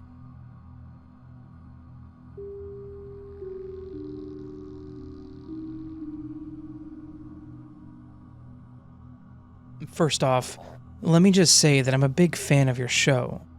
It's good to know that I'm not alone. Anyway, this happened when I was a child, and to this day, I remember every single detail. So, it was just a normal night, and I was in the kitchen with my dad. He was making something, and I was having a snack. Now, I don't have any mental health issues, and this hasn't happened since. Out of nowhere, everything starts to get blurry, and I see this human head. It shows up out of nowhere, and it was trying to tell me something, but I couldn't make it out. It sounded like radio static, and at that moment, time froze. I blacked out, and I woke up in my bed. My parents were asleep, and I don't remember going to bed. And I swear to God, I was not dreaming. It was like time had reset itself. This hasn't happened since, but this has really stuck with me. Anyways, thank you for your time and keep up the good work.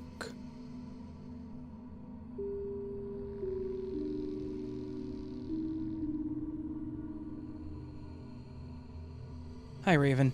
This happened a few weeks ago, and the more I think about it, the more I convinced myself that I stopped a head-on crash, probably taking me with it. There are many ways that I can go to my local supermarket. On this day, I used the back roads on the estate where I live to reach the local rat run. The only remarkable thing on the outward trip was a 4x4 doing close to 80 miles per hour on this country lane. Coming back, however, I decided to take a longer ride back. As I was riding my bike along, I sensed a car coming up behind me, and at the same time I caught a glimpse in a gap of a car coming the other way, from around the corner. Now, there is no way the people in the car behind could see that car in front, as the hedges were too high and they were sitting lower. Luckily, I was some 3 feet higher, so I just waved at them to stay behind me as I knew they would never pass, and to get back in front. Accident averted. I think they knew that they had been lucky, as I got a wave from both drivers and passenger as they finally came past.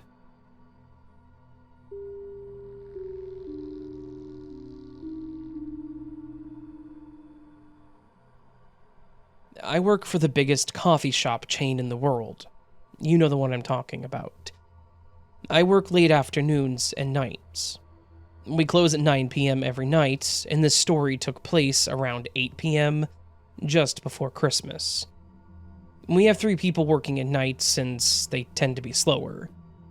I was making all the drinks for customers, my coworker was running the drive-thru, taking orders and handing out drinks, and my supervisor was in the back room eating lunch.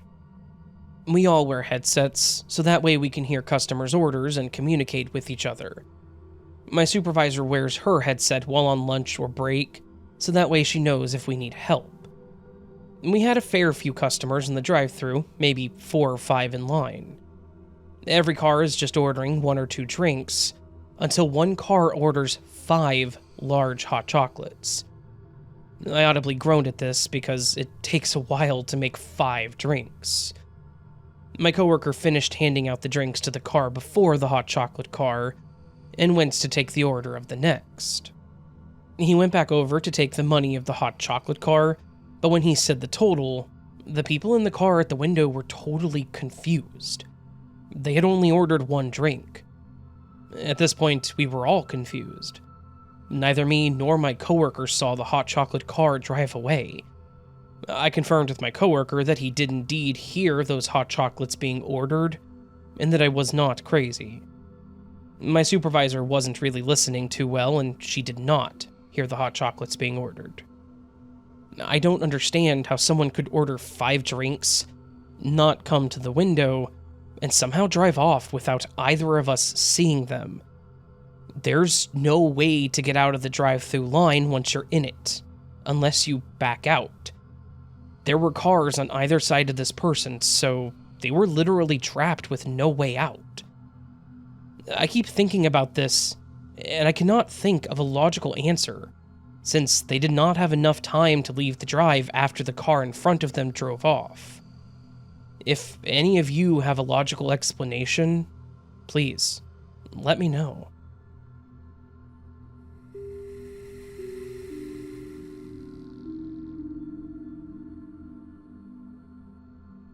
This happened to me approximately 1 year ago, nearly to the day.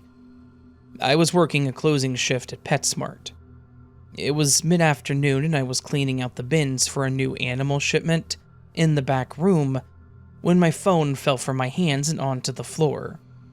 I was trying to hold both a bin and my phone at the same time, and it just slipped. I had no screen protector on it at the time, and the phone smacked the ground pretty hard. I picked up the phone and immediately saw that there was a large crack across the screen, from the top left corner all the way down to the center of the right side. I distinctly remember the crack running over the small speaker on the top of the screen, and creating that white powdery glass substance where all the little shards were broken up. I cursed at myself and scratched the crack firmly with my fingernail to make sure that it was real, and not just a piece of hay or something. I felt my nail dip into the groove of the crack and back up several times. The small glass particles began to crunch and shift away, and I confirmed that I had indeed just broken my screen. I put the phone away into my back pocket and felt worried that the glass shards would irritate my backside, but I didn't have much of a choice. The store was busy and I left my phone in my pocket for the rest of the shift. That back room was the only opportunity that I really got to use it. The day went on for a few more hours until I was standing at the register near closing time, and I took the phone back out of my pocket. There was no crack. The phone screen was totally flawless. I've never been more confused than I was in that moment, and really for the rest of the night. I wiggled the phone back and forth in the light to make sure the crack really wasn't there, but there was literally nothing on it.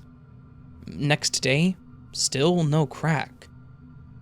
I was very well rested that day. I did not take any drugs, and I did not drink.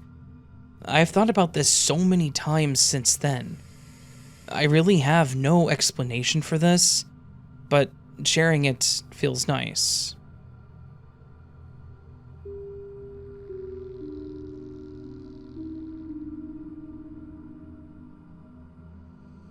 Hi there. I'm a 39-year-old female, and this occurred, I think, a little over a year ago. This was a very real event. No drugs or alcohol. I was in our bathroom, which has a line of sight out the back window to where my hubby passes by before coming in the door. So I was just doing my hair and looked over to see him outside the window, walking up, switching the Kroger bag to his other hand to grab his keys, etc. Then heard the door and watched him walk by to the kitchen. I said, "Hey baby," and he didn't hear me. Not surprising, his hearing isn't the best. But I heard him lay the bags down and then lay his keys and wallet down, so I stuck a clip in that last bit of hair to do and started out of the bathroom door to give him a hug and kiss.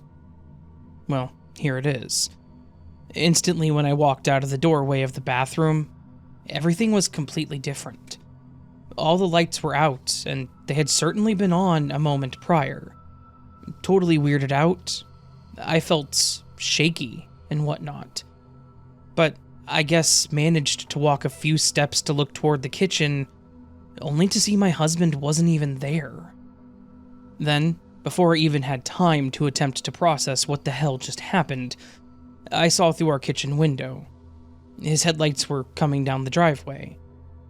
It was then that I started to get extra weirded out, and for sure had to sit down. I remember I propped myself sitting against the edge of my couch arm, and the next part is what freaks me out the absolute most. I couldn't believe my eyes at all. As I watched him walk around that window, it was like someone had just literally rewound a tape and was replaying it.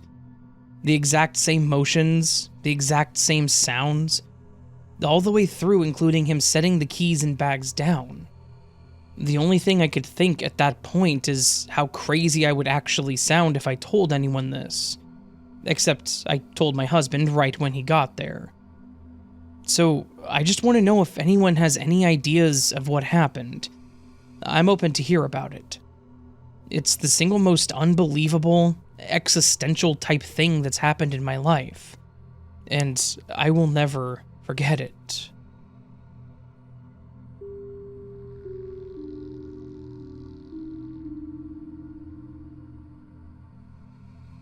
Hi, Raven. This doesn't seem creepy to some people, but it was terrifying in the moment.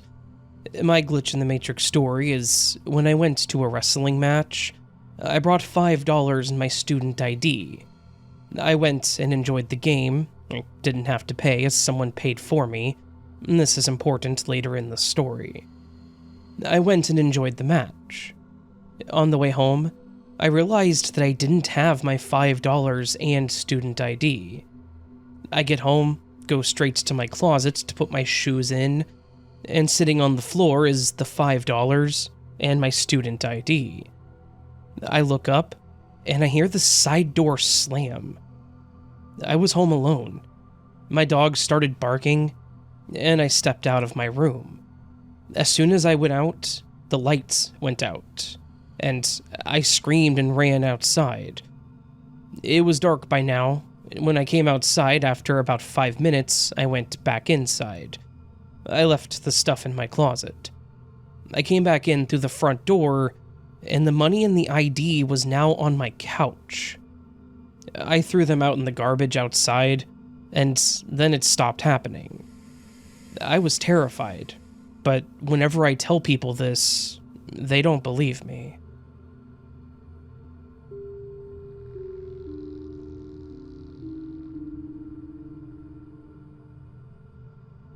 When I was 14 years old, I had a long-distance relationship with a teenage boy that I met on YM.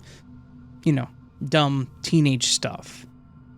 The entire relationship was just through phone calls and SMS.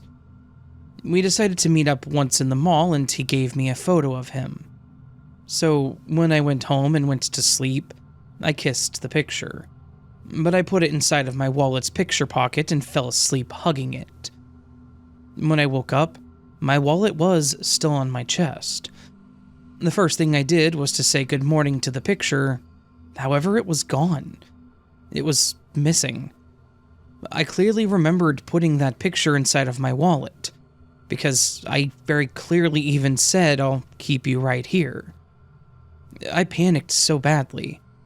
I cleaned my room to find it, but I couldn't. Nobody had gone inside of my room. Fast forward, I turned 20 years old and I was decluttering my room. I saw my old wallet, and when I opened it, the picture was there. The same spot. It didn't look like it had aged or anything like that, so I was shocked, and I couldn't find the word for how the heck it was there. I didn't know what it was called, but when I watched your channel and heard about these missing things suddenly reappearing, I realized, was this some kind of glitch or something?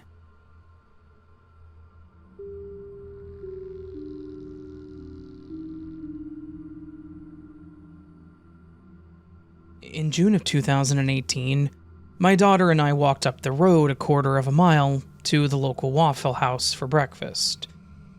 Since we were walking, I only took a house key and my debit card and placed them in my jeans pocket. After breakfast, we walked up to the cashier with the ticket. I paid for the meal, and then we left and proceeded to walk back home. When we were almost home, I reached in my pants pocket to grab my key to unlock the door, and noticed that my debit card was not with the key. I panicked, so we turned around before unlocking the door and went back to the Waffle House to see if I left the card with the cashier. We walked quickly back, also looking on the side of the road in case I dropped it. Once we got back to the Waffle House, the cashier said that she gave my card back to me, and no one had turned in a card possibly found on the floor. I felt sick, and all I could think of was hurrying back home and calling the credit card company to cancel my card. We proceeded back towards home again, and finally made it home. I unlocked the door and walked past the kitchen, and I noticed from the corner of my eye a piece of paper folded on the countertop. After opening the paper, I was shocked to discover that it was my receipt from the Waffle House, wrapped around my debit card. The card and the receipt were back at home before I made it home. Just so you know, my daughter was walking behind me and I unlocked the door and entered the house. So, she didn't have time to place my card and receipt in the kitchen.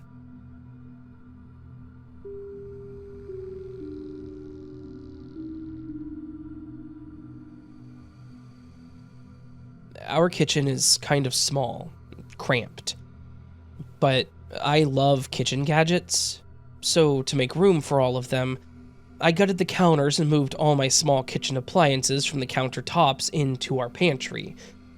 The pantry is located off-center to the side of our dishwasher, so it's not a walk-in, but rather two French doors that open outward.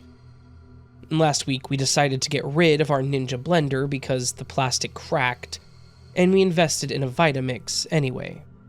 On Sunday, I finally took the Vitamix out of the box, and I tossed the instruction manual into the junk drawer, which comes into play later, and my husband even said, "Oh great, another useless manual to add to the collection." The Ninja blender was front and center because I use the blender a ton, so I took it out of the pantry and placed the Vitamix in its place. I put the Ninja blender into the Vitamix box. I took the Vitamix container out of the pantry to rinse it with warm water and soap, and then I took the plastic off the tip of the cord and those twist ties that keep the cords tidy. I dried it and put it back, made dinner, and my husband was like, "Do you want a smoothie?" Of course, I was like, hell yeah. Let's put this expensive blender to good use. He goes to the kitchen and he's like, "Babe, did you put the blender back in the box?" I walk back to the kitchen, and there's the blender in the box with the cord, with ties, and the plastic over the tip of the plug. The Ninja blender was in the pantry where it was before. Obviously, I think we've both gone crazy. So I'm like, maybe I just imagined that. But then my husband said, did I imagine that too? We look at each other and we're like, the junk drawer. The manual was in the junk drawer. So rewind it to when we were going to buy the items to cook dinner. We left the keys in the foyer because we have a long shelf and we just keep the keys there, because it's easy to grab them as you walk out the door. And the keys weren't there. So we wasted a good 15 to 20 minutes looking for those damned keys. And to be honest, that's the only weird thing that happened prior to us opening the blender. I started obsessing about this, naturally. I came to Reddit and I'm like, maybe I'm not crazy. I don't know, but the likelihood of both my husband and I remembering everything makes me think that maybe, in another time, we didn't lose the keys, and something happened to both of us. We don't have attics or basements. We live in California, and our older boys were at work, and our youngest was with some friends for the weekend, so it was just me, the husband, and the dogs. We don't drink or do drugs or even take RX drugs, so we were stone cold sober, and apparently excited for smoothies. We have a ring, so I know that no one came in or walked out of the house or garage. And honestly, I cannot stop thinking about this.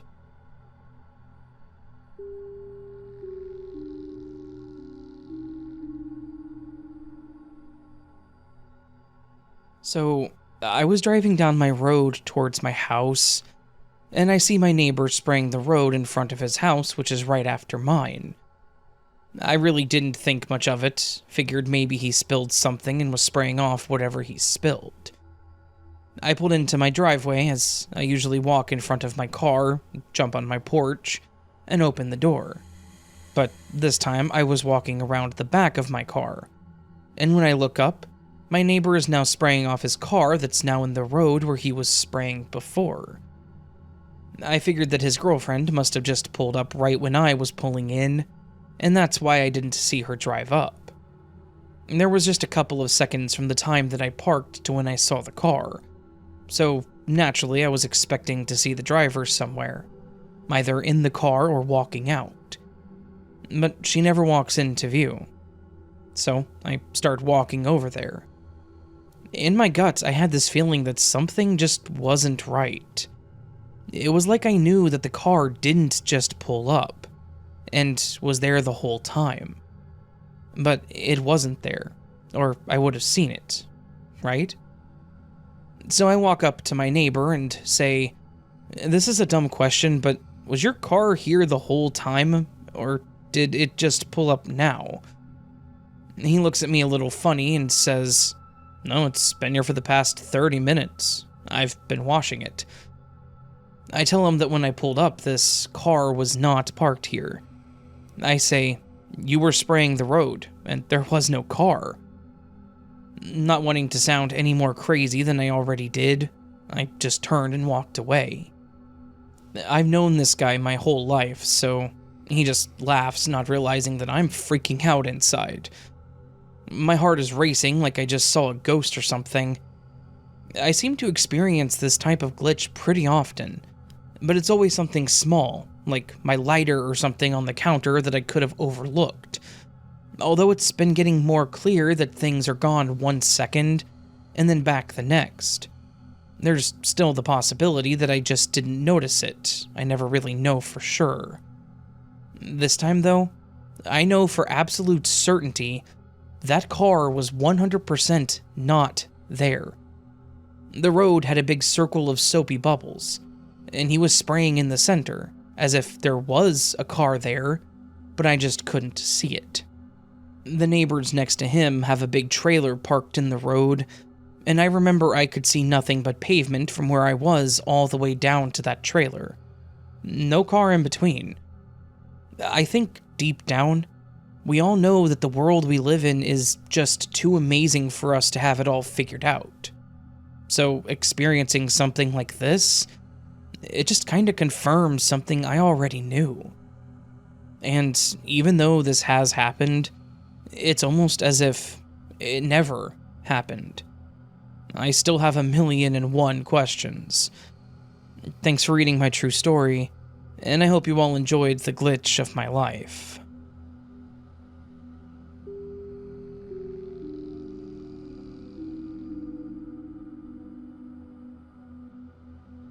So, this just happened, and it doesn't make any sense. A couple of years ago, I lived with a roommate, and we would use separate drawers in the kitchen. I had my own set of plates, pots, and cutlery, and she had hers. I knew that her silverware was a gift from her mom or something, simple but unusual, with a limited edition signature from a local producer on the back. I never dared to touch it, even to put it back from the drying rack. And, of course, one day one of her forks went missing. She was reasonably very upset. She asked if I touched it and if I could help finding it. Turning the apartment upside down didn't help, so we figured that her boyfriend, visiting a week before, must have packed it by accident. Soon after, I moved in with my partner and had almost forgotten about the incident, up until yesterday. A couple of days ago, we received a box of cutlery. Just some mixed stuff that belonged to a deceased family member living in a different country. But some of them were similar to ours, so we picked them and packed it after the funeral. Yesterday, we took it out on the kitchen table, together with our cutlery, to sort it out. And when I was counting forks, there it was. A fork looking weirdly similar to those of my ex-roommate. I picked it up, I turned it around, and I just couldn't believe it. It is the same fork. It couldn't have come from my drawer. I don't remember packing it in the box. My partner does not recognize it and has no clue where it came from. I keep checking on it, being sure that it's going to disappear in a minute, but no, it's still there today, pointing straight at me whenever I open the drawer. I would just send it back to the rightful owner, but I don't have any of her contact information anymore. But I have to get rid of it. Otherwise, it's going to live rent-free in my head as long as it's here. So, what would be the best way of getting rid of it to ensure that it does not come back?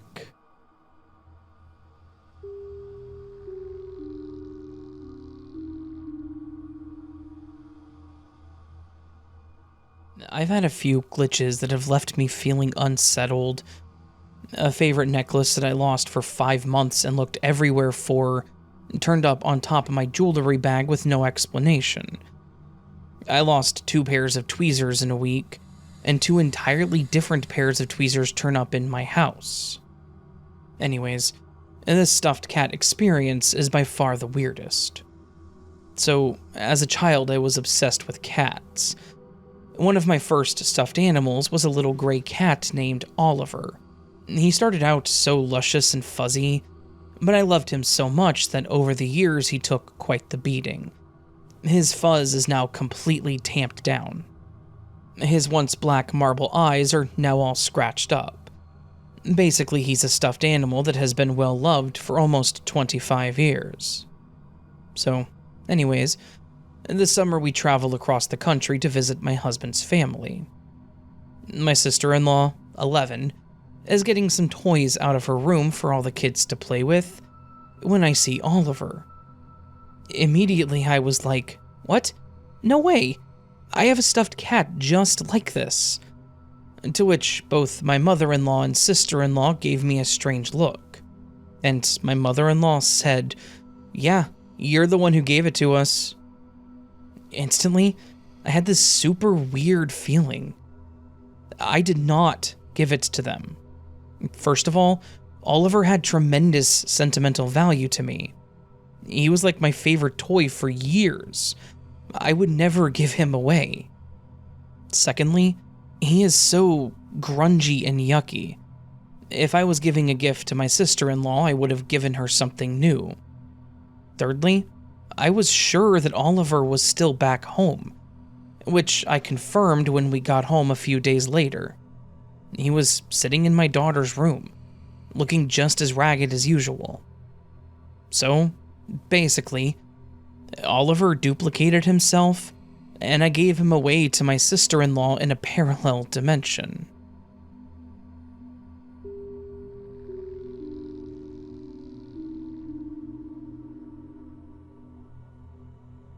I was reading through these and decided that I would share the weirdest glitch that I've personally experienced. A few years back, I lived in a sober house, a great group of guys that I actually got pretty close to. One night, a good friend that lived in the house with me and I went over to talk to a friend that had relapsed. We had a good conversation for about 2 hours. Around midnight, we decided that it was getting late and left. Instead of taking the throughway back, we decided to get some Wendy's and take the long way back. About 20 minutes into our drive down the road, I'd been down a dozen of times, I suddenly see a light ahead of me turn red, and have to come to a fairly quick stop. We both look up, and at the same time see a cop taking a right-hand turn at the same intersection. We're both a bit relieved.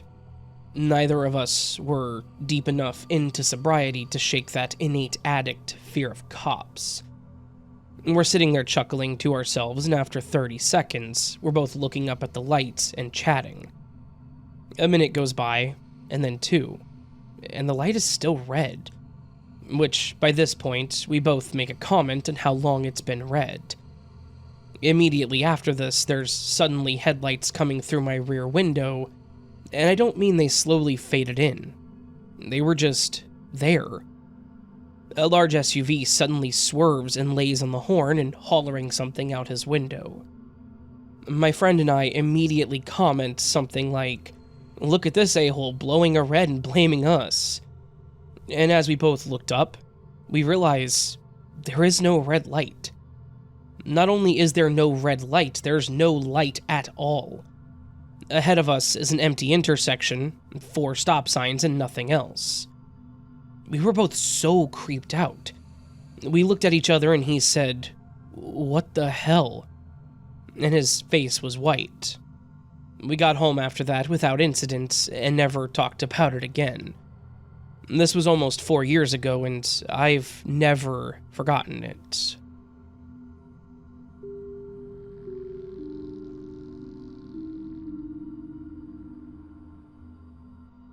This is a quick story from back in high school. Around 7 or 8 p.m., my friend and I were walking through an outlet mall for fun. There wasn't much for me to do in my hometown. Everything was closed, so we didn't pass pretty much anyone, besides this guy in a gray hoodie and some sweatpants, which neither of us thought was weird. I mean, if we were walking around the mall at night, why couldn't he? The part that was weird was when a few minutes went by and we passed the same guy again. We both looked at each other like, what the hell? And confirmed what had just happened and that it didn't make any sense to us. We didn't pass him again, and we didn't see him behind us either. We thought maybe it was twins playing a prank on us, but why would they do that in an outlet mall at that hour? I wish we had stopped him to see what had just happened, but it'll always be a mystery.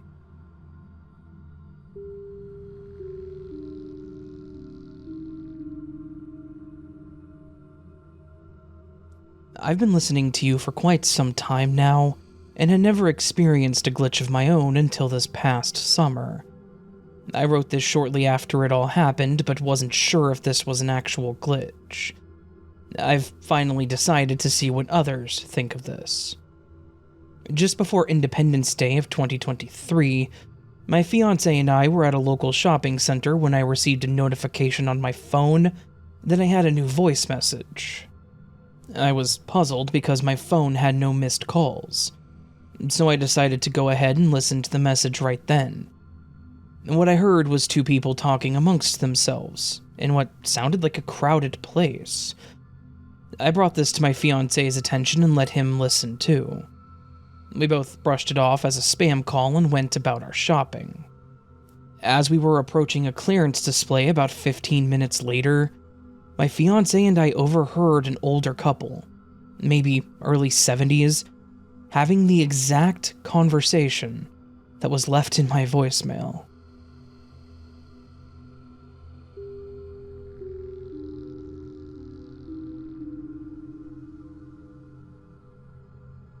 My husband and I live in a pretty walkable small town and like to take walks in the evenings.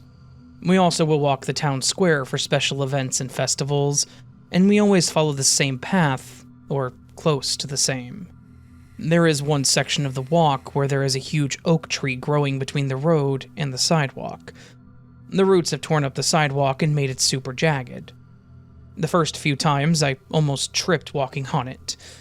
Now we always step off the sidewalk, go around the tree on the road, and get back on the sidewalk on the other side.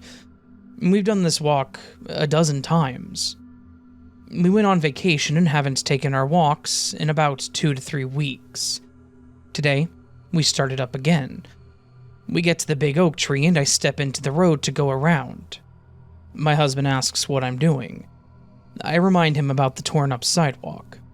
He asks me what I'm talking about, so I step over to show him, but there is no sidewalk.